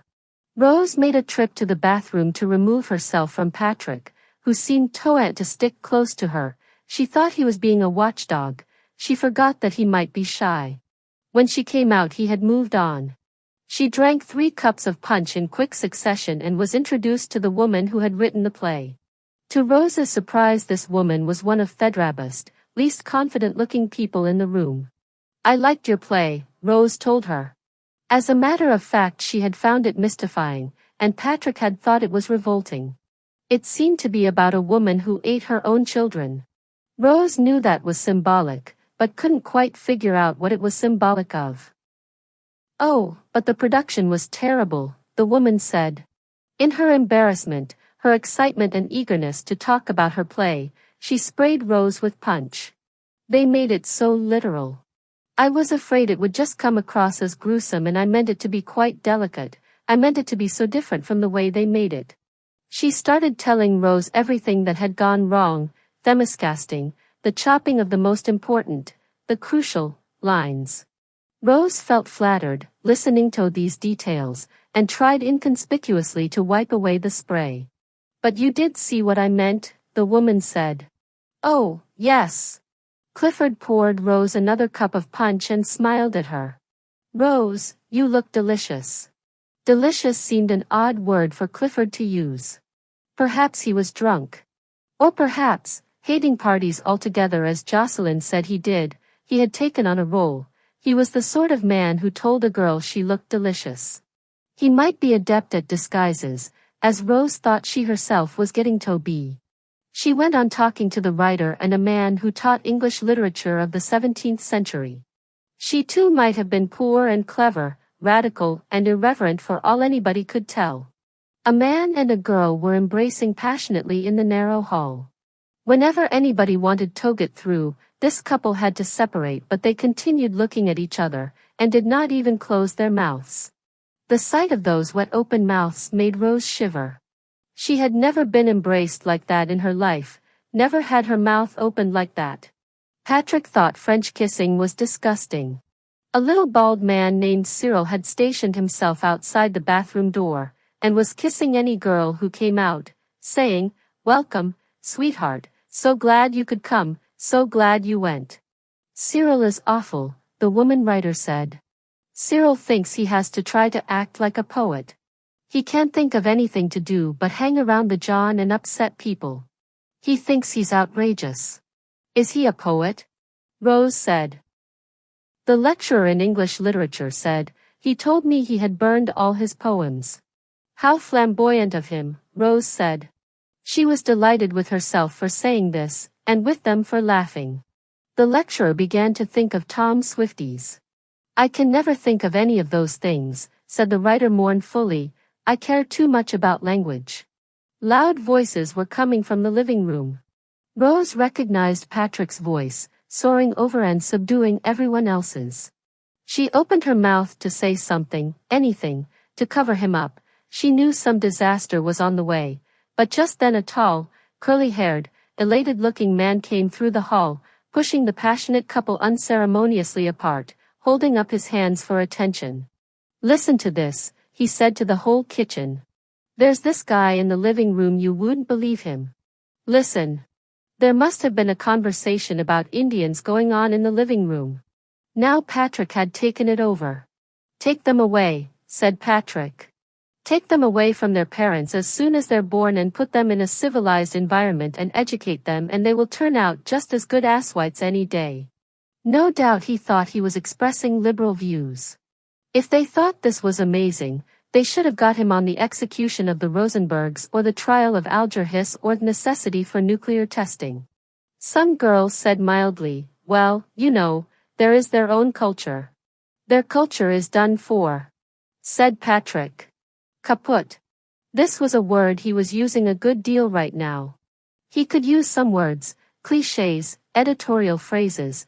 Massive reappraisal was one of them, with such relish and numbing authority that you would think he was their originator, or at least that the very fact of his using them gave them weight and luster. "They want to be civilized," he said. "The smarter ones do." "Well, perhaps they don't consider theory exactly uncivilized," said the girl with an icy demureness that was lost on Patrick. "Some people need a push." The self-congratulatory tones, the ripe admonishment, caused the man in the kitchen to throw up his hands, and wag his head in delight and disbelief. This has got to be a sacred politician. As a matter of fact, Patrick did vote social credit. Yes, well, like it or not, he was saying, they have to be dragged kicking and screaming into the 20th century. "Kicking and screaming," someone repeated. "Kicking and screaming into the 20th century," said Patrick, who never minded saying anything again. What an interesting expression. So humane as well. Wouldn't he understand now, that he was being cornered, being baited and laughed at? But Patrick, being cornered, could only grow more thunderous. Rose could not listen any longer. She headed for the back passage, which was full of all the boots, coats, bottles, tubs, toys, that Jocelyn and Clifford had pitched out of the way for the party. Thank God it was empty of people. She went out of the back door and stood burning and shivering in the cool, wet night. Her feelings were as confused as anybody's can get. She was humiliated, she was ashamed of Patrick. But she knew that it was his style that most humiliated her, and that made her suspect something corrupt and frivolous in herself. She was angry at those other people who were cleverer, or at least far quicker, than he was. She wanted to think badly of them.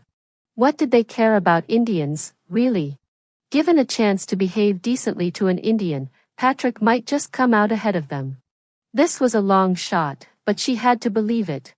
Patrick was a good person. His opinions were not good, but Hugh's. The core of Patrick, Rose believed, was simple, pure and trustworthy. But how was she to get at it, to reassure herself, much less reveal it to others. She heard the back door close and was afraid that Jocelyn had come out looking for her. Jocelyn was not someone who could believe in Patrick's core. She thought him stiff-necked, thick-skulled, and essentially silly. It was not Jocelyn. It was Clifford. Rose didn't want to have to say anything to him. Slightly drunk as she was, woebegone, wet-faced from the rain, she looked at him without welcome. Both put his arms around her and rocked her. Oh, Rose. Rose, baby. Never mind. Rose. So this was Clifford. For 5 minutes or so they were kissing, murmuring, shivering, pressing, touching. They returned to the party by the front door. Cyril was there. He said, "Hey, wow, where have you two been?" "Walking in the rain," said Clifford coolly. The same light, possibly hostile voice in which he had told Rose she looked delicious.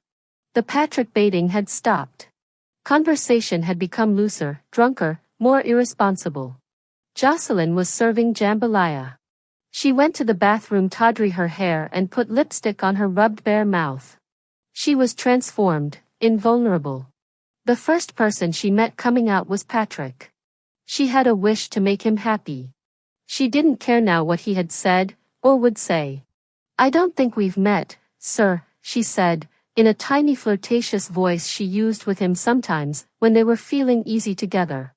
"But you may kiss my hand." "For crying out loud," said Patrick heartily, and he did squeeze her and kiss her, with a loud smacking noise, on the cheek. He always smacked when he kissed. And his elbows always managed to dig in somewhere and hurt her. "Enjoying yourself?" Rose said. "Not bad, not bad." During the rest of the evening, of course, she was playing the game of watching Clifford while pretending not to watch him, and it seemed to her he was doing the same, and their eyes met, a few times, without expression, sending a perfectly clear message that rocked her on her feet. She saw him quite differently now.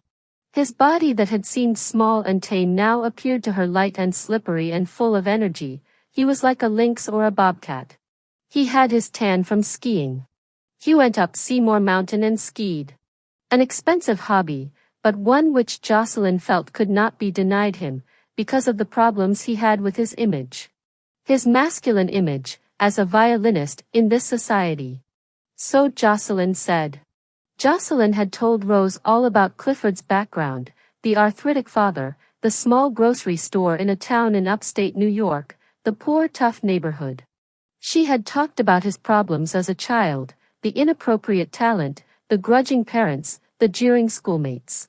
His childhood left him bitter, Jocelyn said. But Rose no longer believed that Jocelyn had the last word on Clifford. The party was on a Friday night.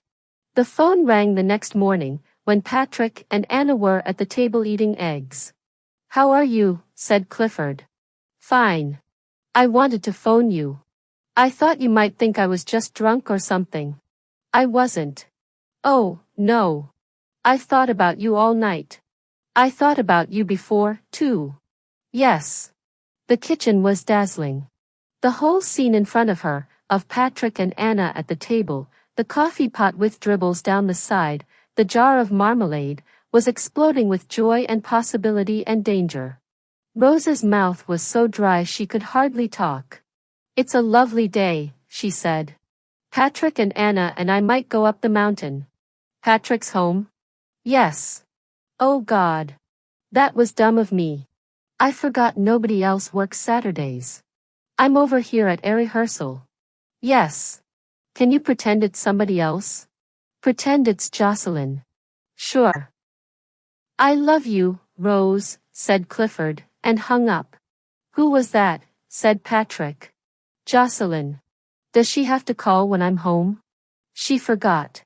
Clifford's at a rehearsal, so she forgot other people aren't working. Rose delighted in saying Clifford's name. Deceitfulness, concealment, seemed to come marvelously easy to her. That might almost be a pleasure in itself. "I didn't realize they'd have to work Saturdays," she said, to keep on the subject. "They must work terribly long hours."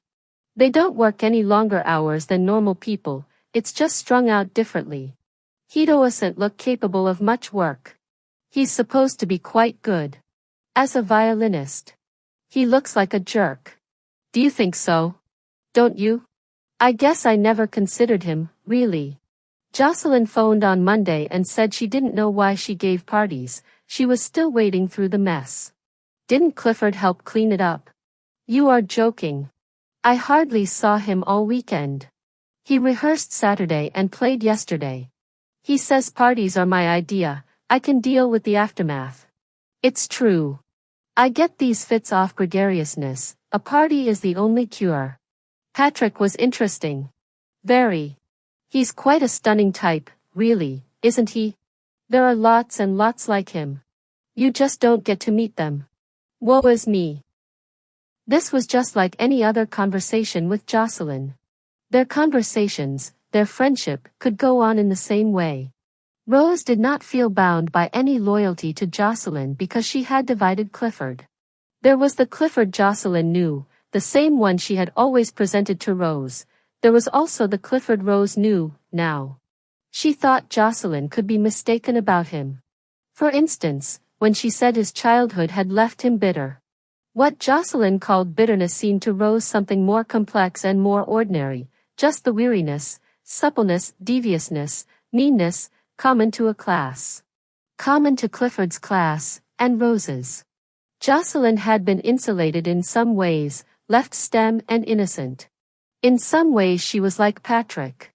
From now on Rose did see Clifford and herself as being one sort of people, and Jocelyn and Patrick, though they seemed so different, and so disliked each other, as being another sort.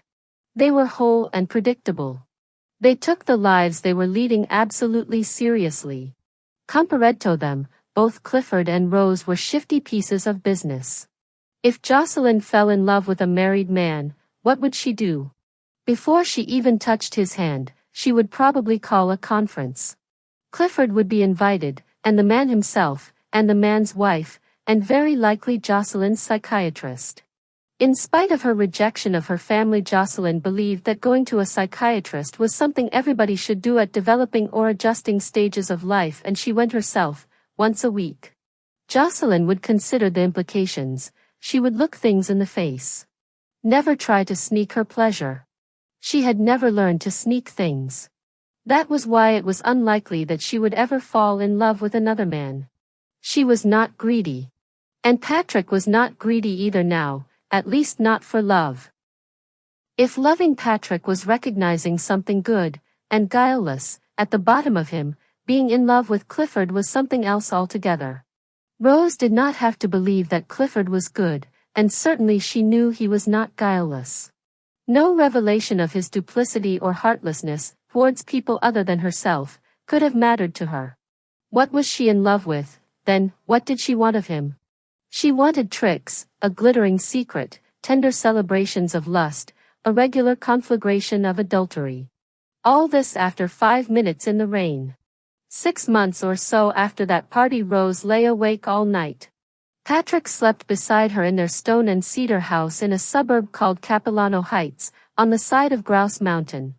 The next night it was arranged that Clifford would sleep beside her, in Powell River, where he was playing with the touring orchestra. She could not believe that this would really happen. That is, she placed all her faith in the event, but could not fit it into the order of things that she knew. During all these months Clifford and Rose had never gone to bed together. They had not made love anywhere else, either. This was the situation. Jocelyn and Clifford did not own a car. Patrick and Rose owned a car, but Rose did not drive it. Clifford's work did have the advantage of regular hours, but how was he to get to see Rose? Could he ride the bus across the Lions Gate Bridge, then walk up her suburban street in broad daylight, past the neighbors' picture windows? Could Rose hire a babysitter, pretend she was going to see the dentist, take the bus over to town, meet Clifford in a restaurant, go with him to a hotel room? But they didn't know which hotel to go to. They were afraid that without luggage they would be turned out on the street, or reported to the vice squad, made to sit in the police station while Jocelyn and Patrick were summoned to come and get them. Also, they didn't have enough money. Rose had gone over to Vancouver, though, using the dentist excuse, and they had sat in a cafe, side by side in a black booth, kissing and fondling, right out in public in a place frequented by Clifford's students and fellow musicians. What a risk to take. On the bus going home, Rose looked down her dress at the sweat blooming between her breasts and could have fainted at the splendor of herself, as well as at the thought of the risk undertaken. Another time, a very hot August afternoon, she waited in an alley behind the theater where Clifford was rehearsing, lurked in the shadows, then grappled with him deliriously, unsatisfactorily. They saw a door open, and slipped inside. There were boxes stacked all around. They were looking for some nesting spot when a man spoke to them. "Can I do anything for you?" They had entered the back storeroom of a shoe store. The man's voice was icy, terrifying. The vice squad. The police station. Rose's dress was undone to the waist. Once they met in a park, where Rose often took Anna, and pushed her on the swings. They held hands on a bench, under cover of Rose's wide cotton skirt. They laced their fingers together and squeezed painfully. Then Anna surprised them, coming up behind the bench and shouting, "Boo! I caught you!" Clifford turned disastrously pale. On the way home, Rose said to Anna, "That was funny when you jumped out behind the bench. I thought you were still on the swing." "I know," said Anna. "What did you mean, you'd caught us?" "I caught you," said Anna, and giggled, in what seemed to Rose a disturbingly pert and knowledgeable way. "Would you like a fudgesicle?" "I would," Rose said gaily, with thoughts of blackmail and bargains, Anna dredging this up for her psychiatrist in 20 years' time. The episode made her feel shaky and sick, and she wondered if it had given Clifford a distaste for her. It had, but only temporarily. As soon as it was light, she got out of bed and went to look at the day, to see if it would be good for flying. The sky was clear, no sign of the fog that often grounded planes at this time of year. Nobody but Clifford knew she was going to Powell River. They had been planning this for 6 weeks, ever since they knew he was going on tour. Patrick thought she was going to Victoria, where she had a friend whom she had known at college. She had pretended, during the past few weeks, to have been in touch with this friend again. She had said she would be back tomorrow night. Today was Saturday. Patrick was at home to look after Anna. She went into the dining room to check the money she had saved from family allowance checks. It was in the bottom of the silver muffin dish. $13. She meant to add that tow hat Patrick gave her to get to Victoria. Patrick always gave her money when she asked, but he wanted to know how much and what for. Once when they were out walking, she wanted to go and tow a drugstore. She asked him for money and he said, with no more than customary sternness, "What for?" And Rose began to cry, because she had been going to buy vaginal jelly. She might just as well have laughed, and would have, now. Since she had fallen in love with Clifford, she never quarreled with Patrick. She figured out again the money she would need. The plane ticket, the money for the airport bus, from Vancouver, and for the bus, or maybe it would have to be a taxi into Powell River, something left over for food and coffee. Clifford would pay for the hotel. The thought filled her with sexual comfort, submissiveness, though she knew Jerome needed new glasses, Adam needed rubber boots. She thought of that neutral, smooth, generous bed, which already existed, was waiting for them. Long ago, when she was a young girl, she was now 23, she had often thought of bland rented beds and locked doors, with such luxuriant hopes, and now she did again, though for a time in between, before and after she was married, the thought of anything connected with sex irritated her, rather in the way modem art irritated Patrick. She walked around the house softly, planning her day as a series of actions. Take a bath, oil and powder herself, put her diaphragm and jelly in her purse. Remember the money. Mascara, face cream, lipstick. She stood at the top of the 2 steps leading down into the living room.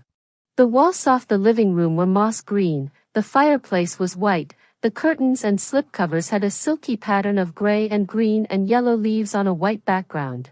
On the mantel were 2 Wedgwood vases, white with a circlet of green leaves. Patrick was very fond of these vases. Sometimes when he came home from work, he went straight into the living room and shifted them around a bit on the mantel, thinking their symmetrical position had been disturbed. Has anybody been fooling around with these vases? Well, of course. As soon as you leave for work I rush in and juggle them around. I meant Anna. You don't let her touch them, do you? Patrick didn't like to hear her refer to the vases in any joking way. He thought she didn't appreciate the house. He didn't know, but maybe could guess what she had said to Jocelyn, the first time Jocelyn came here, and they were standing where Rose stood now, looking down at the living room. The department store heir's dream of elegance. At this treachery even Jocelyn looked abashed. It was not exactly true. Patrick dreamed of getting much more elegant. And it was not true in the implication that it had all been Patrick's choice, and that Rose had always held aloof from it. It had been Patrick's choice, but there were a lot of things she had liked at one time. She used to climb up and polish the glass drops of Thedning room chandelier, using a cloth dipped in water and baking soda. She liked the chandelier, its drops had a blue or lilac cast. But people she admired would not have chandeliers in their dining rooms. It was unlikely that they would have dining rooms. If they did, they would have thin white candles stuck into the branches of a black metal candle holder, made in Scandinavia. Or else they would have heavy candles in wine bottles, loaded with drippings of colored wax. The people she admired were inevitably poorer than she was. It seemed a bad joke on her, after being poor all her life in a place where poverty was never anything to be proud of, that now she had to feel apologetic and embarrassed about the opposite condition, with someone like Jocelyn, for instance, who could say middle-class prosperity so viciously and despisingly. But if she hadn't been exposed to other people, if she hadn't learned from Jocelyn, would she still have liked the house? No. She must have been souring on it, anyway. When people came to visit for the first time Patrick always took them on a tour, pointing out the chandelier, the powder room with concealed lighting, by the front door, the walk-in closets and the louvered doors opening onto the patio.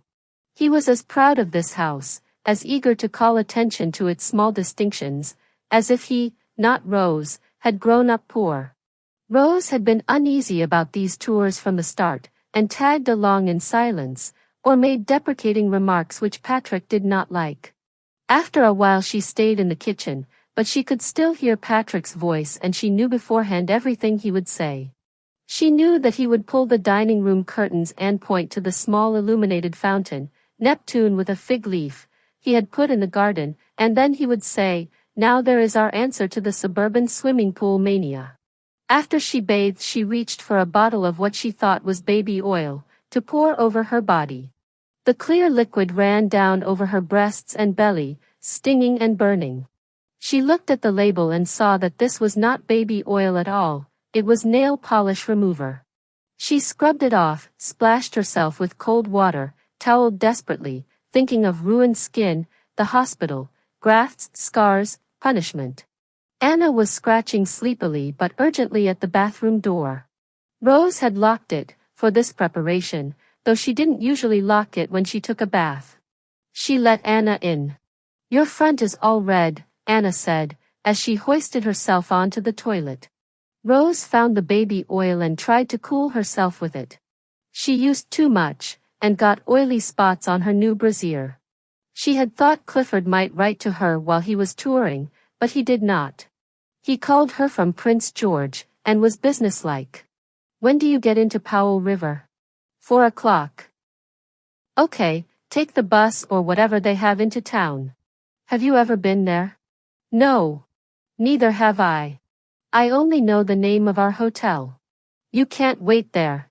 How about the bus depot?" "Every town has a bus depot." "Okay, the bus depot.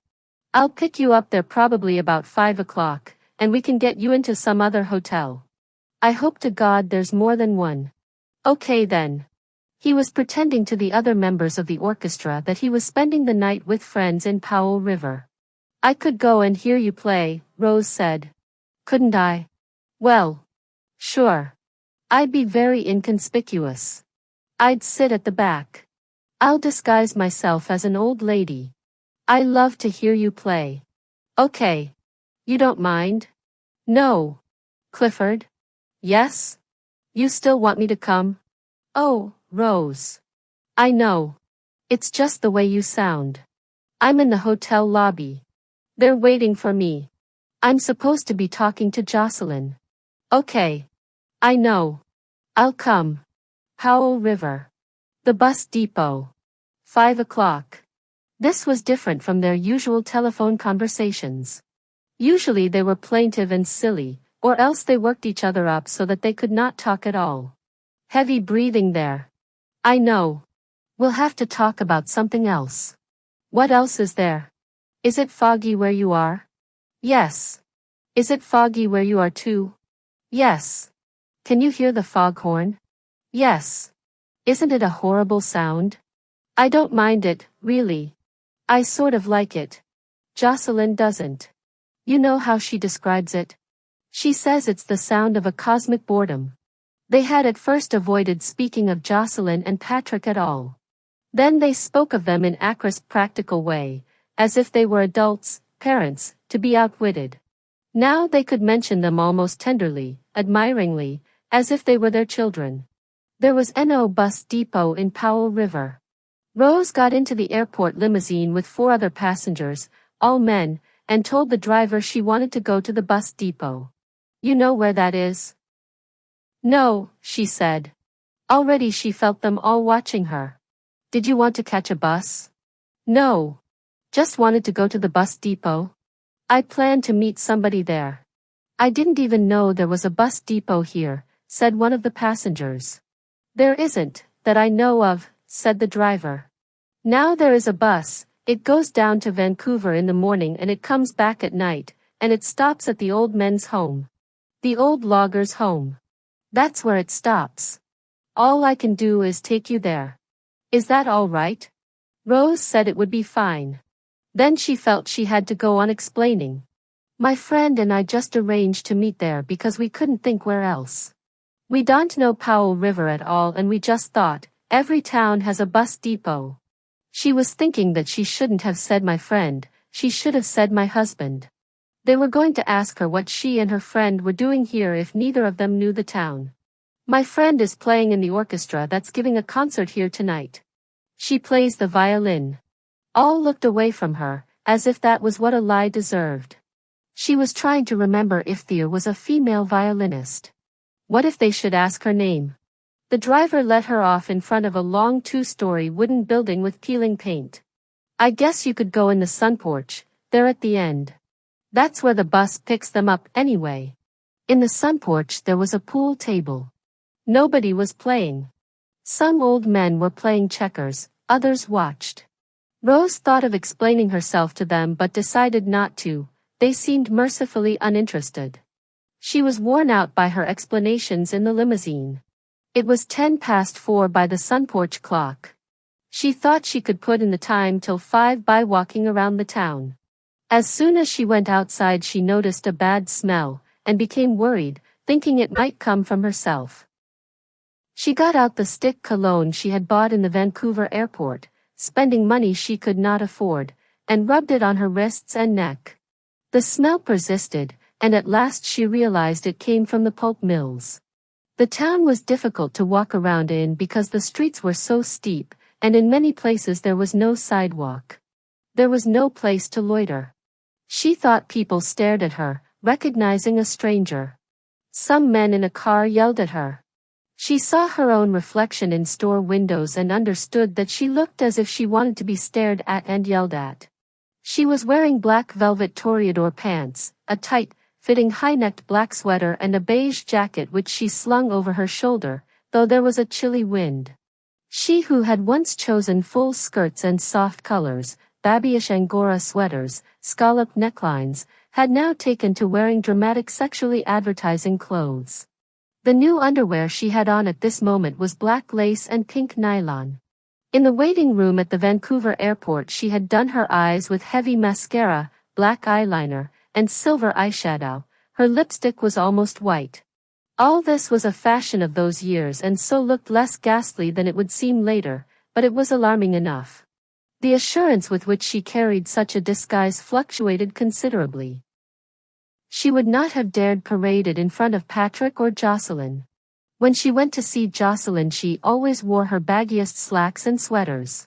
Nevertheless, when she opened the door, Jocelyn would say, "Hello, sexy," in a tone of friendly scorn. Jocelyn herself had become spectacularly unkempt. She dressed exclusively in old clothes of Clifford's. Old pants that didn't quite zip up on her because her stomach had never flattened out after Adam, and frayed white shirts Clifford had once worn for performances. Apparently Jocelyn thought the whole business of keeping your figure and wearing makeup and trying to look in any way seductive was sourly amusing. Beneath contempt, it was like vacuuming the curtains. She said that Clifford felt the same way.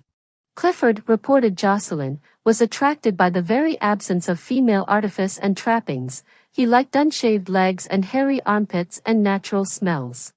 Rose wondered if Clifford had really said this and why. Out of pity, or comradeliness, or as a joke. Rose found a public library and went in and looked at the titles of the books, but she could not pay attention. There was a fairly incapacitating though not unpleasant buzzing throughout her head and body. At 20 to 5 she was back in the sun porch, waiting. She was still waiting at 6:10. She had counted the money in her purse. $1.63. She could not go to a hotel. She did not think they would let her stay in the sun porch all night. There was nothing at all that she could do except pray that Clifford might still arrive. She did not believe he would. The schedule had been changed. He had been summoned home because one of the children was sick. He had broken his wrist and couldn't play the violin. Powell River was not a real place at all but a bad-smelling mirage where guilty travelers were trapped for punishment. She wasn't really surprised. She had made the jump that wasn't to be made, and this was how she had landed. Before the old men went in to supper, she asked them if they knew of a concert being given that night in the high school auditorium. They answered grudgingly, no. Never heard of them giving no concerts here. She said that her husband was playing in the orchestra. It was on tour from Vancouver. She had flown up to meet him. She was supposed to meet him here. Here? Maybe got lost, said one of the old men in what seemed to her a spiteful, knowing way. Maybe your husband got lost, heh? Husbands always getting lost. It was nearly dark out. This was October, and further north than Vancouver. She tried to think what to do. The only thing that occurred to her was to pretend to pass out, then claim loss of memory. Would Patrick ever believe that? She would have to say she had no idea what she was doing in Powell River. She would have to say she didn't remember anything she had said in the limousine, didn't know anything about the orchestra. She would have to convince policemen and doctors, be written about in the newspapers. Oh, where was Clifford? Why had he abandoned her? Could there have been an accident on the road? She thought she should destroy the piece of paper in her purse, on which she had written his instructions. She thought that she had better get rid of her diaphragm as well. She was going through her purse when a van parked outside. She thought it must be a police van. She thought the old men must have phoned up and reported her as a suspicious character. Clifford got out and came running up the sun porch steps. It took her a moment to recognize him. They had beer and hamburgers in one of the hotels, a different hotel from the one where the orchestra was staying. Rose's hands were shaking so that she slopped the beer. There had been a rehearsal he hadn't counted on, Clifford said. Then he had been about half an hour looking for the bus depot. I guess it wasn't such a bright idea, the bus depot. Her hand was lying on the table. He wiped the beer off with a napkin, then put his own hand over hers. She thought of this often, afterwards. We better get you checked in here. Don't we check in together? Better if it's just you. Ever since I got here, Rose said, it has been so peculiar. It has been so sinister. I felt everybody knew. She started telling him, in what she hoped was an entertaining way, about the limousine driver, the other passengers, the old men in the logger's home. It was such a relief when you showed up, such a terrible relief. That's why I'm shaking. She told him about her plan to fake amnesia and the realization that she had better throw her diaphragm away. He laughed, but without delight, she thought. It seemed to her that when she spoke of the diaphragm his lips tightened, in reproof or distaste. But it's lovely now, she said hastily. This was the longest conversation they had ever had, face to face. It was just your guilt feelings, he said. Which are natural. He stroked her hand. She tried to rub her finger on his pulse, as they used to do. He let go. Half an hour later, she was saying, "Is it all right if I still go to the concert? Do you still want to? What else is there to do?" She shrugged as she said this. Her eyelids were lowered, her lips full and brooding. She was doing some sort of imitation, of Barbara Stanwyck perhaps, in similar circumstances. She didn't intend to do an imitation, of course. She was trying to find some way to be so enticing, so aloof and enticing, that she would make him change his mind. The thing is, I have to get the van back. I have to pick up the other guys. I can walk. Tell me where it is. Uphill from here, I'm afraid. That won't hurt me. Rose. It's much better this way, Rose. It really is. If you say so. She couldn't manage another shrug. She still thought there must be some way to turn things around and start again. Start again, set right whatever she had said or done wrong, make none of this true. She had already made the mistake of asking what she had said or done wrong, and he had said, nothing. Nothing. She had nothing to do with it, he said. It was being away from home for a month that had made him see everything differently. Jocelyn. The children. The damage. It's only mischief, he said. He had got his hair cut shorter than she had ever seen it. His tan had faded. Indeed, he looked as if he had shed a skin, and it was the skin that had hankered after hers.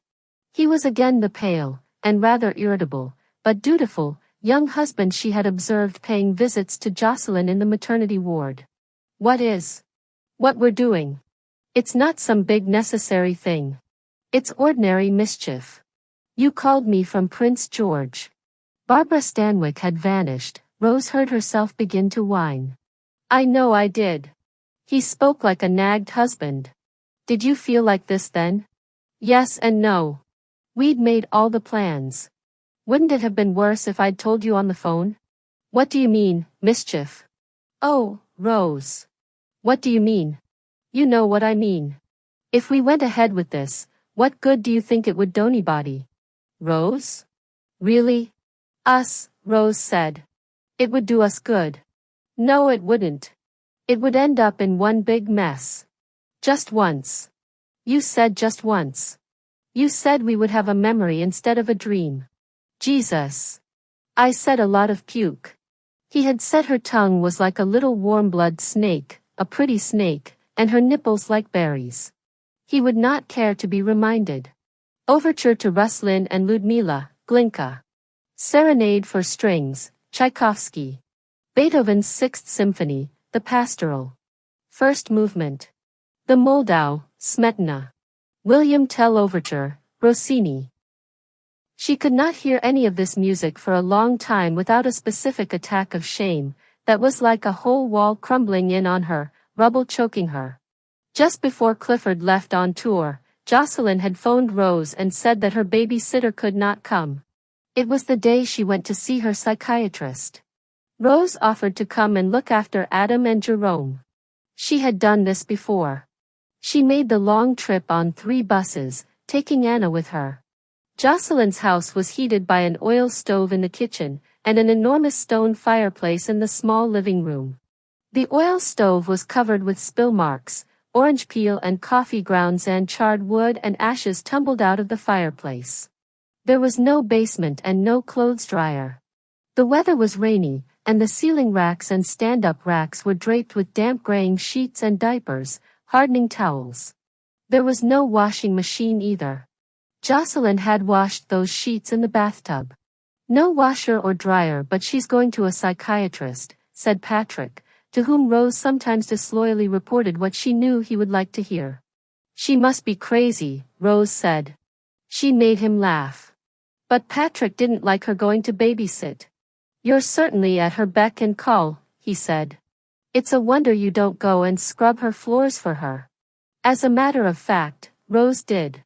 When Jocelyn was there, the disorder of the house had a certain willed and impressive quality. When she was gone, it became unbearable. Rose would go to work with a knife, scraping a tangent crusts of pablum on the kitchen chairs, scouring the coffee pot, wiping the floor. She did spare some time for investigation. She went into the bedroom. She had to watch out for Jerome, a precocious and irritating child, and looked at Clifford's socks and underwear, all crumpled in with Jocelyn's old nursing brassieres and torn garter belts. She looked to see if he had a record on the turntable, wondering if it would be something that would make him think of her. Telemon. Not likely. But she played it, to hear what he had been hearing. She drank coffee from what she believed to be his dirty breakfast cup. She covered the casserole of Spanish rice from which he had taken his supper the night before.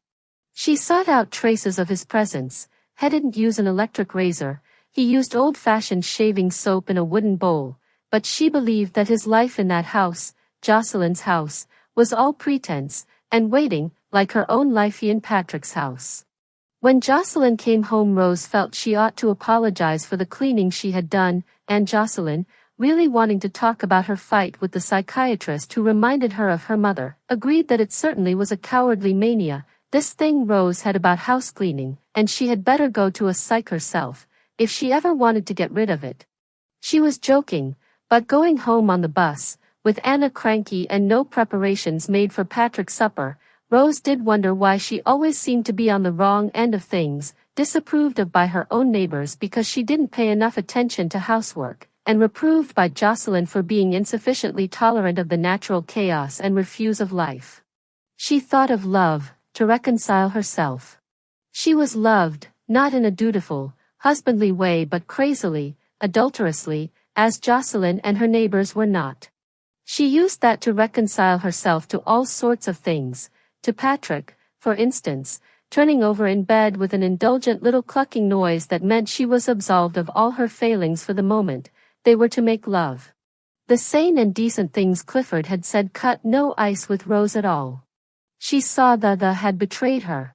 Sanity and decency were never what she had asked of him. She watched him in the auditorium of the Powell River High School. She watched him playing his violin, with a somber and attentive expression she had once seen directed towards herself. She did not see how she could do without. In the middle of the night she phoned him, from her hotel to his. "Please talk to me." "That's okay," said Clifford, after a moment's silence. "That's okay, Joss." He must have a roommate, whom the phone might have wakened. He was pretending to talk to Jocelyn. Or else he was so sleepy he really thought she was Jocelyn. "Clifford, it's me." "That's okay," Clifford said. "Take it easy. Go to sleep." He hung up the phone. Jocelyn and Clifford are living in Toronto. They are not poor anymore. Clifford is successful. His name is seen on record jackets, heard on the radio. His face and more frequently his hands have appeared on television as he labors at his violin. Jocelyn has dieted and become slender, has had her hair cut and styled. It is parted in the middle and curves away from her face, with a wing of pure white rising from each temple. They live in a large brick house on the edge of a ravine. There are bird feeders in the backyard. They have installed a sauna. Clifford spends a good deal of time sitting there. He thinks that will keep him from becoming arthritic, like his father. Arthritis is his greatest fear. Rose used to go to see them sometimes. She was living in the country by herself. She taught at a community college and liked to have a place to stay overnight when she came into Toronto. They seemed glad to have her. They said she was their oldest friend. One time when Rose was visiting them, Jocelyn told a story about Adam. Adam had an apartment in the basement of the house. Jerome lived downtown, with his girlfriend. Adam brought his girls here. "I was reading in the den," said Jocelyn, when Clifford was out. "I heard this girl, down in Adam's apartment, saying no, no. The noise from his apartment comes straight up into the den. We warned him about that, we thought he'd be embarrassed." "I didn't think he'd be embarrassed," said Clifford. "But he just said, we should put on the record player.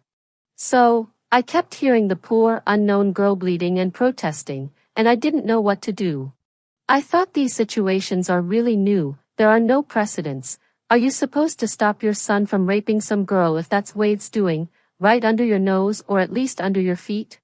I went downstairs eventually and started getting all the family skis out of the closet that backs on his bedroom. I stayed there slamming those skis around, thinking I'd say I was going to polish them. It was July. Adam never said anything to me. I wish he'd move out.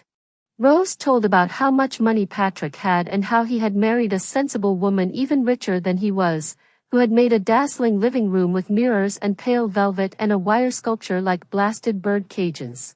Patrick did not mind modern art anymore. Of course it isn't the same, said Rose to Jocelyn, it isn't the same house. I wonder what she has done with the Wedgwood vases. Maybe she has a campy laundry room. She keeps the bleach in one and the detergent in the other. They sit perfectly symmetrically on the shelf. But Rose had her old twinge of guilt. Just the same, I like Patrick. Jocelyn said, why?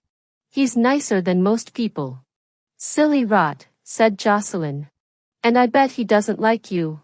That's right, Rose said. She started to tell them about her trip down on the bus. It was one of the times when she was not driving her car, because too many things were wrong with it and she could not afford to get it fixed. The man in the seat across from me was telling me about how he used to drive big trucks. He said we never seen trucks in this country like they got in the States. She put on her country accent. In the United States they got these special roads what they call turnpikes, and only trucks is allowed to go on them. They get serviced on these roads from one end of the country to the other and so most people never sees them at all. They're so big the cab is half the size of a bus and they got a driver in there and an assistant driver and another assistant driver having a sleep. Toilet and kitchen and beds and all.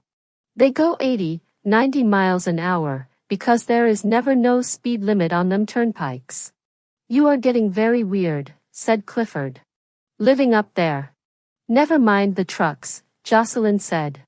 Never mind the old mythology. Clifford wants to leave me again. They settled down to drinking and talking about what Clifford and Jocelyn should do. This was not an unfamiliar conversation. What does Clifford really want?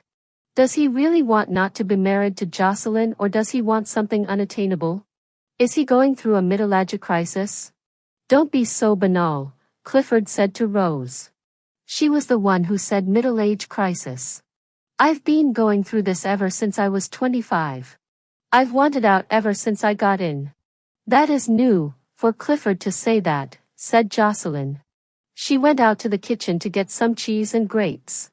For him to actually come out and say that, she yelled from the kitchen. Rose avoided looking at Clifford, not because they had any secrets but because it seemed a courtesy to Jocelyn not to look at each other while she was out of the room. What is happening now? Said Jocelyn, coming back with a platter of cheese and grapes in one hand and a bottle of gin in the other, is that Clifford is wide open. He used to bitch and stew and some other bilge would come out that had nothing to do with the real problem. Now he just comes out with it. The great blazing truth. It's a total illumination. Rose had a bit of difficulty catching the tone. She felt as if living in the country had made her slow. Was Jocelyn's talk a parody? Was she being sarcastic? No. She was not. But then I go and deflate the truth for you, said Clifford, grinning. He was drinking beer from the bottle. He thought beer was better for him than gin. It's absolutely true I've wanted out ever since I got in. And it's also true that I wanted in, and I wanted to stay in. I wanted to be married to you and I want to be married to you and I couldn't stand being married to you and I can't stand being married to you. It's a static contradiction. It sounds like hell, Rose said. I didn't say that. I am just making the point that it is no middle-age crisis. Well, maybe that was oversimplifying, said Rose. Nevertheless, she said firmly, in the sensible, down-to-earth, countrified style she was adopting for the moment, all they were hearing about was Clifford. What did Clifford really want? What did Clifford need? Did he need a studio? Did he need a holiday? Did he need to go to Europe by himself? What made him think, she said, that Jocelyn could be endlessly concerned about his welfare? Jocelyn was not his mother. And it's your fault, she said to Jocelyn, for not telling him to put up or shut up.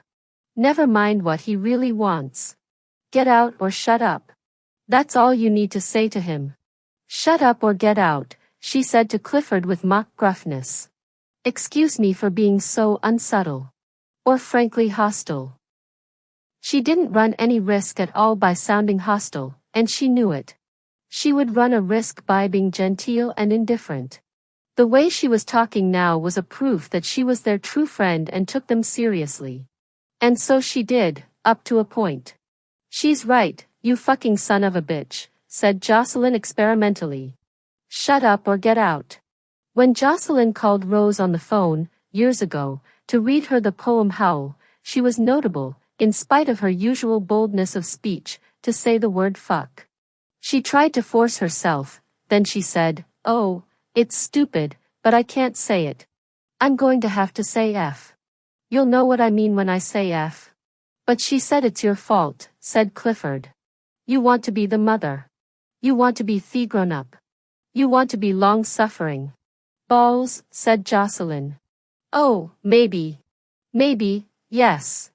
Maybe I do. I bet at school you were always latching on to those kids with the problems, said Clifford with his tender grin. Those poor kids, the ones with acne or awful clothes or speech impediments. I bet you just persecuted those poor kids with friendliness. Jocelyn picked up the cheese knife and waved it at him. You be careful. You haven't got acne or a speech impediment. You are sickeningly good-looking. And talented. And lucky. I have nearly insuperable problems coming to terms with the adult male role, said Clifford priggishly. The psych says so. I don't believe you. Psychs never say anything like nearly insuperable. And they don't use that jargon. And they don't make those judgments. I don't believe you, Clifford. Well, I don't really go to the psych at all. I go to the dirty movies down on Young. Clifford went off to sit in the sauna. J.O. Selin and Clifford left British Columbia soon after Clifford returned from his provincial tour. They went to Montreal, then to Halifax, then to Toronto. They seemed hardly to remember Vancouver. Once they tried to think of the name of the street where they had lived, and it was Rose who had to supply it for them. When Rose lived in Capilano Heights, she used to spend a lot of time remembering the parts of Ontario where she had lived, being faithful, in a way, to that earlier landscape. Now that she was living in Ontario, she put the same sort of effort into remembering things about Vancouver, puzzling to get details straight, that were in themselves quite ordinary. For instance, she tried to remember just where you waited for the Pacific Stage bus, when you were going from North Vancouver to West Vancouver. She pictured herself getting on that old green bus around 1 o'clock, say, on a spring day. Going to babysit for Jocelyn. Anna with her, in her yellow slicker and rain hat. Cold rain. The long, swampy stretch of land as you went into West Vancouver. Where the shopping centers and high-rises are now. She could see the streets, the houses, the old Safeway, St. Mawes Hotel, the thick closing in of the woods, the place where you got off the bus at the little store. Black Cat cigarette sign. Cedar dampness as you walked in through the woods to Jocelyn's house. Deadness of early afternoon. Nap time. Young women drinking coffee looking out of rainy windows. Retired couples walking dogs. Pad of feet on the thick mold. Crocuses, early daffodils, the cold bulbs blooming. That profound difference of the air close to the sea, the inescapable dripping vegetation, the stillness. Anna pulling on her hand, Jocelyn's brown wooden cottage ahead. Such a rich weight of apprehension, complications descending as she neared that house. Other things she was not so keen on remembering. She had wept on the plain, behind her sunglasses, all the way from Powell River. She wept, sitting in the waiting room at the Vancouver airport. She was not able to stop weeping and go home to Patrick. A plainclothes policeman sat down beside her, opened his jacket to show her his badge, asked if there was anything he could do for her. Someone must have summoned him. Terrified at being so conspicuous, she fled to the ladies. She didn't think to comfort herself with a drink, didn't think of looking for the bar. She never went to bars then. She didn't take a tranquilizer, didn't have any, didn't know about them. Maybe there weren't such things. The suffering. What was it? It was all a waste, it reflected no credit. An entirely dishonorable grief. All mashed pride and ridiculed fantasy. It was as if she had taken a hammer and deliberately smashed her big toe. That's what she thinks sometimes. At other times she thinks it was necessary, it was the start of wrecks and changes, the start of being where she is now instead of in Patrick's house. Life making a gigantic fuss, as usual, for a small effect. Patrick could not speak when she told him. He had no lecture prepared. He didn't speak for a long time but followed her around the house while she kept justifying herself, complaining. It was as if he wanted her to go on talking, though he couldn't credit what she was saying, because it would be much worse if she stopped. She didn't tell him the whole truth. She said that she had an affair with Clifford, and by telling gave herself a dim second-hand sort of comfort, which was pierced, presently, but not really destroyed, by Patrick's look and silence. It seemed ill-timed, unfair of him, to show such a bare face, such an inappropriate undigestible chunk of grief. Then the phone rang, and she thought it would be Clifford, experiencing a change of heart. It was not Clifford, it was a man she had met at Jocelyn's party. He said he was directing a radio play, and he needed a country girl. He remembered her accent. Not Clifford. She would rather not think of any of this. She prefers to see through metal window frames off-dripping cedars and salmonberry bushes and the proliferating mortal greenery of the rainforest some small views of lost daily life. Anna's yellow slicker. The smoke from Jocelyn's foul fire. "Do you want to see the junk I've been buying?" said Jocelyn, and took Rose upstairs. She showed her an embroidered skirt and a deep red satin blouse. A daffodil-colored silk pajama suit. A long shapeless rough-woven dress from Ireland. "I'm spending a fortune. What I would once have thought was a fortune. It took me so long. It took us both so long, just to be able to spend money. We could not bring ourselves to do it. We despised people who had color television. And you know something, color television is great. We sit around now and say, what would we like? Maybe one of those little toaster ovens for the cottage? Maybe I'd like a hair blower. All those things everybody else has known about for years but we thought we were too good for. You know what we are, we say to each other. We're consumers. And it's okay. And not just paintings and records and books. We always knew they were okay. Color TV. Hair dryers. Waffle irons. Remote control bird cages. Rose cried cheerfully. That's the idea. Heated towels. Heated towel racks, dummy. They're lovely. Electric carving knives, electric toothbrushes, electric toothpicks. Some of those things are not as bad as they sound. Really they're not. Another time when Rose came down, Jocelyn and Clifford had a party. When everyone had gone home, the three of them, Jocelyn and Clifford and Rose, sat around on the living room floor, all fairly drunk, and very comfortable. The party had gone well. Rose was feeling a remote and wistful lust, a memory of lust, maybe. Jocelyn said she didn't want to go to bed. "What can we do?" said Rose. "We shouldn't drink any more." "We could make love," Clifford said. Jocelyn and Rose said, "Really?" at exactly the same time. Then they linked their little fingers and said, "Smoke goes up the chimney." Following which, Clifford removed their clothes. They didn't shiver, it was warm in front of the fire.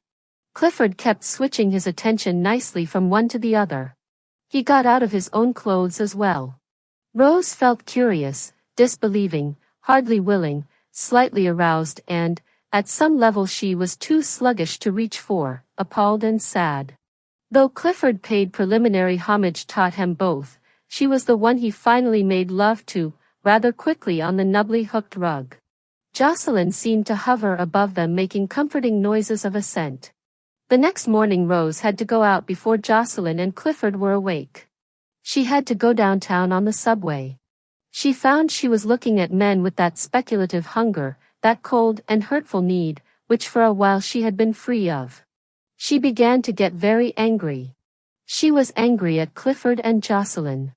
She felt that they had made a fool of her, cheated her, shown her a glaring lack, that otherwise she would not have been aware of. She resolved never to see them again and to write them a letter in which she would comment on their selfishness, obtuseness, and moral degeneracy. By the time she had the letter written to her own satisfaction, in her head, she was back in the country again and had calmed down. She decided not to write it. She wrote to Tom, to tell him what she was going to do. Tom was a teacher at the University of Calgary. Rose was a little bit in love with him, so she said to friends who knew about the affair, a little bit in love. She had met him here a year ago. He was the brother of a woman she sometimes acted with in radio plays, and since then she had stayed with him once in Victoria. They wrote long letters to each other. He was a courtly man, a historian. He wrote witty and delicately amorous letters. She had been a little afraid that when she announced that she was leaving Patrick, Tom would write less often, or more guardedly, in case she might be hoping for too much from him. Getting ideas. But he did not. He was not so vulgar or so cowardly. He trusted her. She said to her friends that leaving Patrick had nothing to do with Tom and that she would probably not see Tom any oftener than she had before. She believed that, but she had chosen between the job in the mountain town and one on Vancouver Island because she liked the idea of being closer to Calgary. In the morning Anna was cheerful. She said it was all right. She said she wanted to stay. She wanted to stay in her school, with her friends. She turned halfway down the walk to wave and shriek at her parents. Have a happy divorce. Tom wrote that he must come to see her. In October, she had hardly expected it would be so soon. There was an opportunity, a conference in Vancouver. He planned to leave the conference a day early, and to pretend to have taken an extra day there, so that he could have 2 days free. Both phoned from Vancouver that he could not come.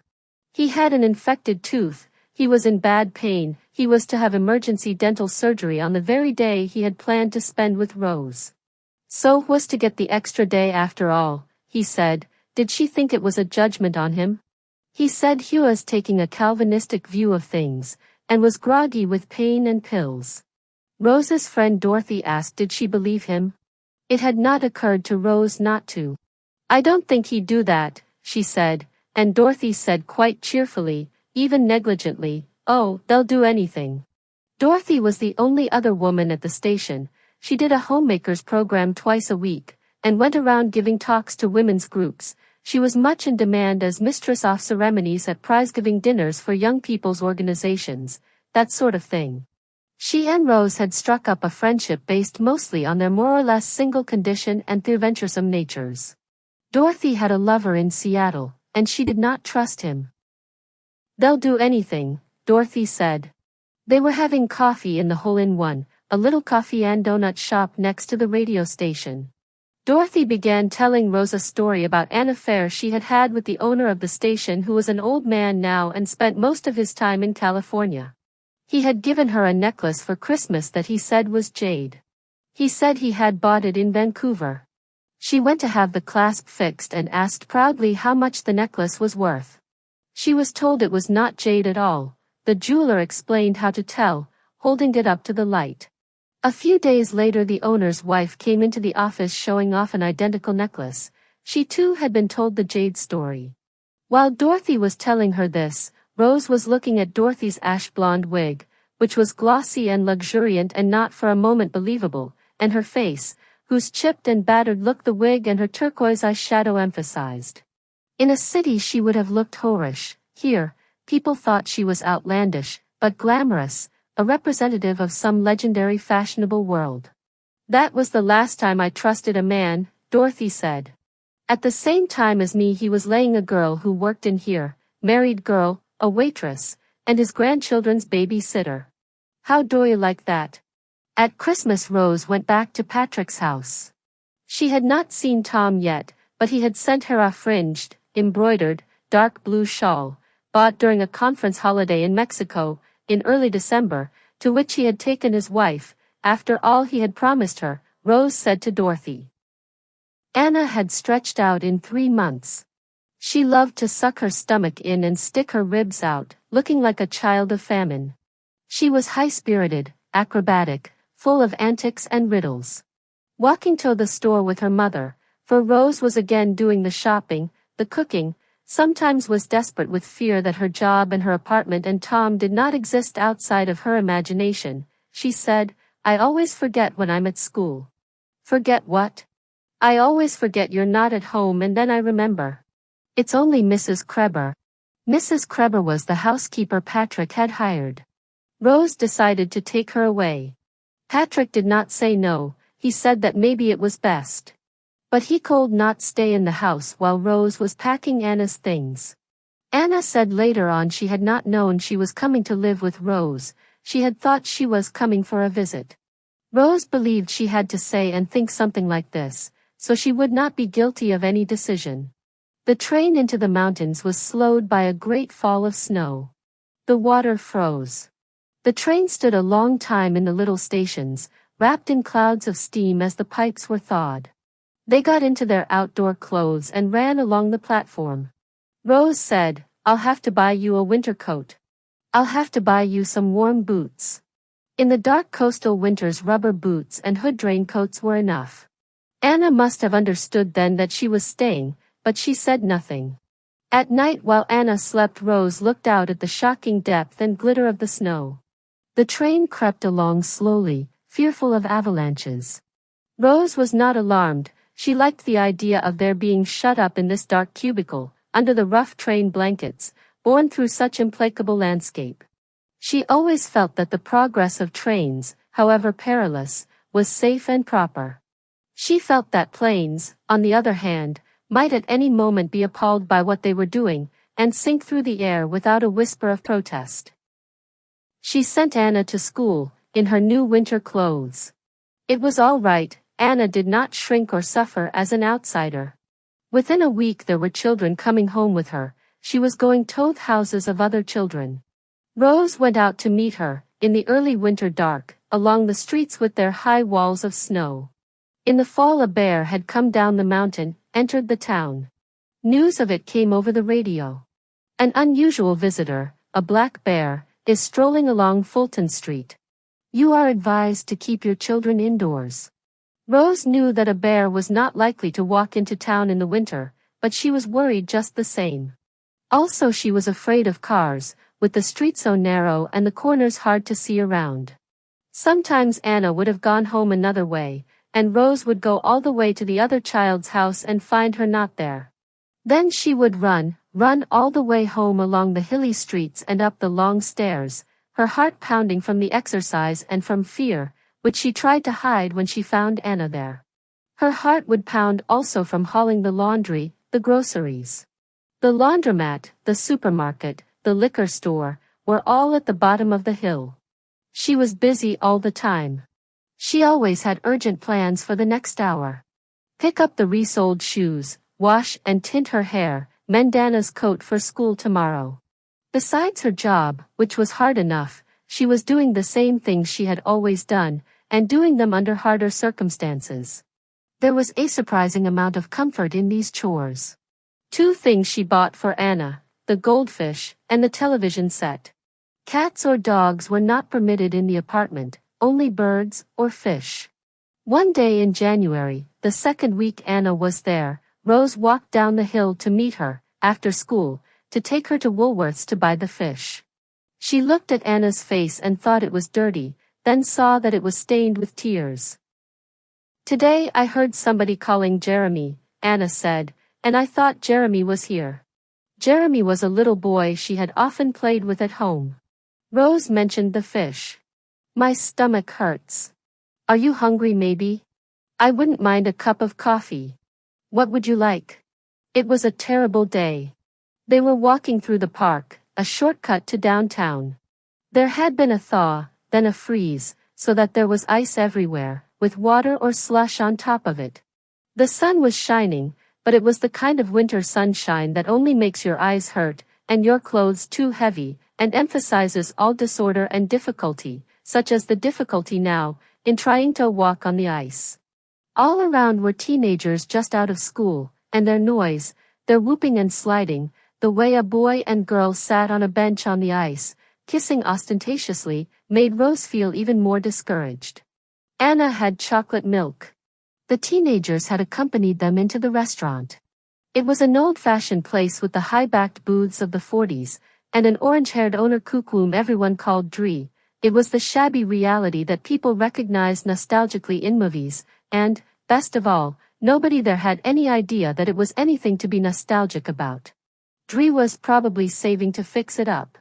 But today Rose thought of those restaurants it reminded her of, where she had gone after school, and thought that she had after all been very unhappy in them. "You don't love Daddy," said Anna. "I know you don't." "Well, I like him," Rose said. "We just can't live together, that's all." Like most things you are advised to say, this rang false, and Anna said, "You don't like him. You're just lying." She was beginning to sound more competent, and seemed to be looking forward to getting the better of her mother. "Aren't you?" Rose was in fact just on the verge of saying no, she did not like him. "If that's what you want, you can have it," she felt like saying. Anna did want it, but could she stand it? How do you ever judge what children can stand? And actually the words love, don't love, don't like, even hate, had no meaning for Rose where Patrick was concerned. "My stomach still hurts," said Anna with some satisfaction, and pushed the chocolate milk away. But she caught the danger signals, she did not want this to go any further. "When are we getting the fish?" she said, as if Rose had been stalling. They bought an orange fish, a blue spotted fish, a black fish with a velvety-looking body and horrible bulging eyes, all of which they carried home in a plastic bag. They bought a fish bowl, colored pebbles, a green plastic plant. Both of them were restored by the inside of Woolworths, the flashing fish and the singing birds and the bright pink and green lingerie and the gilt-framed mirrors and the kitchen plastic and a large lobster of cold red rubber. On the television set Anna liked to watch Family Court, a program about teenagers needing abortions, and ladies picked up for shoplifting, and fathers showing up after long years away to claim their lost children who liked their stepfathers better. Another program she liked was called The Brady Bunch. The Brady Bunch was a family of 6 beautiful, busy, comically misunderstood or misunderstanding children, with a pretty blonde mother, a handsome dark father, a cheerful housekeeper. The Brady Bunch came on at 6 o'clock, and Anna wanted to eat supper watching it. Rose allowed this because she often wanted to work through Anna's supper time. She began putting things in bowls, so that Anna could manage more easily.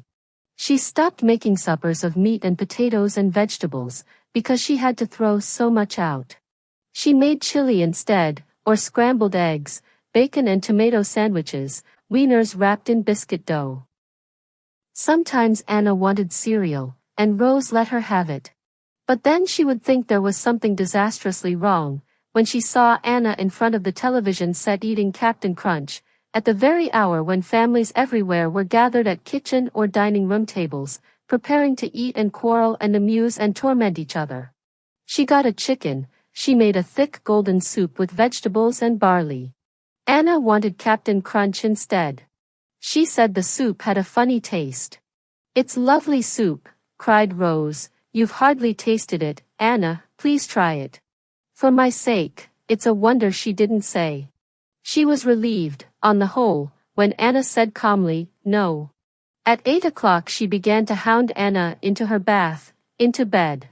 It was only when all this was accomplished, when she had brought the final glass of chocolate milk, mopped up the bathroom, picked up the papers, crayons, felt cutouts, scissors, dirty socks, Chinese checkers, also the blanket in which Anna wrapped herself to watch television, because the apartment was cold, made Anna's lunch for the next day, turned off her light over her protest, that Rose could settle down with a drink. Or a cup of coffee laced with rum, and give herself over to satisfaction. Appreciation. She would turn off the lights and sit by the high front window looking out over this mountain town she had hardly known existed a year ago, and she would think what a miracle it was that this had happened, that she had come all this way and was working. She had Anna, she was paying for Anna's life and her own. She could feel the weight of Anna in the apartment then just as naturally as she had felt her weight in her body, and without having to go and look at her she could see with stunning, fearful pleasure the fair hair and fair skin and glistening eyebrows, the profile along which, if you looked closely, you could see the tiny almost invisible hairs rise, catching the light. For the first time in her life she understood domesticity, knew the meaning of shelter, and labored to manage it. "What made you want out of marriage?" said Dorothy. She had been married too, a long time ago. Rose didn't know what to mention first. The scars on her wrist? The choking in the kitchen, the grubbing at the grass? All beside the point. "I was just bored," said Dorothy. "It just bored the hell out of me, to tell you the honest truth." She was half drunk. Rose started to laugh and Dorothy said, "What in hell are you laughing at? It's just a relief to hear somebody say that. Instead of talking about how you didn't communicate." "Well, we didn't communicate, either. No, the fact was I was out of my mind over somebody else. I was having an affair with a guy who worked for a newspaper. A journalist. Well, he went off to England, the journalist did, and he wrote me a letter over the Atlantic saying he really truly loved me. He wrote me that letter because he was over the Atlantic, and I was here, but I didn't have sense enough to know that. Do you know what I did? I left my husband, well, that was Nollis, and I borrowed money, $1,500 I borrowed from the bank. And I flew to England after him. I phoned his paper, they said he'd gone to Turkey. I sat in the hotel waiting for him to come back. Oh, what a time. I never went out of the hotel. If I went to get a massage or have my hair done I told them where to page me. I kept pestering them 50 times a day. Isn't there a letter? Wasn't there a phone call? Jesus, Jesus, Jesus. Did he ever come back? I phoned again, they told me he'd gone to Kenya. I had started getting the shakes. I saw I had to get hold of myself so I did, in the nick of time. I flew home. I started paying back the bloody bank." Dorothy drank vodka, unmixed, from a water tumbler. "Oh, 2 or 3 years later I met him. Where was it? It was in an airport. No, it was in a department store. I'm sorry I missed you when you came to England," he said. I said, "Oh, that's all right, I managed to have a good time anyway." I was still paying it back. I should have told him he was a shit. At work Rose read commercials and the weather forecasts, answered letters, answered the telephone, typed up the news, did the voices in Sunday skits written by a local minister, and planned to do interviews. She wanted to do a story on the town's early settlers. She went and talked to an old blind man who lived above a feed store. He told her that in the old days apples and cherries had been tied to the boughs of pine and cedar trees, pictures taken of them and sent to England. That brought the English immigrants, convinced they were coming to a land where the orchards were already in bloom. When she got back to the station with this story everybody laughed. They had heard it so often before. She wasn't forgetting Tom. He wrote, she wrote. Without this connection to a man, she might have seen herself as an uncertain and pathetic person. That connection held her new life in place. For a while it looked as if luck was with them. A conference was set up in Calgary, on radio in rural life, or something of that sort, and the station was sending Rose. All without the least connivance on her part. She and Tom were jubilant and silly on the phone. She asked one of the young teachers across the hall if she would move in and look after Anna.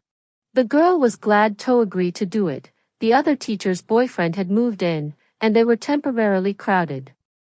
Rose went back to the shop where she had bought the bedspread and the pots. She bought a kaftan nightgown sort of robe with a pattern of birds on it, in jewel colors.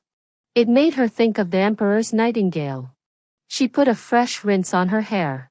She was to go 60 miles by bus, then catch a plane. She would exchange an hour of terror for the extra time in Calgary.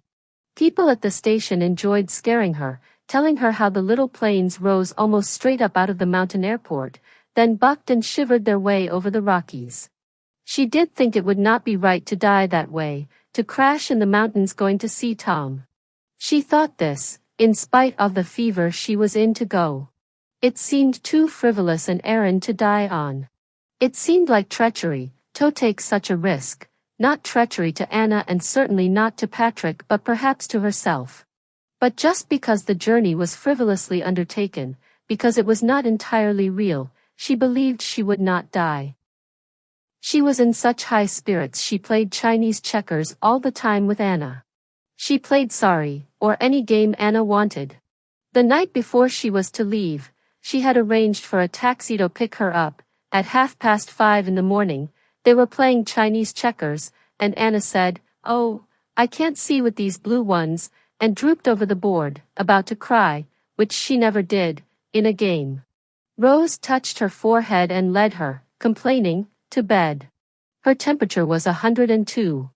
It was too late to phone Tom at his office and of course Rose couldn't phone him at home. She did phone the taxi, and the airport, to cancel. Even if Anna seemed better in the morning, she wouldn't be able to go. She went over and told the girl who had been going toasty with Anna, then phoned the man who was arranging the conference, in Calgary. "Oh God, yes," he said. "Kids." In the morning, with Anna wrapped in her blanket, watching cartoons, she phoned Tom in his office. You're here," he said. "Where are you?" Then she had to tell him. Anna coughed, her fever went up and down. Rose tried to get the heat up, fiddled with the thermostat, drained the radiators, phoned the landlord's office and left a message. He didn't phone back.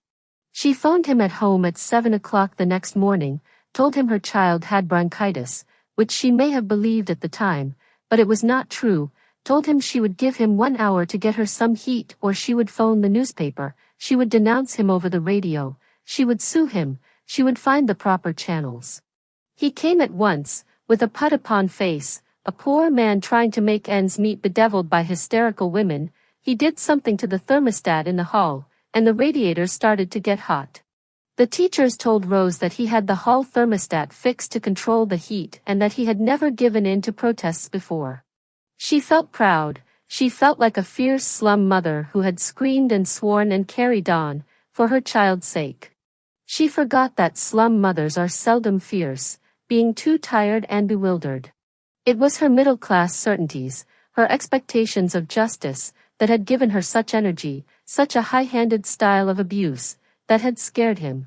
After 2 days she had to go back to work. Anna had improved, but Rose was worried all the time. She could not swallow a cup of coffee, for the chunk of anxiety in her throat. Anna was all right, she took her cough medicine, she sat up in bed, crayoning. When her mother came home she had a story to tell her. It was about some princesses. There was a white princess who dressed all in bride clothes and wore pearls. Swans and lambs and polar bears were her pets, and she had lilies and narcissus in her garden. She ate mashed potatoes, vanilla ice cream, shredded coconut and meringue off the top of pies. A pink princess grew roses and ate strawberries, kept flamingos, Anna described them, could not think of the name, on a leash. The blue princess subsisted on grapes and ink. The brown princess thoughtfully dressed feasted better than anybody. She had roast beef and gravy and chocolate cake with chocolate icing, also chocolate ice cream with chocolate fudge sauce. What was there in her garden? Rude things, said Anna. All over the ground. This time Tom and Rose did not refer so openly to their disappointment.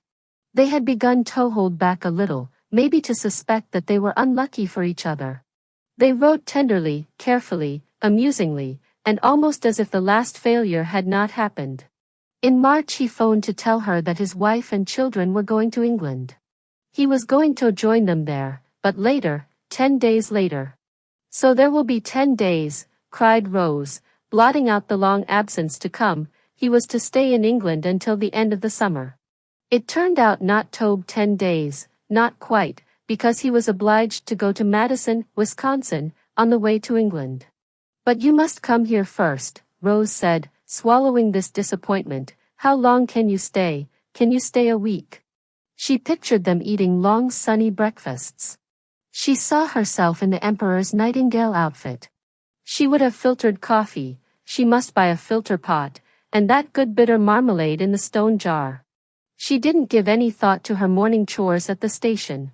He said he didn't know about that, his mother was coming to help Pamela and the children get off, and he couldn't just pack up and leave her. It would really be so much better, he said, if she could come to Calgary. Then he became very happy and said they would go to Banff. They would take 3 or 4 days holiday. Could she manage that? How about a long weekend? She said wasn't Banff difficult for him, he might run into someone he knew. He said no, it would be all right. She wasn't quite so happy as he was because she hadn't altogether liked being in the hotel with him, in Victoria. He had gone down to the lobby to get a paper, and phoned their room, to see if she knew enough not to answer. She knew enough, but the maneuver depressed her.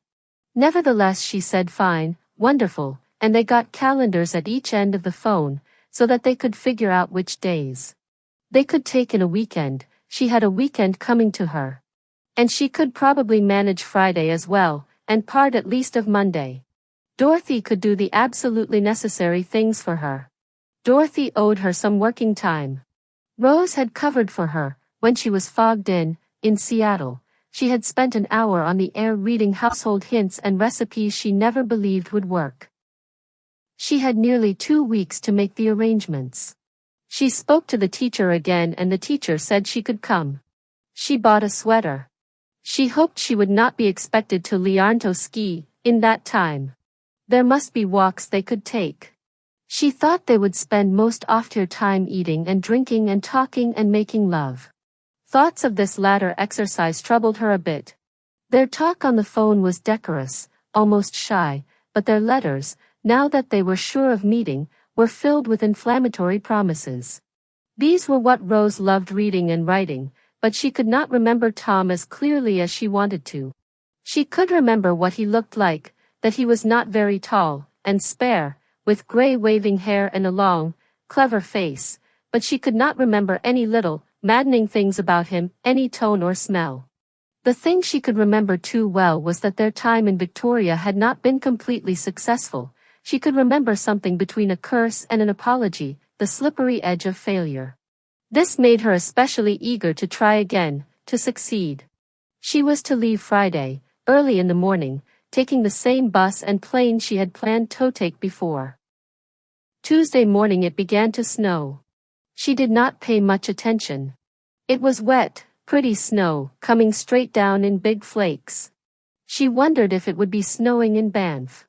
She hoped so, she liked the idea of lying in bed and watching it. It snowed more or less steadily for 2 days, and late Thursday afternoon when she went to pick up her ticket at the travel agency they told her the airport had been closed. She did not show or even feel any worry. She was a bit relieved that she would not have to fly. How about trains, she said, but of course the train didn't go to Calgary, it went down to Spokane. She knew that already. Then the bus, she said. They phoned to make sure the highways were open and the buses were running. During that conversation her heart began to pound a bit, but it was all right, everything was all right, the bus was running. It won't be much fun, they said, it leaves here at 12:30, that's 12 midnight, and it gets into Calgary around 2 p.m. the next day. That's all right. You must really want to get to Calgary, the grubby young man said. This was a most ramshackle informal travel agency, set up in a hotel lobby outside the door of the beer parlor. It's Banff, actually, she said brazenly. And I do. Going to do some skiing? Maybe. She was convinced he guessed everything. She didn't know then how commonplace such illicit jaunts were. She thought the aura of sin was dancing round her like half-visible flames on a gas burner. She went home thinking she would be better off, really, sitting on the bus, getting closer and closer to Tom, than lying in bed unable to sleep. She would just have to ask the teacher to move in tonight. The teacher was waiting for her, playing Chinese checkers with Anna. Oh, I don't know how to tell you, she said. I'm so awfully sorry, but something's happened. She said her sister had had a miscarriage and was in need of her help. Her sister lived in Vancouver. My boyfriend is driving me down tomorrow if we can get through. This was the first Rose had heard of any boyfriend, and she immediately suspected the whole history. Some flying chance the girl was off on. She too had smelled love and hope. Somebody's husband, maybe, or some boy her own age. Rose looked at her once acneed face, now rosy with shame and excitement, and knew she would never budge her. The teacher went on to embroider her story with talk of her sister's 2 little children, both boys, and they had been just longing for a girl. Rose started phoning, to get somebody else. She phoned students, wives of the men she worked with, who might be able to give her names. She phoned Dorothy, who hated children. It was no use. She followed leads that people had given her, though she realized these were probably worthless, given only to get rid of her. She was ashamed of her persistence. At last Anna said, I could stay here by myself. Don't be silly. I did before. When I was sick and you had to go to work. How would you like, said Rose, and felt a true sudden pleasure at so easy and reckless a solution, how would you like to come to Banff? They packed in a great rush. Fortunately Rose had been to the laundromat the night before. She did not allow herself to think about what Anna would do in Banff, about who would pay for the extra room, about whether Anna would in fact agree to having a separate room. She threw in coloring books and story books and messy kits of do-it-yourself decorations, anything she thought might do for amusement. Anna was excited by the turn of events, not dismayed at the thought of the bus ride. Rose remembered to call ahead of time for the taxi to pick them up at midnight. They almost got stuck driving down to the bus depot. Rose thought what a good idea it had been to call the taxi half an hour ahead of time, for what was usually a 5-minute drive. The bus depot was an old service station, a dreary place. She left Anna on a bench with the luggage and went to buoy their tickets. When she came back, Anna was drooped over the suitcase, having given way to sleepiness as soon as her mother's back was turned. You can sleep on the bus. Anna straightened up, denied being tired. Rose hoped it would be warm on the bus. Perhaps she should have brought a blanket to wrap around Anna.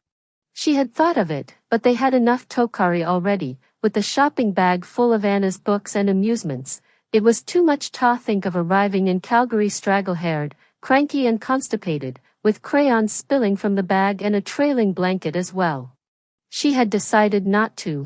There were just a few other passengers waiting. A young couple in jeans, looking cold and undernourished. A poor, respectable old woman wearing her winter hat, Indian grandmother with a baby. A man lying on one of the benches looked sick or drunk. Rose hoped he was just in the bus depot getting warm, not waiting for the bus, because he looked as if he might throw up. Or if was getting on the bus, she hoped he would throw up now, not later. She thought she had better take Anna to the washroom here. However unpleasant it was probably better than what they had on the bus. Anna was wandering around looking at the cigarette machines, candy machines, drink and sandwich machines. Rose wondered if she should buy some sandwiches, some watery hot chocolate. Once into the mountains, she might wish she had. Suddenly she thought that she had forgotten to phone Tom, to tell him to meet the bus, not the plane. She would do it when they stopped for breakfast. Attention all passengers waiting for the bus to Cranbrook, Radium Hot Springs, Golden, Calgary. Your bus has been cancelled. Bus due to leave here at 12:30 has been cancelled. Rose went up to the wicket and said, What is this? What happened? Tell me, is the highway closed? Yawning, the man told her, It's closed past Cranbrook. Open from here to Cranbrook but closed past that. And closed west of here to Grand Forks, so the bus won't even get here tonight. Calmly, Rose asked, what were the other buses she could take? What do you mean, other buses? Well, isn't there a bus to Spokane? I could get from there to Calgary. Unwillingly he pulled out his schedules. Then they both remembered that if the highway was closed between here and Grand Forks, that was no good, no bus would be coming through. Rose thought of the train to Spokane, then the bus to Calgary. She could never do it, it would be impossible with Anna.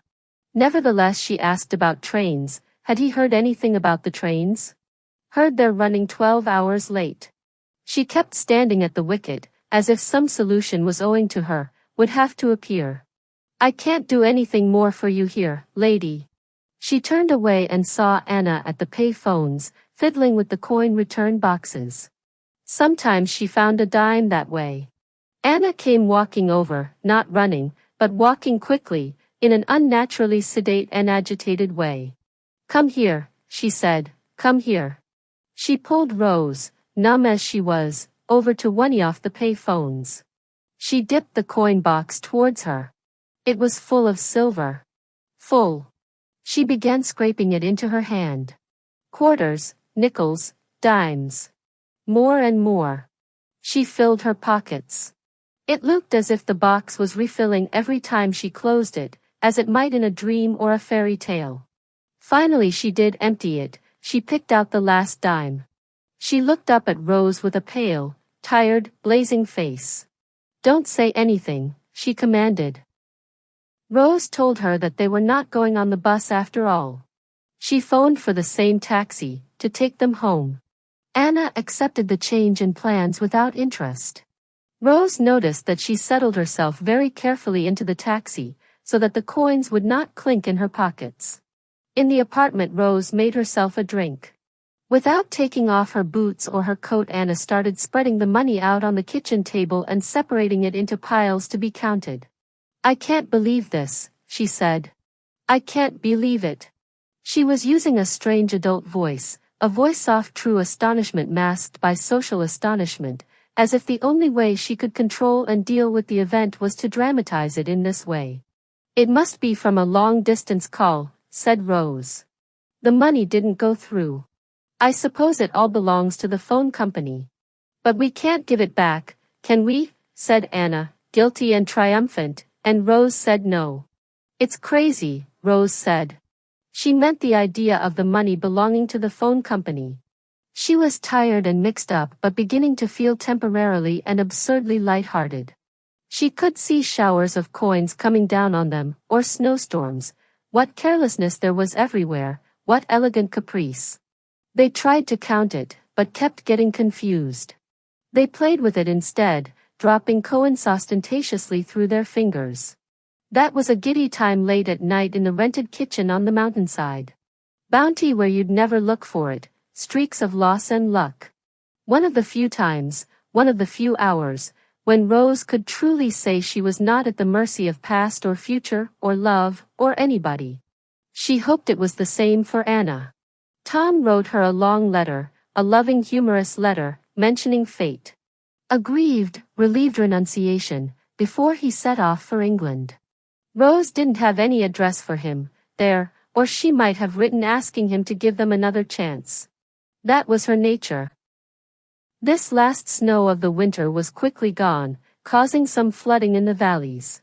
Patrick wrote that he would drive up in June, when school was out, and take Anna back with him for the summer. He said he wanted to start the divorce, because he had met a girl he wanted to marry. Her name was Elizabeth.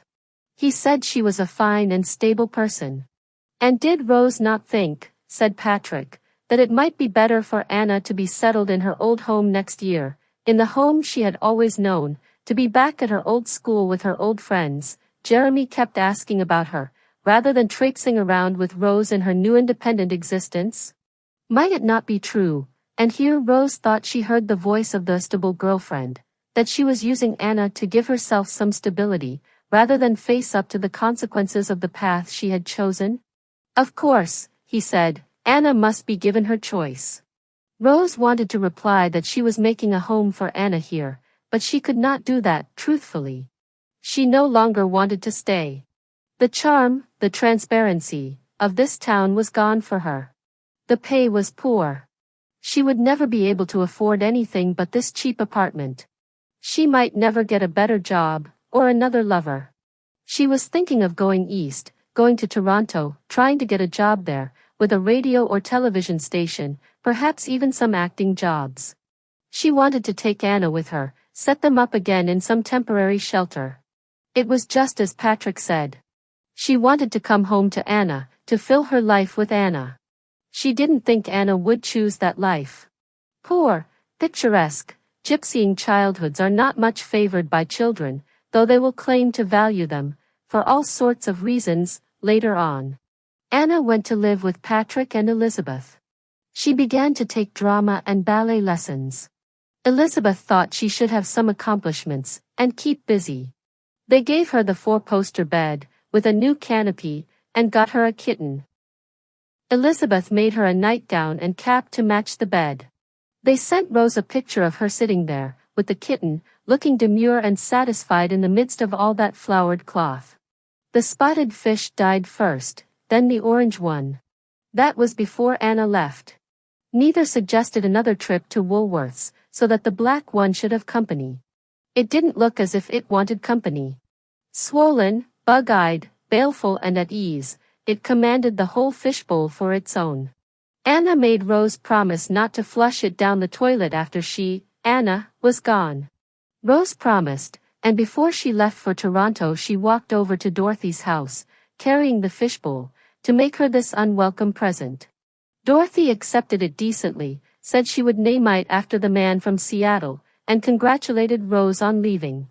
Rose set to work cleaning out the apartment, finding marbles and drawings and some letters by Anna begun, mostly at Rose's instigation, and never finished, never mailed. Dear Daddy. I am fine. Are you? I was sick but I am fine now. I hope you are not sick. Dear Jeremy. How tall are you now? I am fine. Rose gets lonely in new places. She wishes she had invitations. She goes out and walks the streets and looks in the lighted windows at all the Saturday night parties, the Sunday night family suppers. It's no good telling herself she wouldn't be long inside there, chattering and getting drunk, or spooning up the gravy, before she'd wish she was walking the streets.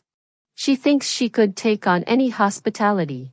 She could go to parties in rooms hung with posters, lit by lamps with Coca-Cola shades, everything crumbly and askew, or else in warm professional rooms with lots of books, and brass rubbings, and maybe a skull or two. Even in the recreation rooms she can just see the tops of, through the basement windows, rows of beer stems, hunting horns, drinking horns, guns.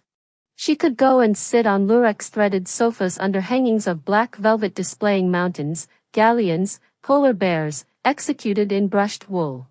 She would like very much to be dishing up a costly cabinet de diplomate out of a cut-glass bowl in a rich dining room with a big gleaming belly of sideboard behind her, and a dim picture of horses feeding, cows feeding, sheep feeding, on badly painted purple grass. Or she could do as well with batter pudding in the eating nook of a kitchen in a little stucco house by the bus stop, plaster pears and peaches decorating the wall, ivy curling out of little brass pots. Rose is an actress, she can fit in anywhere. She does get asked to parties. About 2 years ago, she was at a party in a high-rise apartment building in Kingston. The windows looked out on Lake Ontario and Wolfe Island. Rose didn't live in Kingston. She lived up country. She had been teaching drama for 2 years at a community college. Some people were surprised that she would do this. They did not know how little money an actress might make. They thought that being well-known automatically meant being well-off. She had driven down to Kingston just for this party, a fact which slightly shamed her. She had not met the hostess before. She had known the host last year, when he was teaching at the community college and living with another girl. The hostess, whose name was Shelley, took Rose into the bedroom to put down her coat. Shelley was a thin, solemn-looking girl, a true blonde, with nearly white eyebrows, hair long and thick and straight as if cut from a block of wood. It seemed that she took her waif style seriously. Her voice was low and mournful, making Rose's own voice, her greeting of a moment ago, sound altogether too sprightly in her own ears. In a basket at the foot of the bed a tortoise-shell cat was suckling 4 tiny, blind kittens. "That's Tasha," the hostess said. "We can look at her kittens but we can't touch them, else she won't feed them any more." She knelt down by the basket, crooning, talking to the mother cat with an intense devotion that Rose thought affected. The shawl around her shoulders was black, trimmed with jet beads. Some beads were crooked, some were missing. It was a genuine old shawl, not an imitation. Her limp, slightly yellowed, eyelet-embroidered dress was genuine too, though probably a petticoat in the first place. Such clothes took looking for. On the other side of the spool bed was a large mirror, hung suspiciously high, and tilted. Rose tried to get a look at herself when the girl was bent over the basket. It is very hard to look in the mirror when there is another, and particularly a younger, woman in the room. Rose was wearing a flowered cotton dress, a long dress with a tucked bodice and puffed sleeves, which was too short in the waist and too tight in the bust to be comfortable.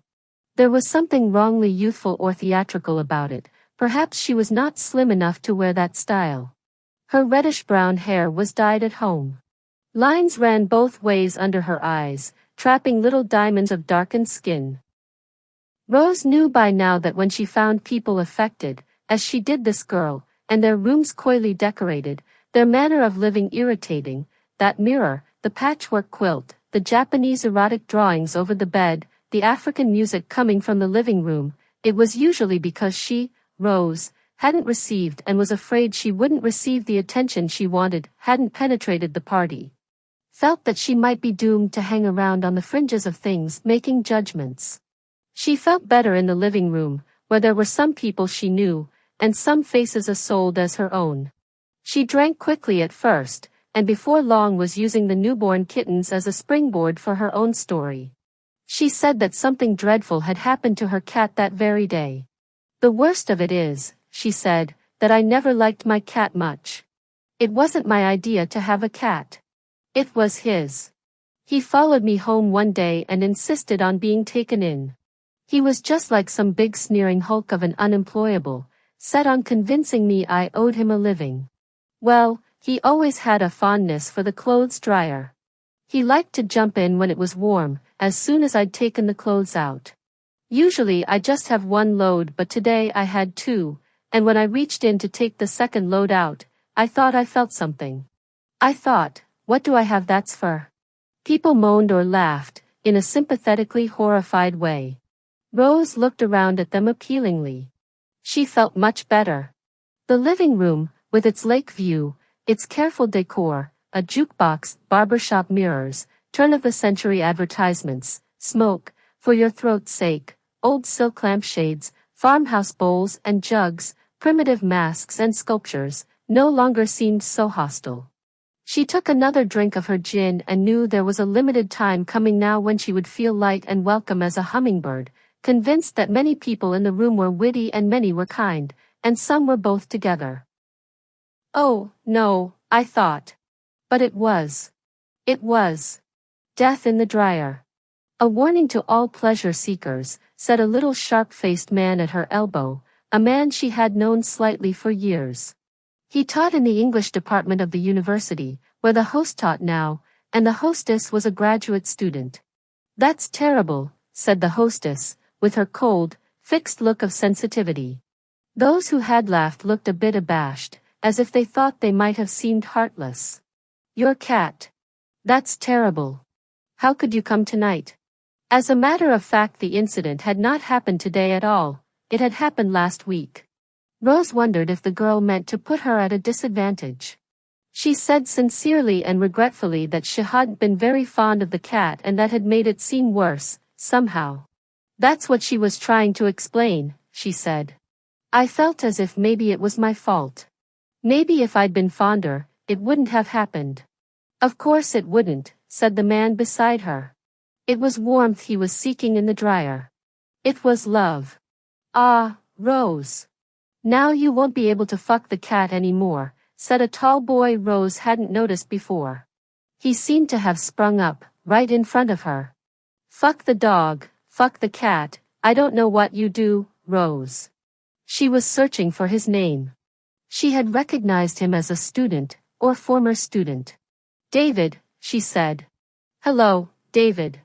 She was so pleased at coming up with the name that she was slow in registering what he had said. Fuck the dog, fuck the cat, he repeated, swaying over her.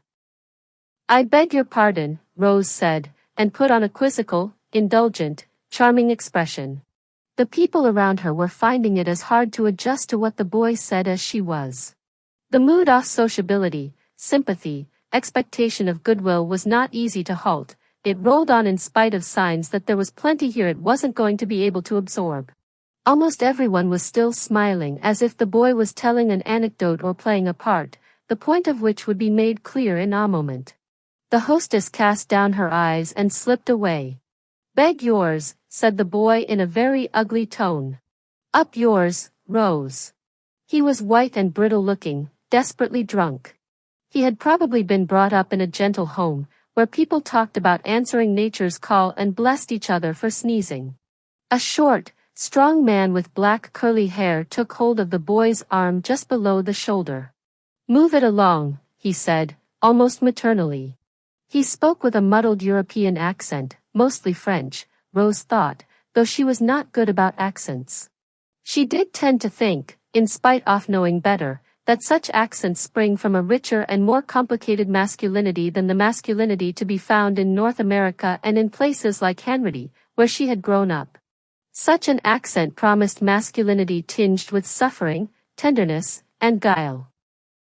The host appeared in a velvet jumpsuit and took hold of the other arm, more or less symbolically, at the same time kissing Rose's cheek, because he hadn't seen her when she came in.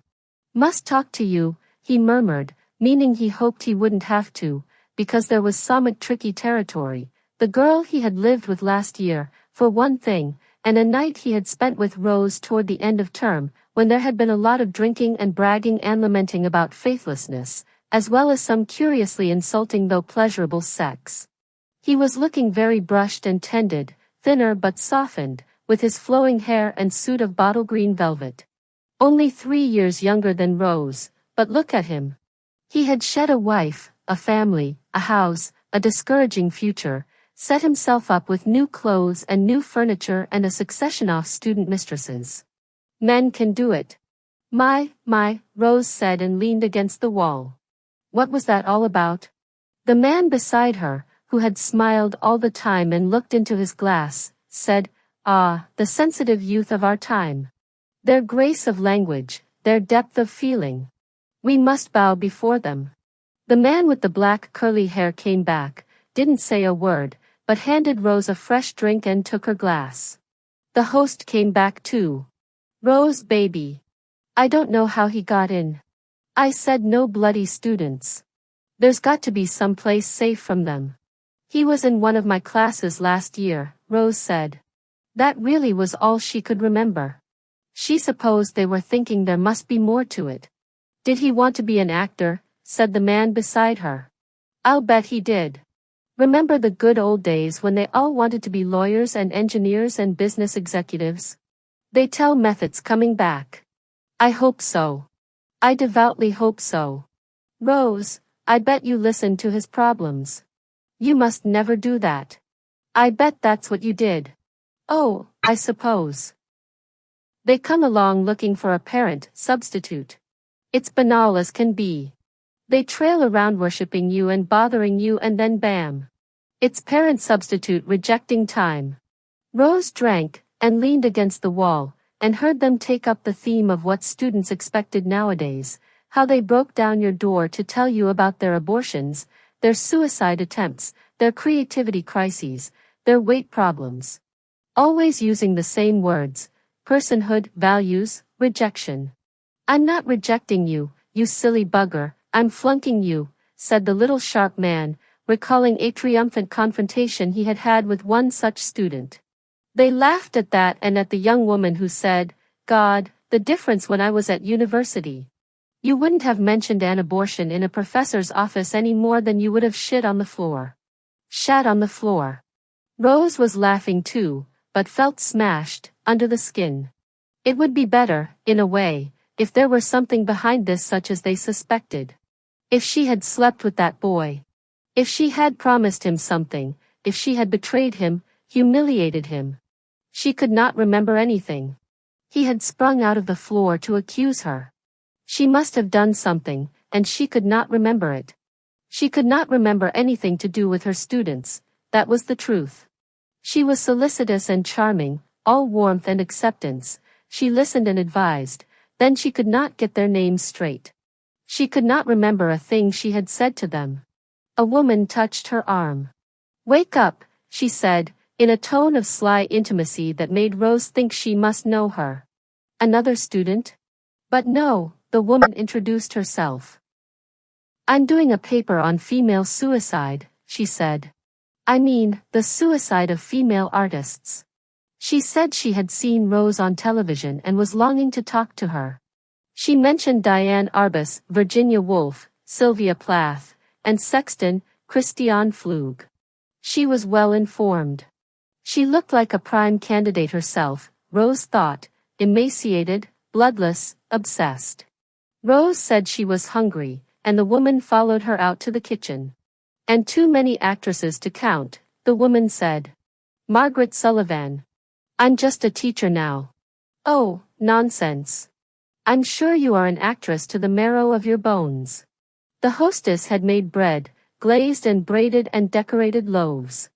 Rose wondered at the pains taken here. The bread, the pie, the hanging plants, the kittens, all on behalf of a most precarious and temporary domesticity. She often wished, that she could take such pains, that she could make ceremonies, impose herself, make bread. She noticed a group of younger members of the faculty. She would have thought them students, except for what the host had said about students not being let in, who were sitting on the counters and standing in front of the sink. They were talking in low, serious voices. One of them looked at her. She smiled. Her smile was not returned. A couple of others looked at her, and they went on talking. She was sure they were talking about her, about what had happened in the living room. She urged the woman to try some bread and pie. Presumably that would keep her quiet. Soft Hat Rose could overhear what was being said. "I never eat at parties." The woman's manner toward her was turning dark and vaguely accusing. Rose had learned that this was a department wife. Perhaps it had been a political move, inviting her. And promising her Rose, had that been part of the move? "Are you always so hungry?" the woman said. "Are you never ill?" "I am when there's something this good to eat," Rose said. She was only trying to set an example, and could hardly chew or swallow, in her anxiety to hear what was being said of her. "No, I'm not often ill," she said. It surprised her to realize that was true. She used to get sick with colds and flu and cramps and headaches. Those definite ailments had now disappeared, simmered down into a low, steady hum of uneasiness, fatigue, apprehension. Fucked up jealous establishment. Rose heard that, or thought she heard it. They were giving her quick, despising looks. Or so she thought. She could not look directly at them. Establishment. That was Rose. Was it? Was that Rose? Was that Rose who had taken a teaching job because she wasn't getting enough acting jobs to support herself, was granted the teaching job because of her experience on stage and television, but had to accept a cut in pay because she lacked degrees? She wanted to go over and tell them that. She wanted to state her case. The years of work, the exhaustion, the traveling, the high school auditoriums, the nerves, the boredom, the never knowing where your next pay was coming from. She wanted to plead with them, so they would forgive her and love her and take her on their side. It was their side she wanted to be on, not the side of the people in the living room who had taken up her cause. But that was a choice made because of fear, not on principle. She feared them. She feared their hard-hearted virtue, their cool despising faces, their secrets, their laughter, their obscenities. She thought of Anna, her own daughter. Anna was 17. She had long fair hair and wore a fine gold chain around her throat. It was so fine you had to look closely to make sure it was a cane, not just a glinting of her smooth bright skin. She was not like these young people, but she was equally remote. She practiced ballet and rode her horse every day, but she didn't plan to ride in competitions or be a ballerina. Why not? Because it would be silly. Something about Anna's style, the fine chain, her silences, made Rose think of her grandmother, Patrick's mother. But then, she thought, Anna might not be so silent, so fastidious, sound forthcoming, with anybody but her mother. The man with the black curly hair stood in the kitchen doorway giving her an impudent and ironic look. Do you know who that is? Rose said to the suicide woman. The man who took the drunk away. That's Simon. I don't think the boy was drunk, I think he's on drugs. What does he do? Well, I expect he's a student of sorts. No, said Rose. That man, Simon? Oh, Simon. He's in the classics department. I don't think he's always been a teacher. Like me, Rose said, and turned the smile she had tried on the young people on Simon. Tired and adrift and witless as she was beginning to feel familiar twinges, tidal promises. If he smiles back, things will start to be all right. He did smile, and the suicide woman spoke sharply. Look, do you come to a party just to meet men? When Simon was 14, he and his older sister and another boy, a friend of theirs, were hidden in a freight car, traveling from occupied to unoccupied France. They were on their way to Lyons, where they would be looked after, redirected to safe places, by members of an organization that was trying to save Jewish children. Simon and his sister had already been sent out of Poland, at the beginning of the war, to stay with French relatives. Now they had to be sent away again. The freight car stopped. The train was standing still, at night somewhere out in the country. They could hear French and German voices. There was some commotion in the cars ahead. They heard the doors grinding open, heard and felt the boots striking on the bare floors of those cars. An inspection of the train. They lay down under some sacks, but did not even try to cover their faces. They thought there was no hope. The voices were getting closer and they heard the boots on the gravel beside the track. Then the train began to move. It moved so slowly that they did not notice for a moment or so, and even then they thought it was just a shunting of the cars.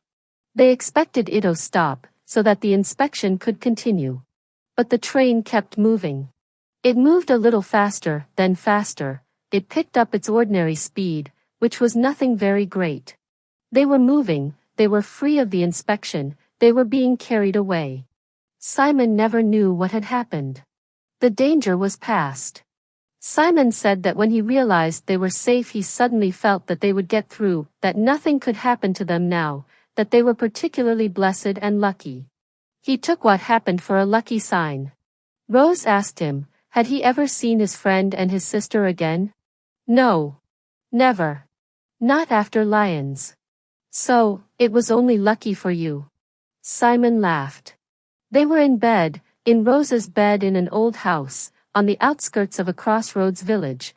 They had driven there straight from the party. It was April, the wind was cold and Rose's house was chilly. The furnace was inadequate. Simon put a hand to the wallpaper behind the bed, made her feel the draft. What it needs is some insulation. I know. It's awful. And you should see my fuel bills. Simon said she should get a wood stove. He told her about various kinds of firewood. Maple, he said, was a lovely wood to burn. Then he held forth on different kinds of insulation. Styrofoam, micafil, fiberglass. He got out of bed and padded around naked, looking at the walls of her house. Rose shouted after him. Now I remember. It was a grant. What? I can't hear you. She got out of bed and wrapped herself in a blanket. Standing at the top of the stairs, she said, that boy came to me with an application for a grant. He wanted to be a playwright. I just this minute remembered. What boy? Said Simon. Oh. But I recommended him. I know I did. The truth was she recommended everybody. If she could not see their merits, she believed it might just be a case of their having merits she was unable to see. He must not have got it. So he thought I shafted him. Well, suppose you had, said Simon, peering down the cellar way. That would be your right. I know. I'm a coward about that lot. I hate their disapproval. They are so virtuous. They are not virtuous at all, said Simon. I'm going to put my shoes on and look at your furnace. You probably need the filters cleaned. That is just their style. They are not much to be feared, they are just as stupid as anybody. They want a chunk of the power. Naturally. But would you get such venomous? Rose had to stop and start the word again. Sick venomousness, simply from ambition? What else? Said Simon, climbing the stairs. He made a grab for the blanket, wrapped himself up with her, pecked her nose. Enough of that, Rose. Have you no shame? I'm a poor fellow comato. Look at your furnace. Your basement furnace. Sorry to bump into you like this, ma'am. She already knew a few of his characters. This was the humble workman. Some others were the old philosopher, who bowed low to her, Japanese style, as he came out of the bathroom, murmuring memento mori, and, when appropriate, the mad satyr, nuzzling and leaping, making triumphant smacking noises against her navel. At the Crossroads store she bought real coffee instead of instant, real cream, bacon, frozen broccoli, a hunk of local cheese, canned crab meat, the best-looking tomatoes they had, mushrooms, long-grained rice. Cigarettes as well. She was in that state of happiness which seems perfectly natural and unthreatened. If asked, she would have said it was because of the weather. The day was bright, in spite of the harsh wind, as much as because of Simon. You must have brought home company, said the woman who kept the store. She spoke with no surprise or malice or censure, just a comradely sort of envy. When I wasn't expecting it. Rose dumped more groceries on the counter. What a lot off bother they are. Not to mention expense. Look at that bacon. And cream. I could stand a bit of it, the woman said. Simon cooked a remarkable supper from the resources provided, while Rose did nothing much but stand around watching, and change the sheets. Country life, she said. I came here with some ideas about how I would live. I thought I would go for long walks on the deserted country roads. And the first time I did, I heard a car coming tearing along on the gravel behind me. I got well off. Then I heard shots. I was terrified. I hid in the bushes and a car came roaring past, weaving all over the road, and they were shooting out of the windows. I cut back through the fields and told the woman at the store I thought we should call the police. She said, oh, yes, weekends the boys get a case of beer in the car and they go out shooting groundhogs. Then she said, what were you doing up that road anyway? I could see she thought going for walks by yourself was a lot more suspicious than shooting groundhogs. There were lots of things like that. I don't think I'd stay, but the job's here and the rent's cheap. Not that she isn't nice, the woman in the store. She tells fortunes. Cards and teacups. Simon said that he had been sent from Lyons to work on a farm in the mountains of Provence. The people there lived and farmed very much as in the Middle Ages. They could not read or write or speak French. When they got sick they waited either to die or to get better. They had never seen a doctor, though a veterinarian came once a year to inspect the cows. Simon ran a pitchfork into his foot, the wound became infected, he was feverish and had the greatest difficulty in persuading them to send for the veterinarian, who was then in the next village. At last they did, and the veterinarian came and gave Simon a shot with a great horse needle, and he got better. The household was bewildered and amused to see such measures taken on behalf of human life. Country life. But here it is not so bad. This house could be made very comfortable, said Simon, musing. You should have a garden. That was another idea I had. I tried to have a garden. Nothing did very well. I was looking forward to the cabbages. I think cabbages are beautiful, but some worm got into them. It ate up the leaves till they looked like lace, and then they all turned yellow and lay on the ground. Cabbages are a very hard thing to grow. You should try with something easier. Simon left the table and went to the window. Point me out where you had your garden. Along the fence. That's where they had it before. That is no good, it's too close to the walnut tree. Walnut trees are bad for the soil. I didn't know that. Well, it's true. You should have it nearer the house. Tomorrow I will dig up a garden for you. You'll need a lot of fertilizer. Now. Sheep manure is the very best fertilizer. Do you know anyone around here who has sheep? We will get several sacks of sheep manure and draw up a plan of what to plant, though it's too early yet, there could still be frost.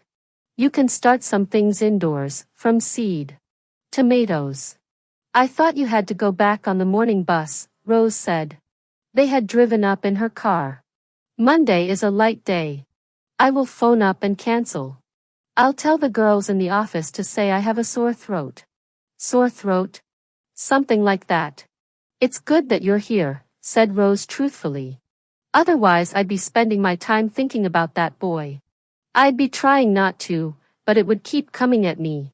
In unprotected moments. I would have been in a state of humiliation. That's a pretty small thing to get into a state of humiliation about. So I see. It doesn't take much with me.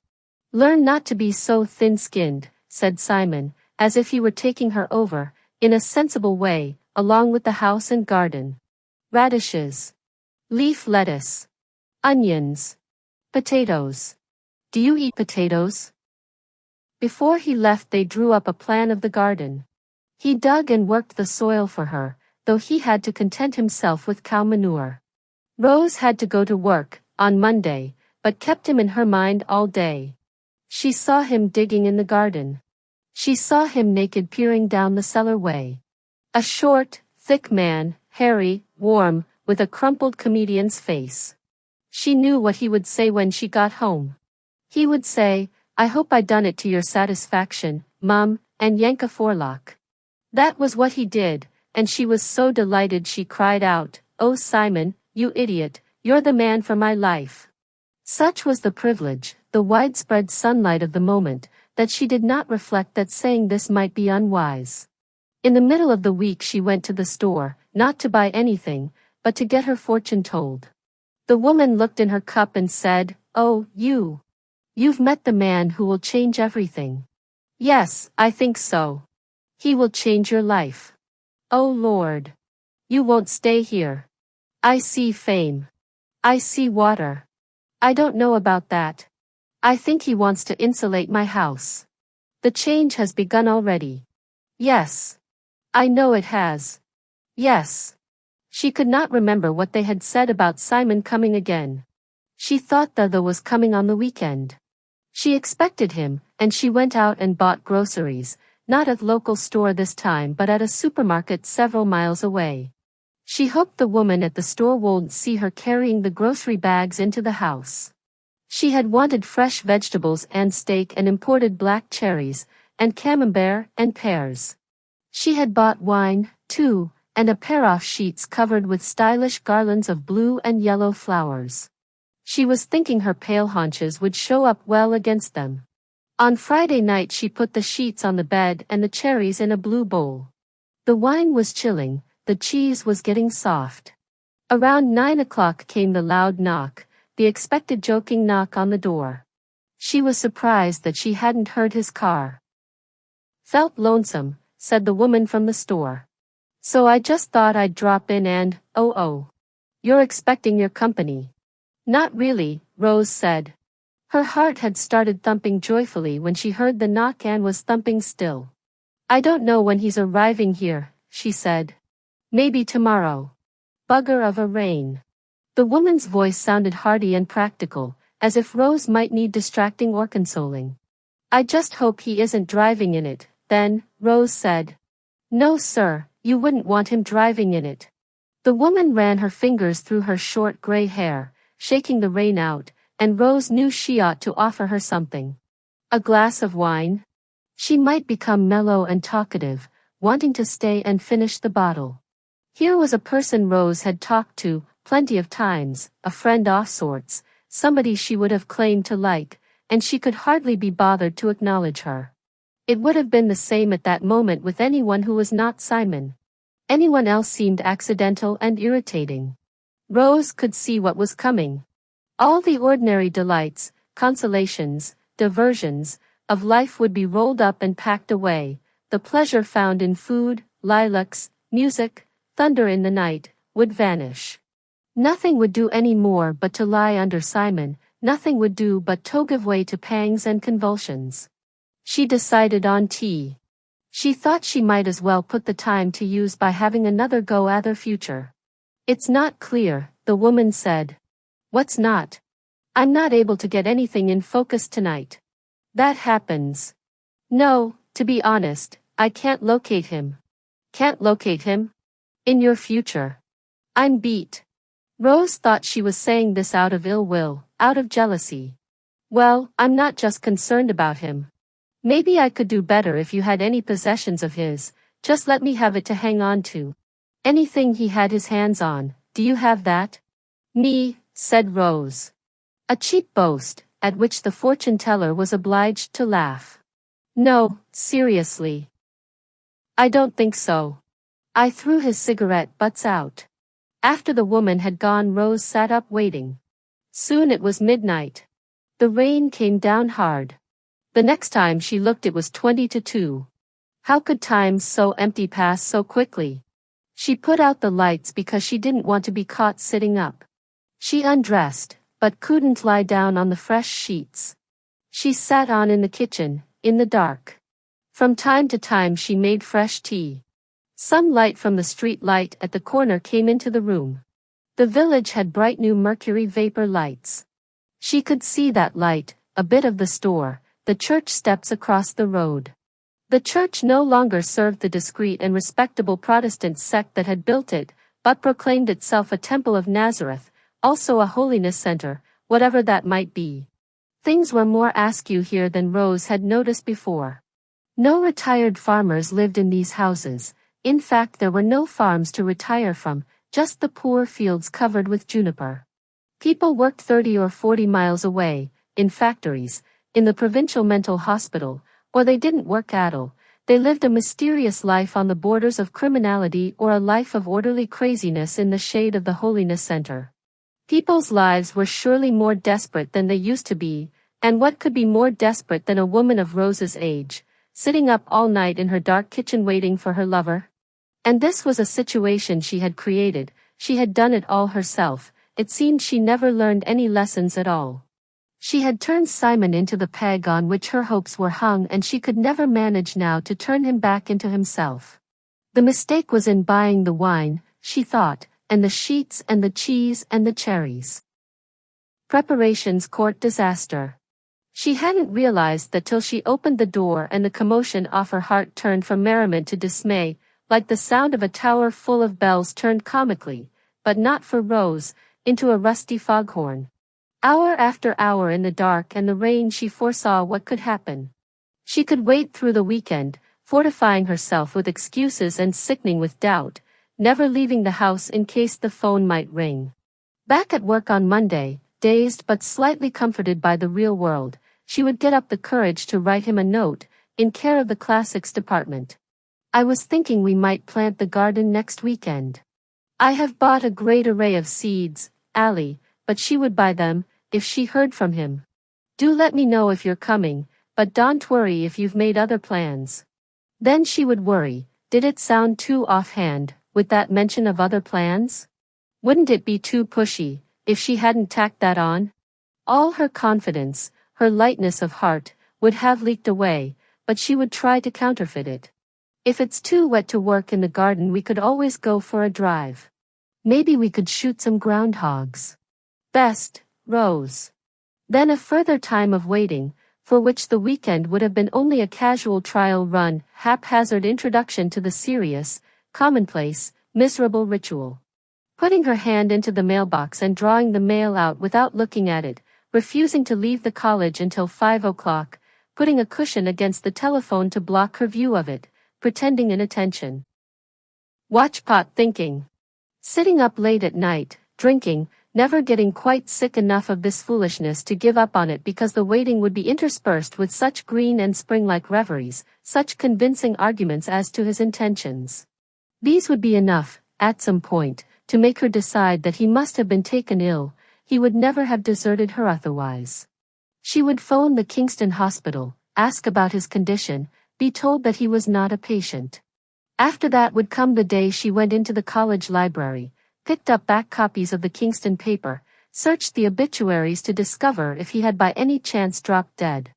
Then, giving in utterly, cold and shaking, she would call him at the university.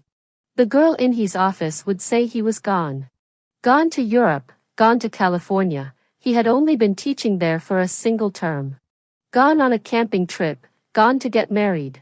Or she might say, just a minute, please, and turn Rose over to him, just like that. Yes? Simon? Yes. It's Rose. Rose? It wouldn't be as drastic as that. It would be worse. I've been meaning to call you, he would say, or, Rose, how are you, or even, how is that garden? Better lose him now. But going by the phone she put her hand on it, to see if it was warm, maybe, or to encourage it. Before it began to get light Monday morning she packed what she thought she would need into the back of the car, and locked the house. With the camembert still weeping on the kitchen counter, she drove off in a westerly direction. She meant to be gone a couple of days, until she came to her senses and could face the sheets and the patch of readied earth and the place behind the bed where she had put her hand to feel the draft. Why did she bring her boots and her winter coat, if this was the case? She wrote a letter to the college. She could lie beautifully in letters, though not on the phone, in which she said that she had been called to Toronto by the terminal illness of a dear friend. Perhaps she didn't lie so beautifully after all, perhaps she overdid it. She had been awake almost the whole weekend, drinking, not so very much, but steadily. I'm not having any of it, she said out loud, very seriously and emphatically, as she loaded the car. And Ash crouched in the front seat, writing the letter, which she could more comfortably have written in the house. She thought how many crazy letters she had written, how many overblown excuses she had found, having to leave a place, or being afraid to leave a place, on account of some man. Nobody knew the extent of her foolishness. Friends who had known her 20 years didn't know half of the flights she had been on, the money she had spent, and the risks she had taken. Here she was, she thought a bit later, driving a car, shutting down the windshield wipers as the rain finally let up on a Monday morning at 10 o'clock, stopping for gas, stopping to get a transfer of money now that the banks were open. She was competent and cheery. She remembered what to do. Who would guess what mortifications, memories of mortification, predictions, were beating in her head? The most mortifying thing of all was simply hope, which burrows so deceitfully at first masks itself cunningly, but not for long. In a week's time it can be out trilling and twittering and singing hymns at heaven's gate. And it was busy even now, telling her that Simon might be turning into her driveway at this very moment, might be standing at her door with his hands together, praying, mocking, apologizing. Memento mori. Even so, even if that were true, what would happen some day, some morning? Some morning she could wake up and she would know by his breathing that he was awake beside her and not touching her, and that she was not supposed to touch him. So much female touching is asking, sis what she would have learned, or learned again, from him. Women's tenderness is greedy, their sensuality is dishonest. She would lie there wishing she had some plain defect, something her shame could curl around and protect. As it was, she would have to be ashamed of, burdened by, the whole physical fact of herself, the whole outspread naked digesting putrefying fact. Her flesh could seem disastrous, thick and porous, gray and spotty. His body would not be in question, it never would be. He would be the one who condemned and forgave, and how could she ever know if he would forgive her again? Come here, he could tell her, or go away. Never since Patrick had she been the free person, the one with that power. Maybe she had used it all up, all that was coming to her. Or she might hear him at a party, saying, and then I knew I'd be all right, I knew it was a lucky sign. Telling his story to some tardy unworthy girl in a leopard-spotted silk, or, far worse, to a gentle long-haired girl in an embroidered smock, who would lead him by the hand, sooner or later, through a doorway into a room or landscape where Rose couldn't follow. Yes, but wasn't it possible nothing like that would happen? Wasn't it possible there'd be nothing but kindness, and sheep manure, and deep spring nights with the frogs singing? A failure topiary, on the first weekend, or to telephone, might have meant nothing but a different timetable, no ominous sign at all. Thinking like this, every 20 miles or so, she slowed, even looked for a place to turn around. Then she did not do it, she speeded up, thinking she would drive a little further to make sure her head was clear. Thoughts of herself sitting in the kitchen, images of loss, poured over her again. And so it was, back and forth, as if the rear end of the car was held by a magnetic force, which ebbed and strengthened again, but the strength was never quite enough to make her turn, and after a while she became almost impersonally curious, seeing it as a real physical force and wondering if it was getting weaker, as she drove, if at some point far ahead the car and she would leap free of it. And she would recognize the moment when she left its field. So she kept driving. Muskoka, the lakehead, the Manitoba border.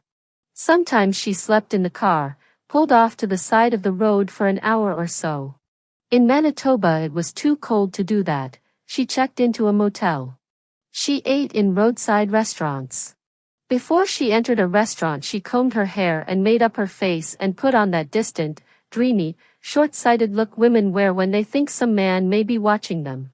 It was too much to say that she really expected Simon to be there, but it seemed she did not entirely rule him out. The force did weaken, with distance. It was as simple as that, though the distance, she thought afterwards, would have to be covered by car, or by bus, or bicycle. You couldn't get the same results by flying. In a prairie town within sight of the Cypress Hills she recognized the change. She had driven all night until the sun came up behind her and she felt calm and clear-headed as you dote such times. She went into a cafe and ordered coffee and fried eggs. She sat at the counter looking at the usual things there are behind cafe counters, the coffee pots and the bright, probably stale pieces of lemon and raspberry pie, the thick glass dishes they put ice cream or jello in. It was those dishes that told her of her changed state. She could not have said she found them shapely, or eloquent, without misstating the case. All she could have said was that she saw them in a way that wouldn't be possible to a person in any stage of love. She felt their solidity with a convalescent gratitude whose weight settled comfortably into her brains and feet. She realized then that she had come into this cafe without the least far-fetched idea of Simon, so it seemed the world had stopped being a stage where she might meet him, and gone back to being itself. During that bountifully clear half-hour before her breakfast made her so sleepy she had to get to a motel, where she fell asleep with her clothes on and the curtains open to the sun, she thought how love removes the world for you, and just as surely when it's going well as when it's going badly. This wouldn't have been, and wasn't, a surprise to her. The surprise was that she so much required, everything to be there for her, thick and plain as ice cream dishes, so that it seemed to her it might not be the disappointment, the losses, the dissolution, she had been running from, any more than the opposite of those things, the celebration and shock of love, the dazzling alteration. Even if that was safe, she couldn't accept it. Either way you were robbed of something, a private balance spring, a little dry kernel of probity. So she thought. She wrote to the college that while in Toronto attending the deathbed of her friend she had run into an old acquaintance who had offered her a job on the West Coast, and that she was going there immediately. She supposed they could make trouble for her, but she also supposed, rightly, that they would not bother, since the terms of her employment, and particularly her pay, were not quite regular. She wrote to the agency from which she rented the house. She wrote to the woman at the store, good luck and goodbye. On the Hope-Princeton highway she got out of the car and stood in the cool rain of the coastal mountains. She felt relatively safe, and exhausted, and sane, though she knew she had left some people behind who would not agree with that. Luck was with her. In Vancouver she met a man she knew who was casting a new television series. It was to be produced on the West Coast and concerned a family, or pseudo-family, of eccentrics and drifters using an old house on Salt Spring Island as their home or headquarters. Rose got the role of the woman who owned the house, the pseudo-mother. Just as she had said in the letter, a job on the West Coast, possibly the best job she had ever had. Some special makeup techniques, aging techniques, had to be used on her face. The makeup man joked that if the series was a success, and ran for a few years, these techniques would not be necessary. A word everybody at the coast was using was fragile. They spoke of feeling fragile today, of being in a fragile state. Not me, Rose said, I am getting a distinct feeling of being made of old horsehide. The wind and sun on the prairies had browned and roughened her skin. She slapped her creased brown neck, to emphasize the word horsehide. She was already beginning to adopt some of the turns of phrase, the mannerisms, of the character she was to play. A year or so later Rose was out on the deck of one of the BC ferries, wearing a dingy sweater and a headscarf. She had to creep around among the lifeboats, keeping an eye on a pretty young girl who was freezing in cut-off jeans and a halter. According to the script, the woman Rose played was afraid this young girl meant to jump off the boat because she was pregnant. Filming this scene, they collected a sizable crowd. When they broke and walked towards the sheltered part of the deck, to put on their coats and drink coffee, a woman in the crowd reached out and touched Rose's arm. "You won't remember me," she said, and in fact Rose did not remember her. Then this woman began to talk about Kingston, the couple who had given the party, even about the death of Rose Scat. Rose recognized her as the woman who had been doing the paper on suicide. But she looked quite different. She was wearing an expensive beige pantsuit, a beige and white scarf around her hair. She was no longer fringed and soiled and stringy and mutinous looking. She introduced a husband, who grunted at Rose as if to say that if she expected him to make a big fuss about her, she had another thing coming. He moved away and the woman said, "Poor Simon. You know headied." Then she wanted to know if they were going to be shooting any more scenes. Rose knew why she asked. She wanted to get into the background or even the foreground of these scenes so that she could call up her friends and tell them to watch her. If she called the people who had been at Hat Party, she would have to say that she knew the series was utter tripe but that she had been persuaded to be in a scene, for the fun of it. Died? The woman took off her scarf and the wind blew her hair across her face. "Cancer of the pancreas," she said, and turned to face the wind so that she could put the scarf on again, more to her satisfaction. Her voice seemed to Rose knowledgeable and sly. "I don't know how well you knew him," she said. Was that to make Rose wonder how well she knew him? That sliness could ask for help, as well as measure victories and surprises. She tucked her chin in, knotting the scarf. "So sad," she said, businesslike now. "Sad." He had it for a long time. Somebody was calling Rose's name. She had to go back to the scene. The girl didn't throw herself into the sea. They didn't have things like that happening in the series. Such things always threatened to happen but they didn't happen, except now and then to peripheral and unappealing characters. People watching trusted that they would be protected from predictable disasters, also from those shifts of emphasis that throw the storyline open to question, the disarrangements which demand new judgments and solutions, and throw the windows open on inappropriate unforgettable scenery. Simon's dying struck Rose as that kind of disarrangement. It was preposterous, it was unfair, that such a chunk of information should have been left out, and that Rose even at this late date could have thought herself the only person who could seriously lack power. In the store, in the old days, Flo used to say she could tell when some woman was going off the track. Special headgear or footwear were often the first giveaways. Galoshes flopping open on a summer day. Rubber boots they slopped around in, or men's work boots. They might say it was on account of corns, but Flo knew better. It was deliberate, it was meant to tell. Next might come the old felt hat, the torn raincoat worn in all weathers, the trousers held up at the waist with twine, the dim shredded scarves, the layers of reveling sweaters. Mothers and daughters often the same way. It was always in them.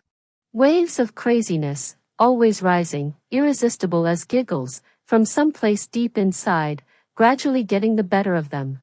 They used to come telling Flo their stories. Flo would string them along. "Is that so?" she would say. "Isn't that a shame? My vegetable grater is gone and I know who took it. There is a man comes and looks at me when I take my clothes off at night. I put the blind down and he looks through the crack. 2 hills of new potatoes stolen. A jar of whole peaches. Some nice duck's eggs." One of those women they took to the county home at last. The first thing they did, Flo said, was give her a bath. The next thing they did was cut off her hair, which had grown out like a haystack. They expected to find anything in it, a dead bird, or maybe a nest of baby mouse skeletons. They did find burrs and leaves and a bee that must have got caught and buzzed itself to death. When they had cut down far enough, they found a cloth hat. It had rotted on her head and the hair had just pushed up through it, like grass through wire. Flo had got into the habit of keeping the table set for the next meal, to save trouble. The plastic cloth was gummy, the outline of the plate and saucer plain on it as the outline of pictures on a greasy wall. The refrigerator was full of sulphurous scraps, dark crusts, furry oddments.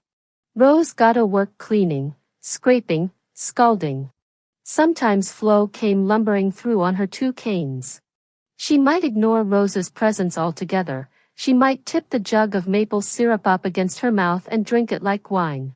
She loved sweet things now, craved them. Brown sugar by the spoonful, maple syrup, tinned puddings, jelly, globs of sweetness to slide down her throat. She had given up smoking, probably for fear of fire. Another time she said, "What are you doing in there behind the counter? You ask me what you want, and I'll get it." She thought the kitchen was the store.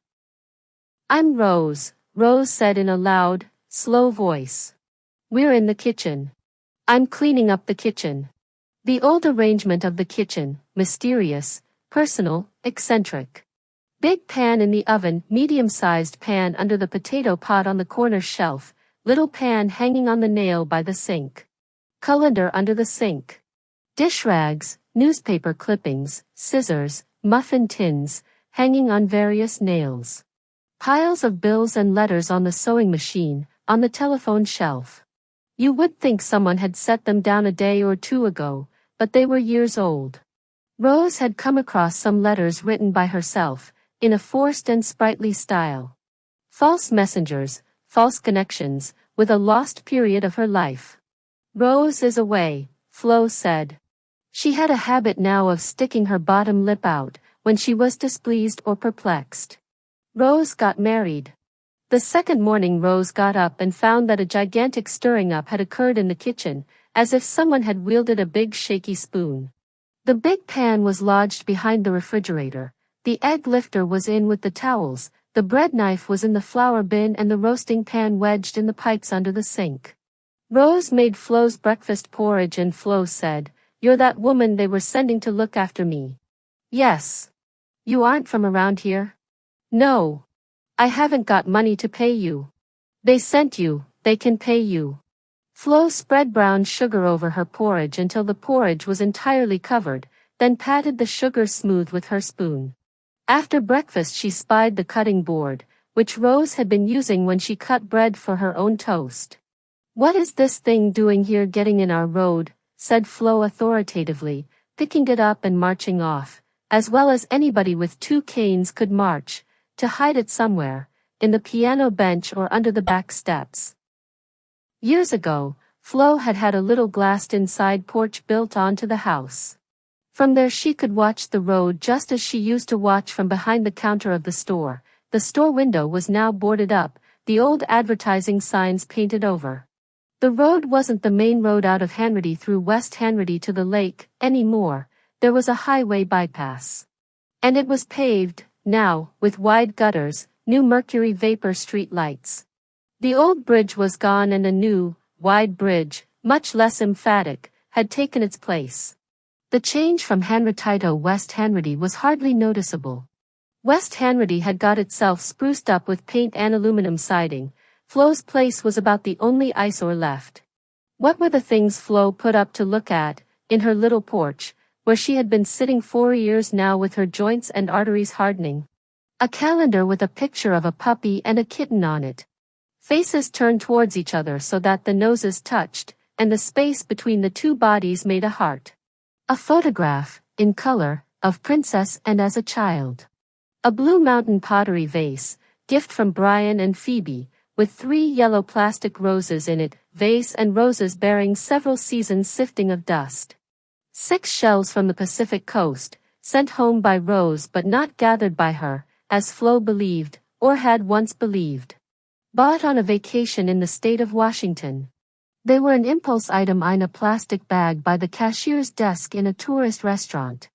The Lord is my shepherd, in black cutout scroll with a sprinkling of glitter. Free gift from a dairy. Newspaper photograph of 7 coffins in a row. 2 large and 5 small. Parents and children, all shot by the father in the middle of the night, for reasons nobody knew, in a farmhouse out in the country. That house was not easy to find, but Flo had seen it. Neighbors took her, on a Sunday drive, in the days when she was using only one cane. They had to ask directions at a gas station on the highway, and again at a crossroads store. They were told that many people had asked the same questions, had been equally determined. Though Flo had to admit there was nothing much to see. A house like any other. The chimney, the windows, the shingles, the door. Something that could have been a dish towel, or a diaper, that nobody had felt like taking in, left torrid on the line. Rose had not been back to see Flo for nearly 2 years.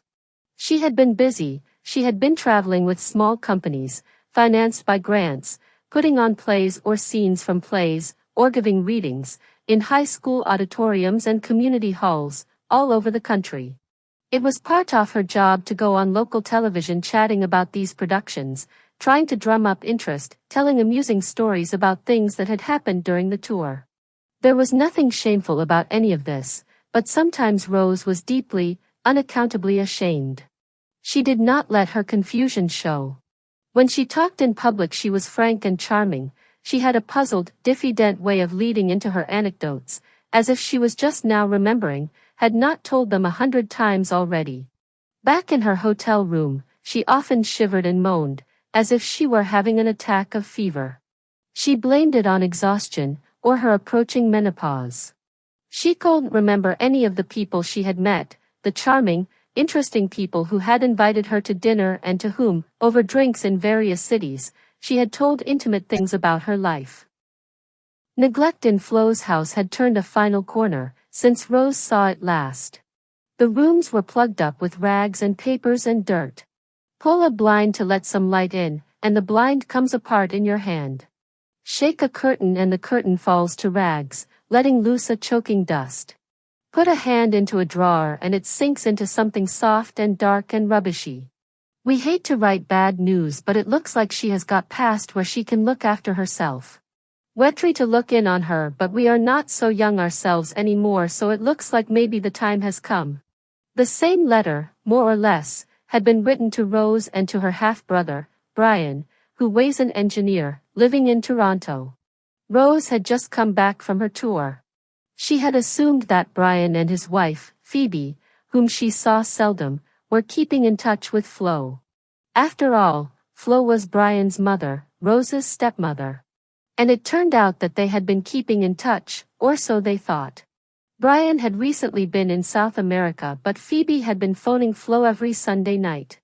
Flo had little to say, but she had never talked to Phoebe anyway. She had said she was fine, everything was fine. She had offered some information about the weather. Rose had observed Flo on the telephone, since she came home, and she saw how Phoebe could have been deceived. Flo spoke normally. She said, "Hello, fine, that was a big storm we had last night. Yes, the lights were out here for hours. If you didn't live in the neighborhood you wouldn't realize there hadn't been any storm." It wasn't that Rose had entirely forgotten Flo in those 2 years. She had fits of worry about her. It was just that for some time now she had been between fits. One time the fit had come over her in the middle of a January storm. She had driven 200 miles through blizzards, past ditched cars, and when she finally parked on Flo's street, finally tramped up the walk Flo had not been able to shovel, she was full of relief for herself and concern for Flo, a general turmoil of feelings both anxious and pleasurable. Flo opened the door and gave a bark of warning. "You can't park there." "What? Can't park there?" Flo said there was a new bylaw, no parking on the streets during the winter months. "You'll have to shovel out a place." Of course Rose had an explosion. "If you say one more word right now I'll get in the car and drive back." "Well, you can't park." "One more word. Why do you have to stand here and argue with the cold blasting into the house?" Rose stepped inside. Home. That was one of the stories she told about Flo. She did it well, her own exhaustion and sense of virtue, Flo's bark, her waving cane, her fierce unwillingness to be the object of anybody's rescue. After she read the letter, Rose had phoned Phoebe, and Phoebe had asked her to come to dinner, so they could talk. Rose resolved to behave well. She had an idea that Brian and Phoebe moved in a permanent cloud of disapproval of her. She thought that they disapproved of her success, limited and precarious and provincial though it might be, and that they disapproved of her even more when she failed. She knew it was not likely they would have her on their minds stomach, or feel anything so definite. She put on a plain skirt and an old blouse, but at the last minute changed into a long dress, made of thin red and gold cotton from India, the very thing that would justify their saying that Rose was always so theatrical. Nevertheless, she made up her mind, as she usually did, that she would speak in a low voice, stick to facts, not to get into any stale and silly arguments with Brian. And as usual, most of the sense seemed to fly out of her head as soon as she entered their house, was subjected to their calm routines, felt the flow of satisfaction, self-satisfaction, perfectly justified self-satisfaction, that emanated from the very bowls and draperies. She was nervous when Phoebe asked her about her tour, and Phoebe was a bit nervous too, because Brian sat silent, not exactly frowning but indicating that the frivolity of the subject did not please him. In Rose's presence, Brian had said more than once that he had no use for people in her line of work. But he had no use for a good many people. Actors, artists, journalists, rich people. He would never admit to being one himself, the entire arts faculty of universities. Whole classes and categories, down the drain. Convicted of woolly-mindedness, and showy behavior, inaccurate talk, many excesses. Rose did not know if he spoke the truth or if this was something he had to say in front of her. He offered the bait of his low-voiced contempt, she rose to it, they had fights, she had left his house in tears. And underneath all this, Rose felt, they loved each other. But they could never stop the old competition. Who is the better person, who has chosen the better work? What were they looking for? Each other's good opinion, which perhaps they meant to grant, in full, but not yet. Phoebe, who was a calm and dutiful woman with a great talent for normalizing things, the very opposite of their family talent for blowing things up, would serve food and pour coffee and regard them with a polite puzzlement. Their contest, their vulnerability, their hurt, perhaps seemed as odd to her as the antics of comic strip characters who stick their fingers into light sockets. I always wished Flo could have come back for another visit with us, Phoebe said. Flo had come once, and asked to be taken home after 3 days. But afterwards it seemed to be a pleasure to her, to sit and list the things Brian and Phoebe owned, the features of their house. Brian and Phoebe lived quite unostentatiously, in Don Mills, and the things Flo dwelt on, the door chimes, the automatic garage doors, the swimming pool, were among the ordinary suburban acquisitions. Rose had said as much to Flo, who believed that she, Rose, was jealous. You wouldn't turn them down if you was offered. Yes, I would. That was true, Rose believed it was true, but how could she ever explain it to Flo or anybody in Hanratty? If you stay in Hanratty and do not get rich, it is all right because you are living out your life as was intended, but if you go away and do not get rich, or, like Rose, do not remain rich, then what was the point? After dinner, Rose and Brian and Phoebe sat in the backyard beside the pool, where the young staff Brian and Phoebe's 4 daughters was riding an inflated dragon. Everything had gone amicably, so far. It had been decided that Rose would go to Hanratty, that she would make the arrangements to get Flo into the Wawanash County home. Brian had already made inquiries about it, or his secretary had, and he said that it seemed not only cheaper but better run, with more facilities, than any private nursing home. She'll probably meet old friends there, Phoebe said. Rose's docility, her good behavior, was partly based on a vision she had been building up all evening, and would never reveal to Brian and Phoebe. She pictured herself going to Hanratty and looking after Flo, living with her, taking care of her for as long as was necessary. She thought how she would clean and paint Flo's kitchen, patch the shingles over the leaky spots. That was one of the things the letter had mentioned, plant flowers in the pots, and make nourishing soup. She wasn't so far gone as to imagine Flo fitting comfortably into this picture, settling down to a life of gratitude. But the crankier Flo got, the milder and more patient Rose would become, and who, then, could accuse her of egotism and frivolity? This vision did not survive the first 2 days of being home. "Would you like a pudding?" Rose said. "Oh, I don't care." The elaborate carelessness some people will show, the gleam of hope, on being offered a drink. Rose made a trifle. Berries, peaches, custard, cake, whipped cream and sweet sherry. Flo ate half the bowlful. She dipped in greedily, not bothering to transfer a portion to a smaller bowl. "That was lovely," she said. Rose had never heard such an admission of grateful pleasure from her. "Lovely," said Flo and sat remembering, appreciating, belching a little. The suave dreamy custard, the nipping berries, robust peaches, luxury of sherry, soaked cake, munificence of whipped cream. Rose thought that she had never done anything in her life that came near pleasing Flo as this did. "I'll make another soon." Flo recovered herself. "Oh well. You do what you like." Rose drove out to the county home. She was conducted through it. She tried to tell Flo about it when she came back. "Whose home?" said Flo. "No, the county home." Rose mentioned some people she had seen there. Flo would not admit to knowing any of them. Rose spoke of the view and the pleasant rooms. Flo looked angry, her face darkened and she stuck out her lip. Rose handed her a mobile she had bought for 50 cents in the county home craft center. Cut-out birds of blue and yellow paper were bobbing and dancing, on undetectable currents of air. "Stick it up your arse," said Flo. Rose put the mobile up in the porch and said she had seen the trays coming up, with supper on them. "They go to the dining room if they're able, and if they're not they have trays in their rooms. I saw what they were having. Roast beef, well done, mashed potatoes and green beans, the frozen not the canned kind. Or an omelette. You could have a mushroom omelette or a chicken omelette or a plain omelette, if you liked. What was for dessert? Ice cream. You could have sauce on it. What kind of sauce was there? Chocolate. Butterscotch. Walnut. I can't eat walnuts. There was marshmallow too." Out at the home the old people were arranged in tiers. On the first floor were the bright and tidy ones. They walked around, usually with the help of canes. They visited each other, played cards. They had sing-songs and hobbies.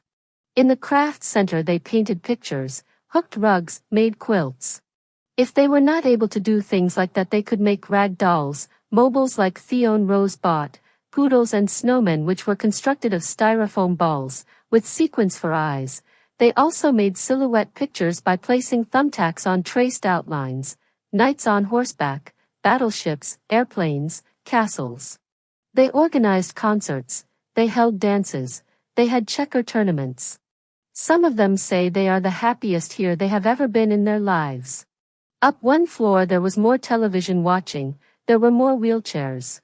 There were those whose heads drooped, whose tongues lolled, whose limbs shook uncontrollably. Nevertheless sociability was still flourishing, also rationality, with occasional blanks and absences. On the third floor you might get some surprises. Some of them up there had given up speaking. Some had given up moving, except for odd jerks and tosses of the head, flailing of the arms, that seemed to be without purpose or control. Nearly all had given up worrying about whether they were wet or dry. Bodies were fed and wiped, taken up and tied in chairs, untied and put to bed. Taking in oxygen, giving out carbon dioxide, they continued to participate in the life of the world. Crouched in her crib, diapered, dark as a nut, with 3 tufts of hair like dandelion floss sprouting from her head, an old woman was making loud shaky noises. "Hello, Auntie," the nurse said. "You're spelling today. It's lovely weather outside." She bent toward the old woman's ear. "Can you spell weather?" This nurse showed her gums when she smiled, which was all the time. She had an air of nearly demented hilarity. "Weather," said the old woman. She strained forward, grunting, to get the word.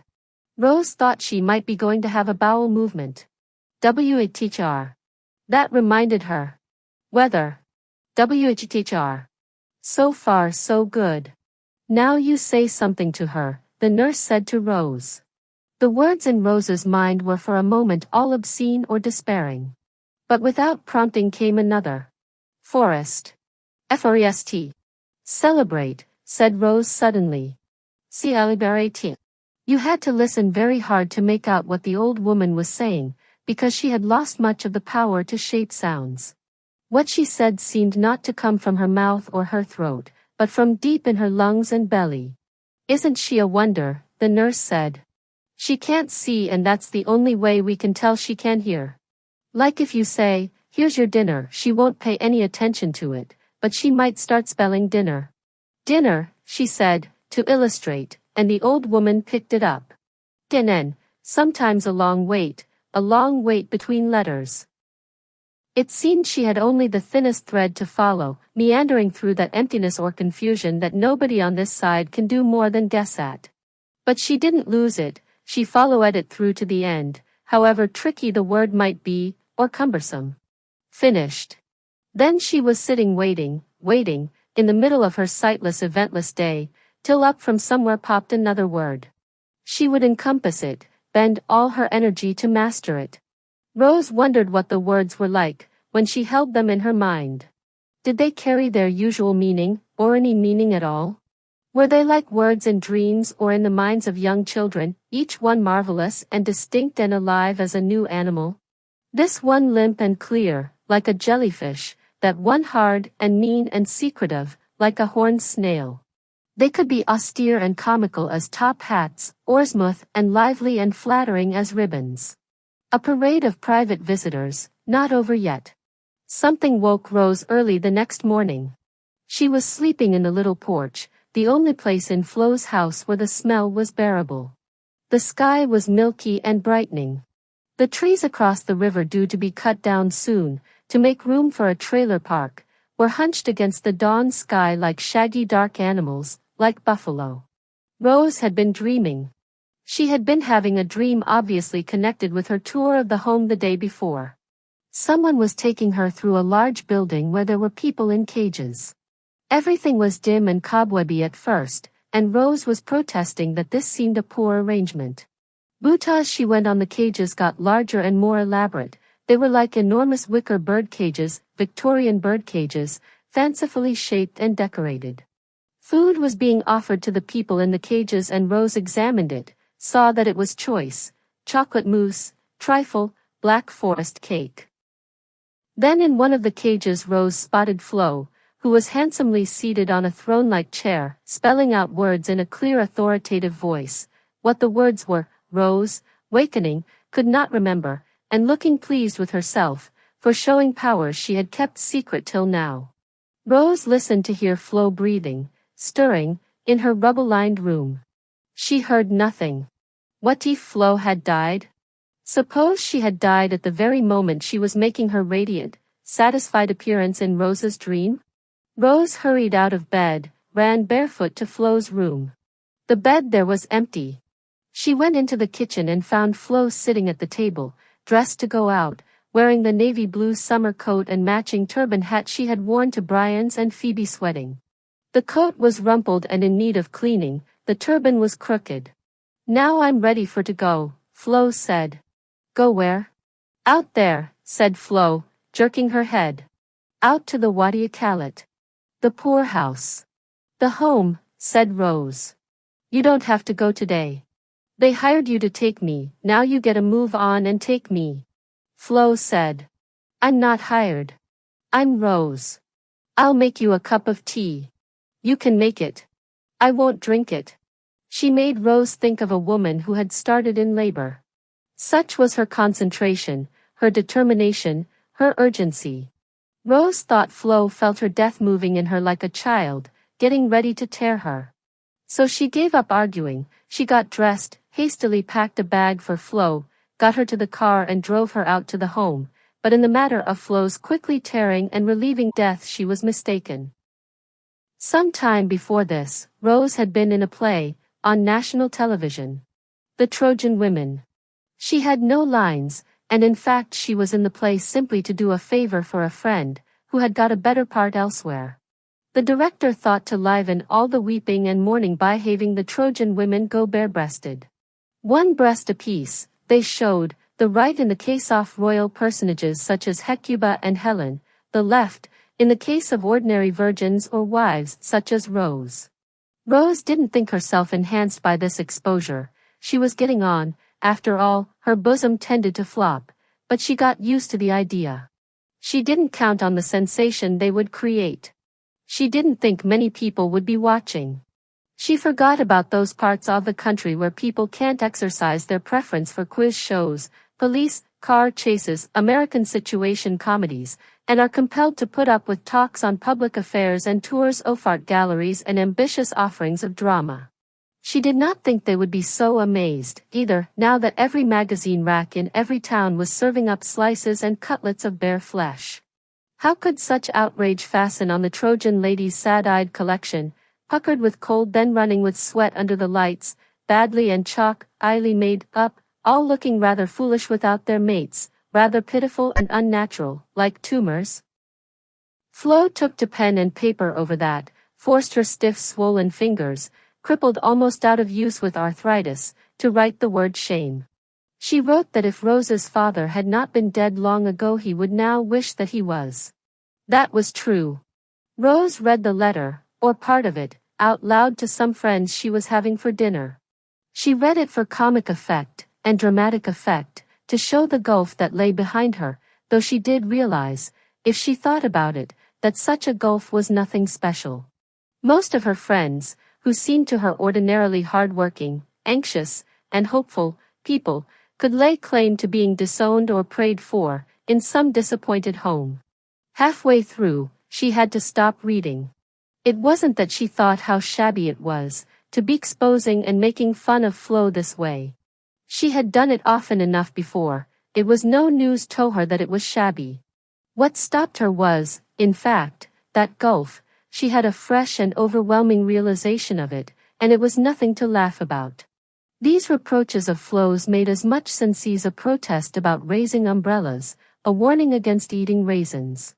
But they were painfully, truly, meant, they were all a hard life had to offer.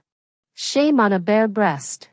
Another time, Rose was getting an award. So were several other people. A reception was being held, in a Toronto hotel. Flo had been sent an invitation, but Rose had never thought that she would come. She had thought she should give someone's name, when the organizers asked about relatives, and she could hardly name Brian and Phoebe. Of course it was possible that she did, secretly, want Flo to come, wanted to show Flo, intimidate her, finally remove herself from Flo's shade. That would be a natural thing to want to do. Flo came down on the train, unannounced. She got to the hotel. She was arthritic then, but still moving without a cane. She had always been decently, soberly, cheaply, dressed, but now it seemed she had spent money and asked advice. She was wearing a mauve and purple checked pantsuit, and beads like strings of white and yellow popcorn. Her hair was covered by a thick gray-blue wig, pulled low on her forehead like a woolen cap. From the V of the jacket, and its too short sleeves, her neck and wrists stuck out brown and warty as if covered with bark. When she saw Rose she stood still. She seemed to be waiting, not just for Rose to go over to her but for her feelings about the scene in front of her to crystallize. Soon they did. "Look at the nigger," said Flo in a loud voice, before Rose was anywhere near her. Her tone was one of simple, gratified astonishment, as if she had been peering down the Grand Canyon or seen oranges growing on a tree.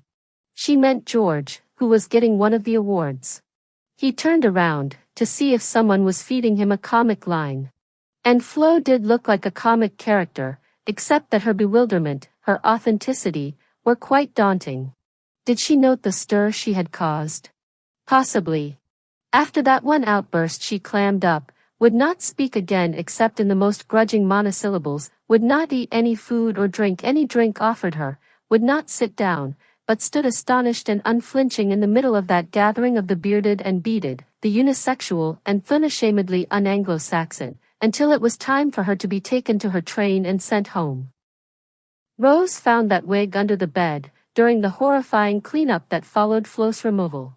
She took it out to the home, along with some clothes she had washed or had dry cleaned, and some stockings, talcum powder, cologne, that she had bought. Sometimes Flo seemed to think Rose was a doctor, and she said, "I don't want no woman doctor, you can just clear out." But when she saw Rose carrying the wig she said, "Rose, what is that you got in your hand, is it a dead gray squirrel?" "No," said Rose, "it's a wig." "What? A wig?" said Rose, and Flo began to laugh. Rose laughed too. The wig did look like a dead cat or squirrel, even though she had washed and brushed it. It was a disturbing-looking object. "My God, Rose, I thought, what is she doing bringing me a dead squirrel?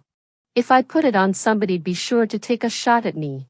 Rose stuck it on her own head, to continue the comedy, and Flo laughed so that she rocked back and forth in her crib. When she got her breath, Flo said, "What am I doing with these damn sides up on my bed? Are you and Brian behaving yourselves? Don't fight, it gets on your father's nerves. Do you know how many gallstones they took out of me? 15. One as big as a pullet's egg. I got them somewhere. I'm going to take them home." She pulled at the sheets, searching. "They were in a bottle." "I've got them already," said Rose. "I took them home." "Did you? Did you show your father?" "Yes." "Oh, well, that's where they are then," said Flo, and she lay down and closed her eyes. There were some things Rose and her brother Brian could safely talk about, without running aground on principles or statements of position, and one of them was Milton Homer. They both remembered that when they had measles and there was a quarantine notice put up on the door, this was long ago, before their father died and before Brian went to school, Milton Homer came along the street and read it. They heard him coming over the bridge, and as usual he was complaining loudly. His progress through town was not silent unless his mouth was full of candy, otherwise he would be yelling at dogs and bullying the trees and telephone poles, mulling over old grievances. "And I did not, and I did not, and I did not," he yelled, and hit the bridge railing. Rose and Brian pulled back the quilt that was hung over the window to keep the light out, so they would not go blind. "Milton Homer," said Brian appreciatively. Milton Homer then saw the notice on the door. He turned and mounted the steps and read it. He could read. He would go along the main street reading all the signs out loud. Rose and Brian remembered this, and they agreed that it was the side door, where Flo later stuck in the glassed-in porch. Before that there was only a slanting wooden platform, and they remembered Milton Homer standing on it. If the quarantine notice was there and not on the front door, which led into Flo's store, then the store must have been open. That seemed odd, and could only be explained by Flo's having bullied the health officer. Rose couldn't remember. She could only remember Milton Homer on the platform with his big head on one side and his fist raised. "Knock. Measles, huh?" said Milton Homer. He didn't knock, after all. He stuck his head close to the door and shouted, "Can't scare me." Then he turned around but did not leave the yard. He walked over to the swing, sat down, took hold of the ropes and began moodily, then with mounting and ferocious glee, to give himself a ride. "Milton Homer's on the swing, Milton Homer's on the swing," Rose shouted. She had run from the window to the stairwell. Flo came from wherever she was to look out the side window. "He won't hurt it," said Flo surprisingly. Rose had thought she would chase him with the broom. Afterward she wondered. Could Flo have been frightened? Not likely. It would be a matter of Milton Homer's privileges. "I can't sit on the seat after Milton Homer's sat on it. You go on back to bed." Rose went back into the dark, smelly measles room and began to tell Brian a story she though wouldn't like. "When you were a baby, Milton Homer came and picked you up." "He did not. He came and held you and asked what your name was." "I remember." Brian went out to the stairwell. "Did Milton Homer come and pick me up and ask what my name was?" "Did he? When I was a baby?" "You tell Rose he did the same for her." Rose knew that was likely, though she hadn't been going to mention it. She didn't really know if she remembered Milton Homer holding Brian, or had been told about it. Whenever there was a new baby in a house, in that recent past when babies were still being born at home, Milton Homer came as soon as possible and asked to see the baby, then asked its name, and delivered a set speech. The speech was to the effect that if the baby lived, it was to be hoped it would lead a Christian life, and if it died, it was to be hoped it would go straight to heaven. The same idea as baptism, but Milton did not call on the Father or the Son or do any business with water. He did all this on his own authority. He seemed to be overcome by a stammer he did not have at other times, or else he stammered on purpose in order to give his pronouncements more weight. He opened his mouth wide and rocked back and forth, taking up each phrase with a deep grunt. And if the baby lives. Rose would do this years later, in her brother's living room, rocking back and forth, chanting each if coming out like an explosion, leading up to the major explosion of lives. He will live a good life, and he will not sin. He will lead a good life, and he will not sin. He will not sin. And if the baby dies. Now that's enough. That's enough, Rose, said Brian, but he laughed. He could put up with Rose's theatrics when they were about Hanratty. How can you remember, said Brian's wife Phoebe, hoping to stop Rose before she went on too long and roused Brian's impatience. Did you see him do it? That often? Oh no, said Rose, with some surprise. I didn't see him do it. What I saw was Ralph Gillespie doing Milton Homer. He was a boy in school. Ralph. Milton Homer's other public function, as Rose and Brian remembered it, was to march in parades. There used to be plenty of parades in Hanratty. The Orange Walk, on the 12th of July, the High School Cadet Parade, in May, the School Children's Empire Day Parade, the Legion's Church Parade, the Santa Claus Parade, the Lions Club Old Timers Parade. One of the most derogatory things that could be said about anyone in Hanratty was that he or she was fond of parading around, but almost every soul in the town proper, not West Hanratty, that goes without saying, would get a chance to march in public in some organized and approved affair. The only thing was that you must never look as if you were enjoying it. You had to give the impression of being called forth out of preferred obscurity, ready to do your duty and gravely preoccupied with whatever notions the parade celebrated. The Orange Walk was the most splendid of all the parades. King Billy at the head of it rode a horse as near pure white as could be found, and the Black Knights at the rear, the noblest rank of Orangemen, usually thin, and poor, and proud and fanatical old farmers, rode dark horses and wore the ancient father-to-son top hats and swallowtail coats. The banners were all gorgeous silks and embroideries, blue and gold, orange and white, scenes of Protestant triumph, lilies and open Bibles, mottos of godliness and honor and flaming bigotry. The ladies came beneath their sunshades, Orangemen's wives and daughters all wearing white for purity. Then the bands, fifes and drums, and gifted step dancers performing on a clean hay wagon as a movable stage. Also, there came Milton Homer. He could show up anywhere in the parade and he varied his place in it from time to time, stepping out behind King Billy or the Black Knights or the step dancers or the shy orange-sashed children who carried the banners. Behind the Black Knights he would pull a dour face, and hold his head as if a top hat was riding on it. Behind the ladies he wiggled his hips and diddled an imaginary sunshade. He was a mimic of ferocious gifts and terrible energy. He could take the step dancer's tidy show and turn it into an idiot's prance, and still keep the beat.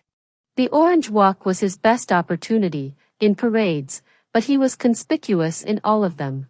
Head in the air, arms whipping out, snootily in step, he marched behind the commanding officer of the Legion. On Empire Day he provided himself with a red ensign and a Union Jack, and kept them going like whirligigs above his head. In the Santa Claus parade he snatched candy meant for children. He did not do it for a joke. You would think that somebody in authority in Hanratty would have put an end to this. Milton Homer's contribution to any parade was wholly negative, designed, if Milton Homer could have designed anything, just to make the parade look foolish. Why didn't the organizers and decorators make an effort to keep him out? They must have decided that was easier said than done.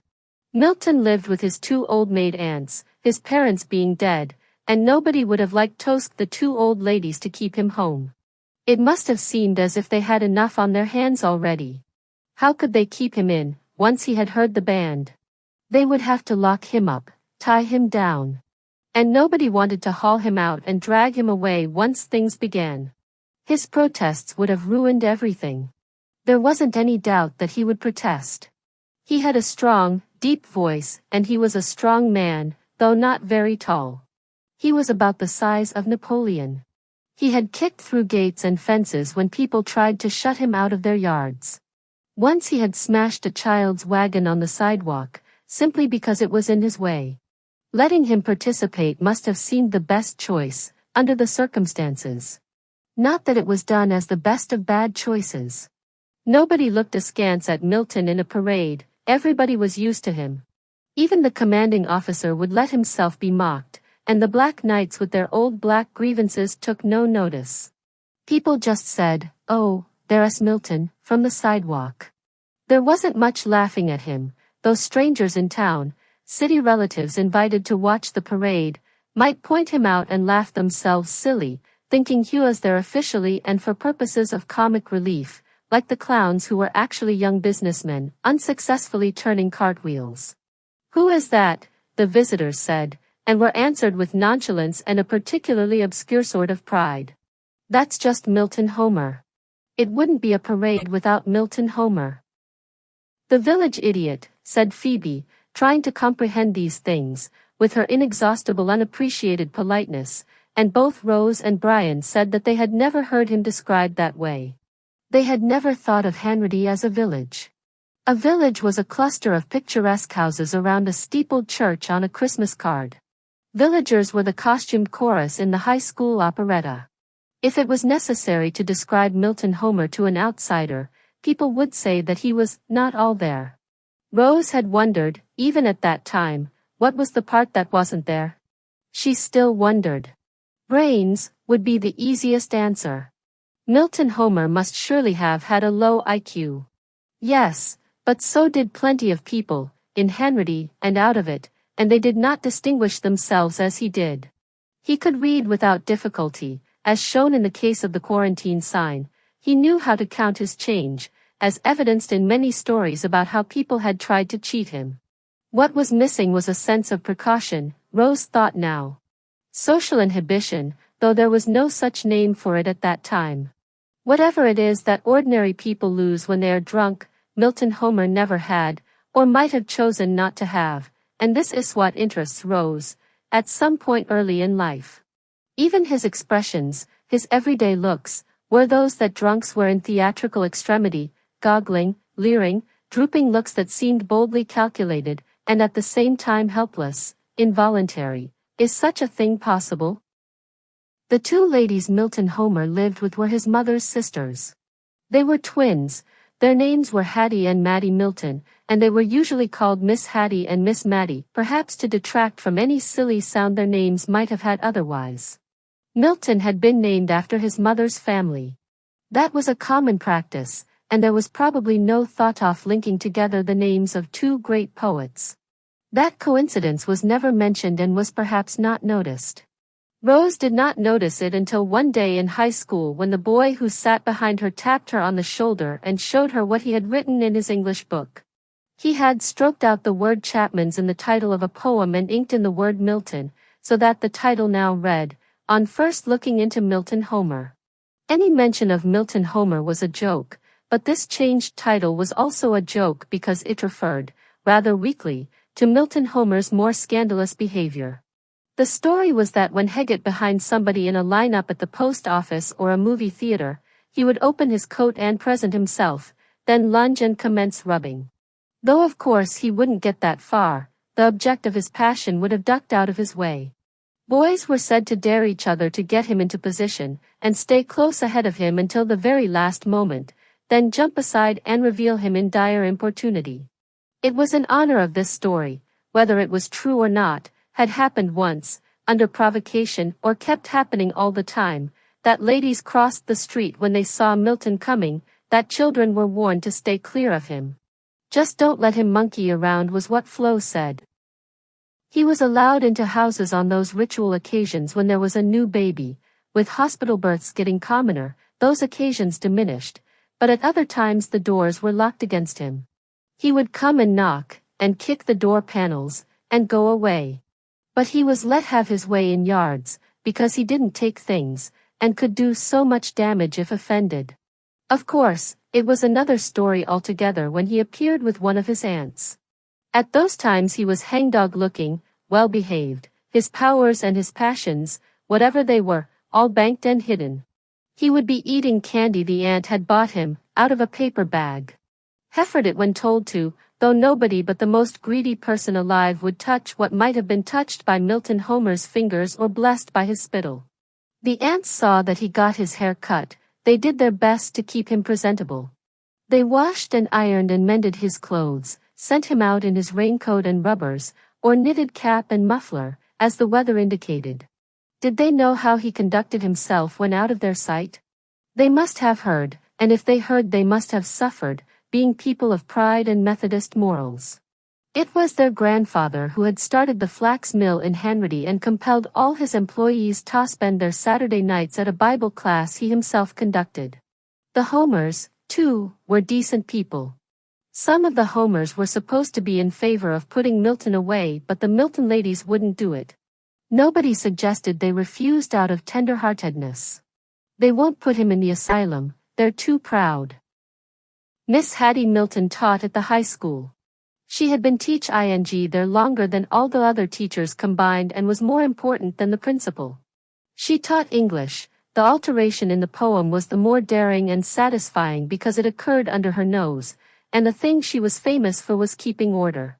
She did this without apparent effort, through the force of her large-bosomed, talcumed, spectacled, innocent and powerful presence, and her refusal to see that there was any difference between teenagers. She did not use the word, and students in grade 4. She assigned a lot of memory work. One day she wrote a long poem on the board and said that everyone was to copy it out, then learn it off by heart, and the next day recite it. This was when Rose was in her 3rd or 4th year at high school, and she did not believe these instructions were to be taken literally. She learned poetry with ease. It seemed reasonable to her to skip the first step. She read the poem and learned it, verse by verse, then said it over a couple of times in her head. While she was doing this, Miss Hattie asked her why she wasn't copying. Rose replied that she knew the poem already, though she was not perfectly sure that this was true. "Do you really?" said Miss Hattie. "Stand up and face the back of the room." Rose did so, trembling for her boast. "Now recite the poem to the class." Rose's confidence was not mistaken. She recited without a hitch. What did she expect to follow? Astonishment, and compliments, and unaccustomed respect? "Well, you may know the poem," Miss Hattie said, "but that is no excuse for not doing what you were told. Sit down and write it in your book. I want you to write every line 3 times. If you don't get finished, you can stay after 4. Rose did have to stay after 4, of course, raging and writing while Miss Hattie got out her crocheting. When Rose took the copy to her desk, Miss Hattie said mildly enough but with finality, "You can't go thinking you are better than other people just because you can learn poems. Who do you think you are?" This was not the first time in her life Rose had been asked who she thought she was.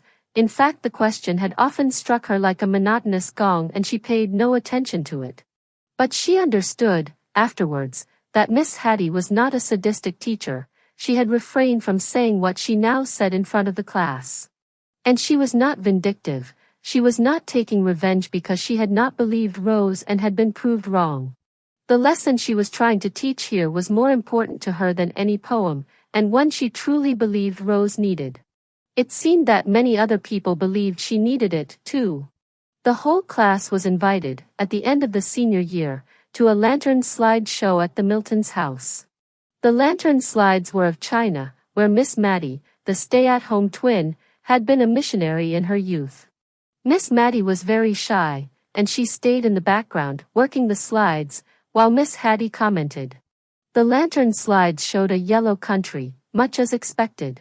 Yellow hills and sky, yellow people, rickshaws, parasols, all dry and papery looking, fragile, unlikely, with black zigzags where the paint had cracked, on the temples, the roads, and faces. At this very time, the one and only time Rose sat in the Miltons' parlor, Mao was in power in China and the Korean War was underway, but Miss Hattie made no concessions to history, any more than she made concessions to the fact that the members of her audience were 18 and 19 years old. The Chinese are heathens, Miss Hattie said. That is why they have beggars. There was a beggar, kneeling in the street, arms outstretched to a rich lady in a rickshaw, who was not paying any attention to him. They do eat things we wouldn't touch, Miss Hattie said. Some Chinese were pictured poking sticks into bowls. But they eat a better diet when they become Christians. The first generation of Christians is an inch and a half taller. Christians of the first generation were standing in a row with their mouths open, possibly singing. They wore black and white clothes. After the slides, plates of sandwiches, cookies, tarts were served. All were homemade and very good. A punch of grape juice and ginger ale was poured into paper cups. Milton sat in a corner in his thick tweed suit, a white shirt and a tie, on which punch and crumbs had already been spilled. Some day it will just blow up in their faces, Flo had said darkly, meaning Milton. Could that be the reason people came, year after year, to see the lantern slides and drink the punch that all the jokes were about? To see Milton with his jowls and stomach swollen as if with bad intentions, ready to blow? All he did was stuff himself at an unbelievable rate. It seemed as if he downed date squares, hermits, Nanaimo bars and fruit drops, butter tarts and brownies, whole, the way a snake will swallow frogs. Milton was similarly distended. Methodists were people whose power in Henry was passing, but slowly. The days of the compulsory Bible class were over. Perhaps the Miltons didn't know that. Perhaps they knew it but put a heroic face on their decline. They behaved as if the requirements of piety hadn't changed and as if its connection with prosperity was unaltered. Their brick house, with its overstuffed comfort, their coats with collars of snug dull fur, seemed proclaimed as a Methodist house, Methodist clothing, inelegant on purpose, heavy, satisfactory. Everything about them seemed to say that they had applied themselves to the world's work for God's sake, and God had not let them down. For God's sake the hall floor shone with wax around the runner, the lines were drawn perfectly with a straight pen in the account book, the begonias flourished, the money went into the bank. But mistakes were made, nowadays. The mistake the Milton ladies made was in drawing up a petition to be sent to the Canadian Broadcasting Corporation, asking for the removal from the air of the programs that interfered with church-going on Sunday nights, Edgar Bergen and Charlie McCarthy, Jack Benny, Fred Allen. They got the minister to speak about their petition in church. This was in the United Church, where Methodists had been outnumbered by Presbyterians and Congregationalists, and it was not a scene Rose witnessed, but had described to her by Flo, and afterwards they waited, Miss Hattie and Miss Matty, one on each side of the outgoing stream, intending to deflect people and make them sign the petition, which was set up on a little table in the church vestibule. Behind the table Milton Homer was sitting. He had to be there, they never let him get out of going to church on Sunday. They had given him a job to keep him busy, he was Tobe in charge of the fountain pens, making sure they were full and handing them to signers. That was the obvious part of the mistake. Milton had got the idea of drawing whiskers on himself, and had done so, without the help of a mirror. Whiskers curled out over his big sad cheeks, up towards his bloodshot foreboding eyes. He had put the pen in his mouth, too, so that ink had blotched his lips. In short, he had made himself so comical a sight that the petition which nobody really wanted could be treated as a comedy, too, and the power of the Milton sisters, the Flex Mill Methodists, could be seen as a leftover dribble. People smiled and slid past, nothing could be done. Of course the Milton ladies didn't scold Milton or put on any show for the public, they just bundled him up with their petition and took him home. That was the end of them thinking they could run things, Flo said. It was hard to tell, Selways, what particular defeat, was it that of religion or pretension, she was so glad to see. The boy who showed Rose the poem in Miss Hattie's own English class in Henry High School was Ralph Gillespie, the same boy who specialized in Milton Homer imitations. As Rose remembered it, he hadn't started on the imitations at the time he showed her the poem. They came later, during the last few months he was in school. In most classes he sat ahead of Rose or behind her, due to the alphabetical closeness of their names. Beyond this alphabetical closeness they did have something like a family similarity, not in looks but in habits or tendencies. Instead of embarrassing them, as it would have done if they had really been brother and sister, this drew them together in helpful conspiracy. Both of them lost or mislaid, or never adequately provided themselves with, all the pencils, rulers, erasers, pen nibs, ruled paper, graph paper, the compass, dividers, protractor, necessary for a successful school life. Both of them were sloppy with ink, subject to spilling and blotting mishaps. Both of them were negligent about doing homework but panicky about not having done it. So they did their best to help each other out, sharing whatever supplies they had, begging from their more provident neighbors, finding someone's homework tokapi. They developed the comradeship of captives, of soldiers who have no heart for the campaign, wishing only to survive and avoid action. That wasn't quite all.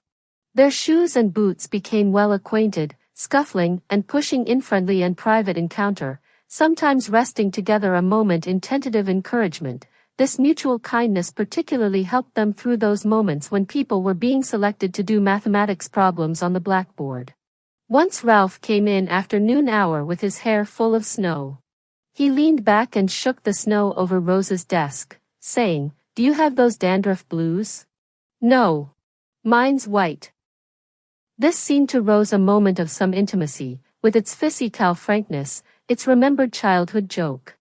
Another day at noon hour, before the bell rang, she came into the classroom and found him, in a ring of onlookers, doing his Milton Homer imitation.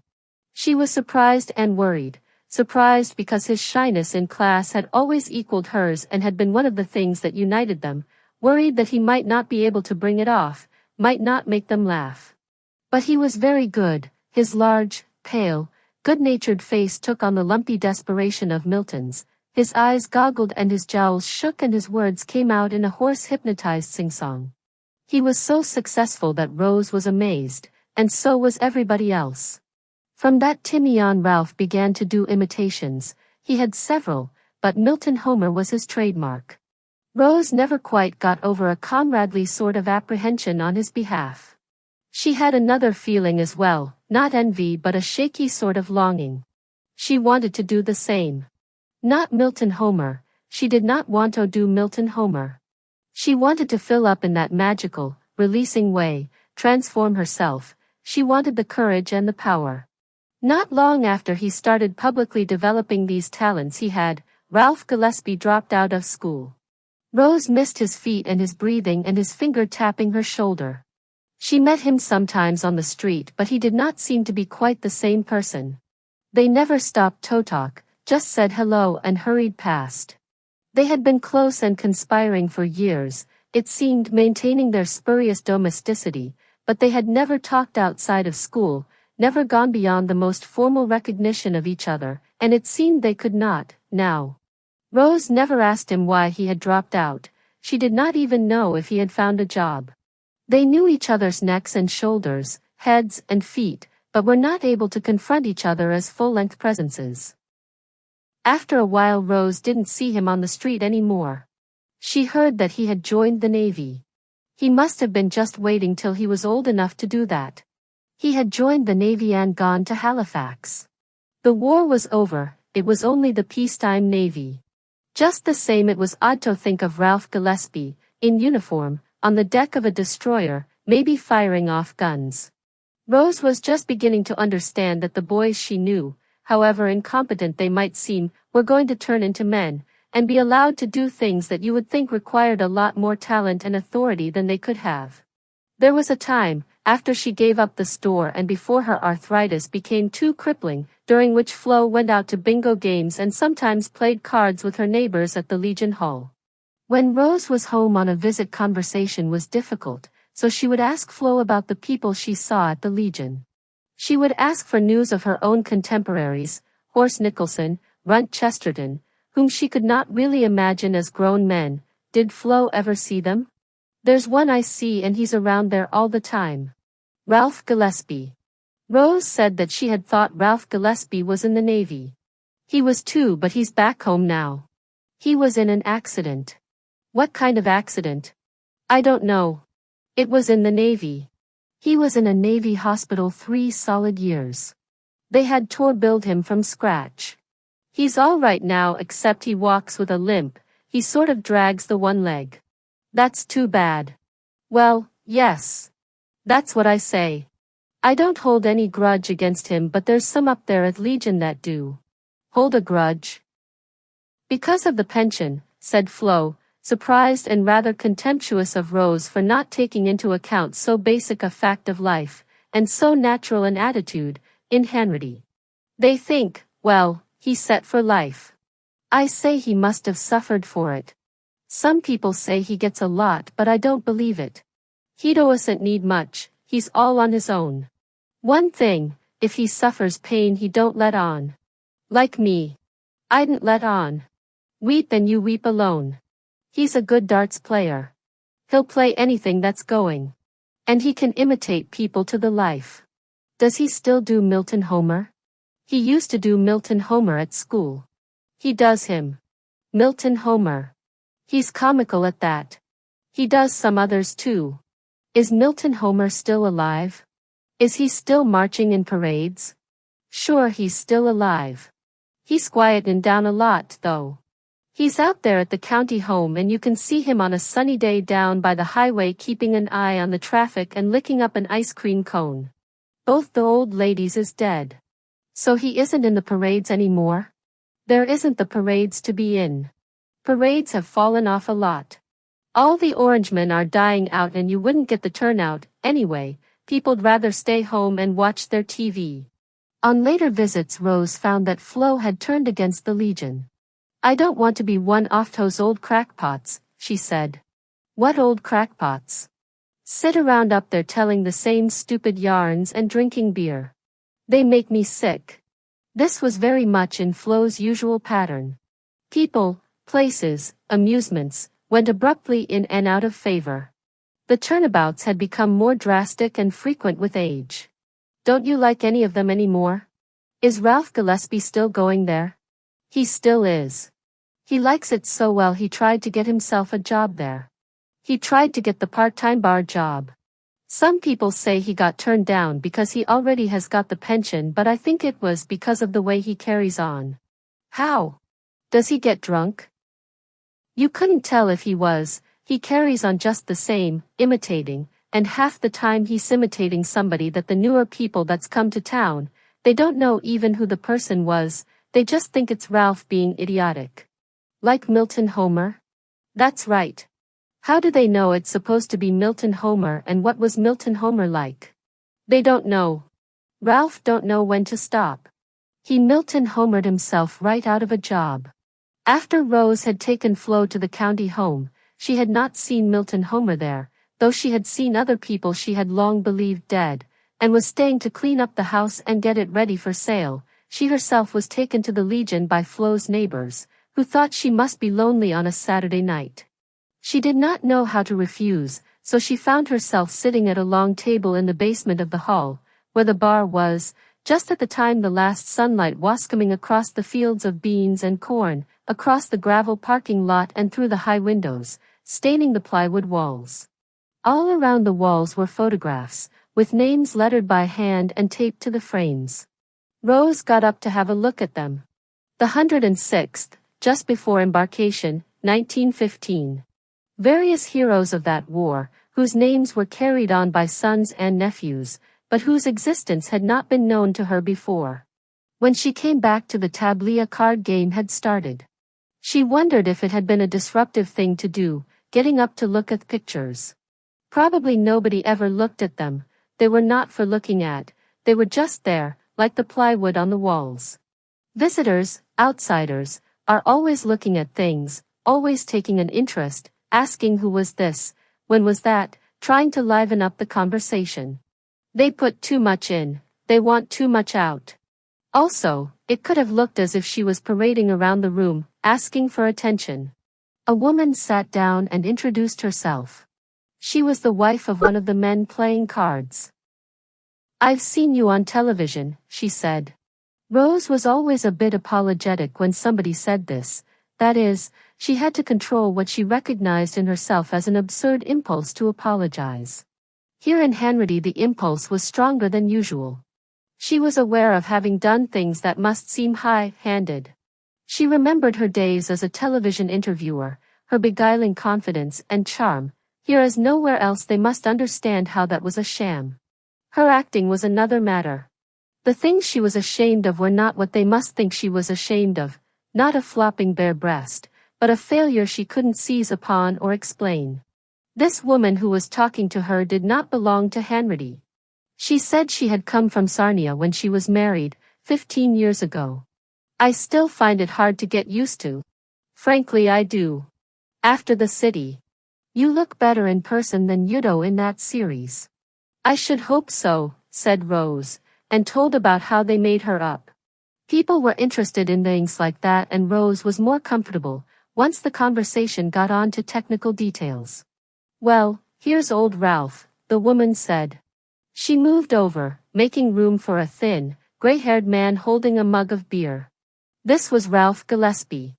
If Rose had met him on the street she would not have recognized him, he would have been a stranger to her, but after she had looked at him for a moment he seemed quite unchanged to her, unchanged from himself at 17 or 15, his gray hair which had been light brown still falling over his forehead, his face still pale and calm and rather large for his body, the same diffident, watchful, withholding look. But his body was thinner and his shoulders seemed to have shrunk together. He wore a short-sleeved sweater with a little collar and 3 ornamental buttons. It was light blue with beige and yellow stripes. This sweater seemed to Rose to speak of aging jauntiness, a kind of petrified adolescence. She noticed that his arms were old and skinny and that his hands shook so badly that he used both of them to raise the glass of beer to his mouth. "You're not staying around here long, are you?" said the woman who had come from Sarnia. Rose said that she was going to Toronto tomorrow, Sunday, night. "You must have a busy life," the woman said, with a large sigh, an honest envy that in itself would have declared out-of-town origins. Rose was thinking that on Monday at noon she was to meet a man for lunch and to go to bed. This man was Tom Shepherd, whom she had known for a long time. At one time he had been in love with her, he had written love letters to her. The last time she had been with him, in Toronto, when they were sitting up in bed afterwards drinking gin and tonic, they always drank a good deal when they were together. Rose suddenly thought, or knew, that there was somebody now, some woman he was in love with and was courting from a distance, probably writing letters to, and that there must have been another woman he was robustly betting, at the time he was writing letters to her. Also, and all the time, there was his wife. Rose wanted to ask him about this, the necessity, the difficulties, the satisfactions. Her interest was friendly and uncritical, but she knew, she had just enough sense to know, that the question would not do. The conversation in the Legion had turned on lottery tickets, bingo games, winnings. The men playing cards, Flo's neighbor among them, were talking about a man who was supposed to have won $10,000, and never publicized the fact, because he had gone bankrupt a few years before and owed so many people money.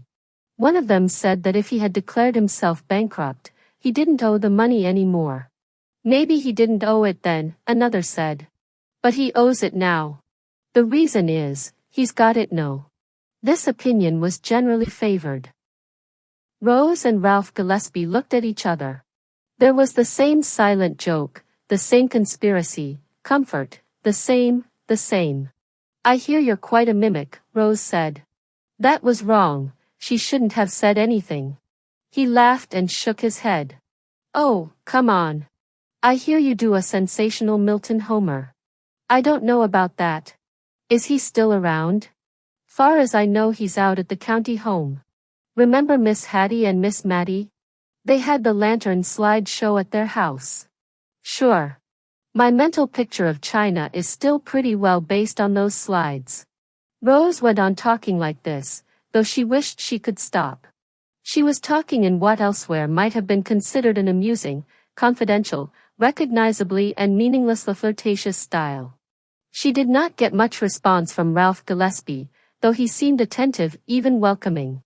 All the time she talked, she was wondering what he wanted her to say. He did want something. But he would not make any move to get it.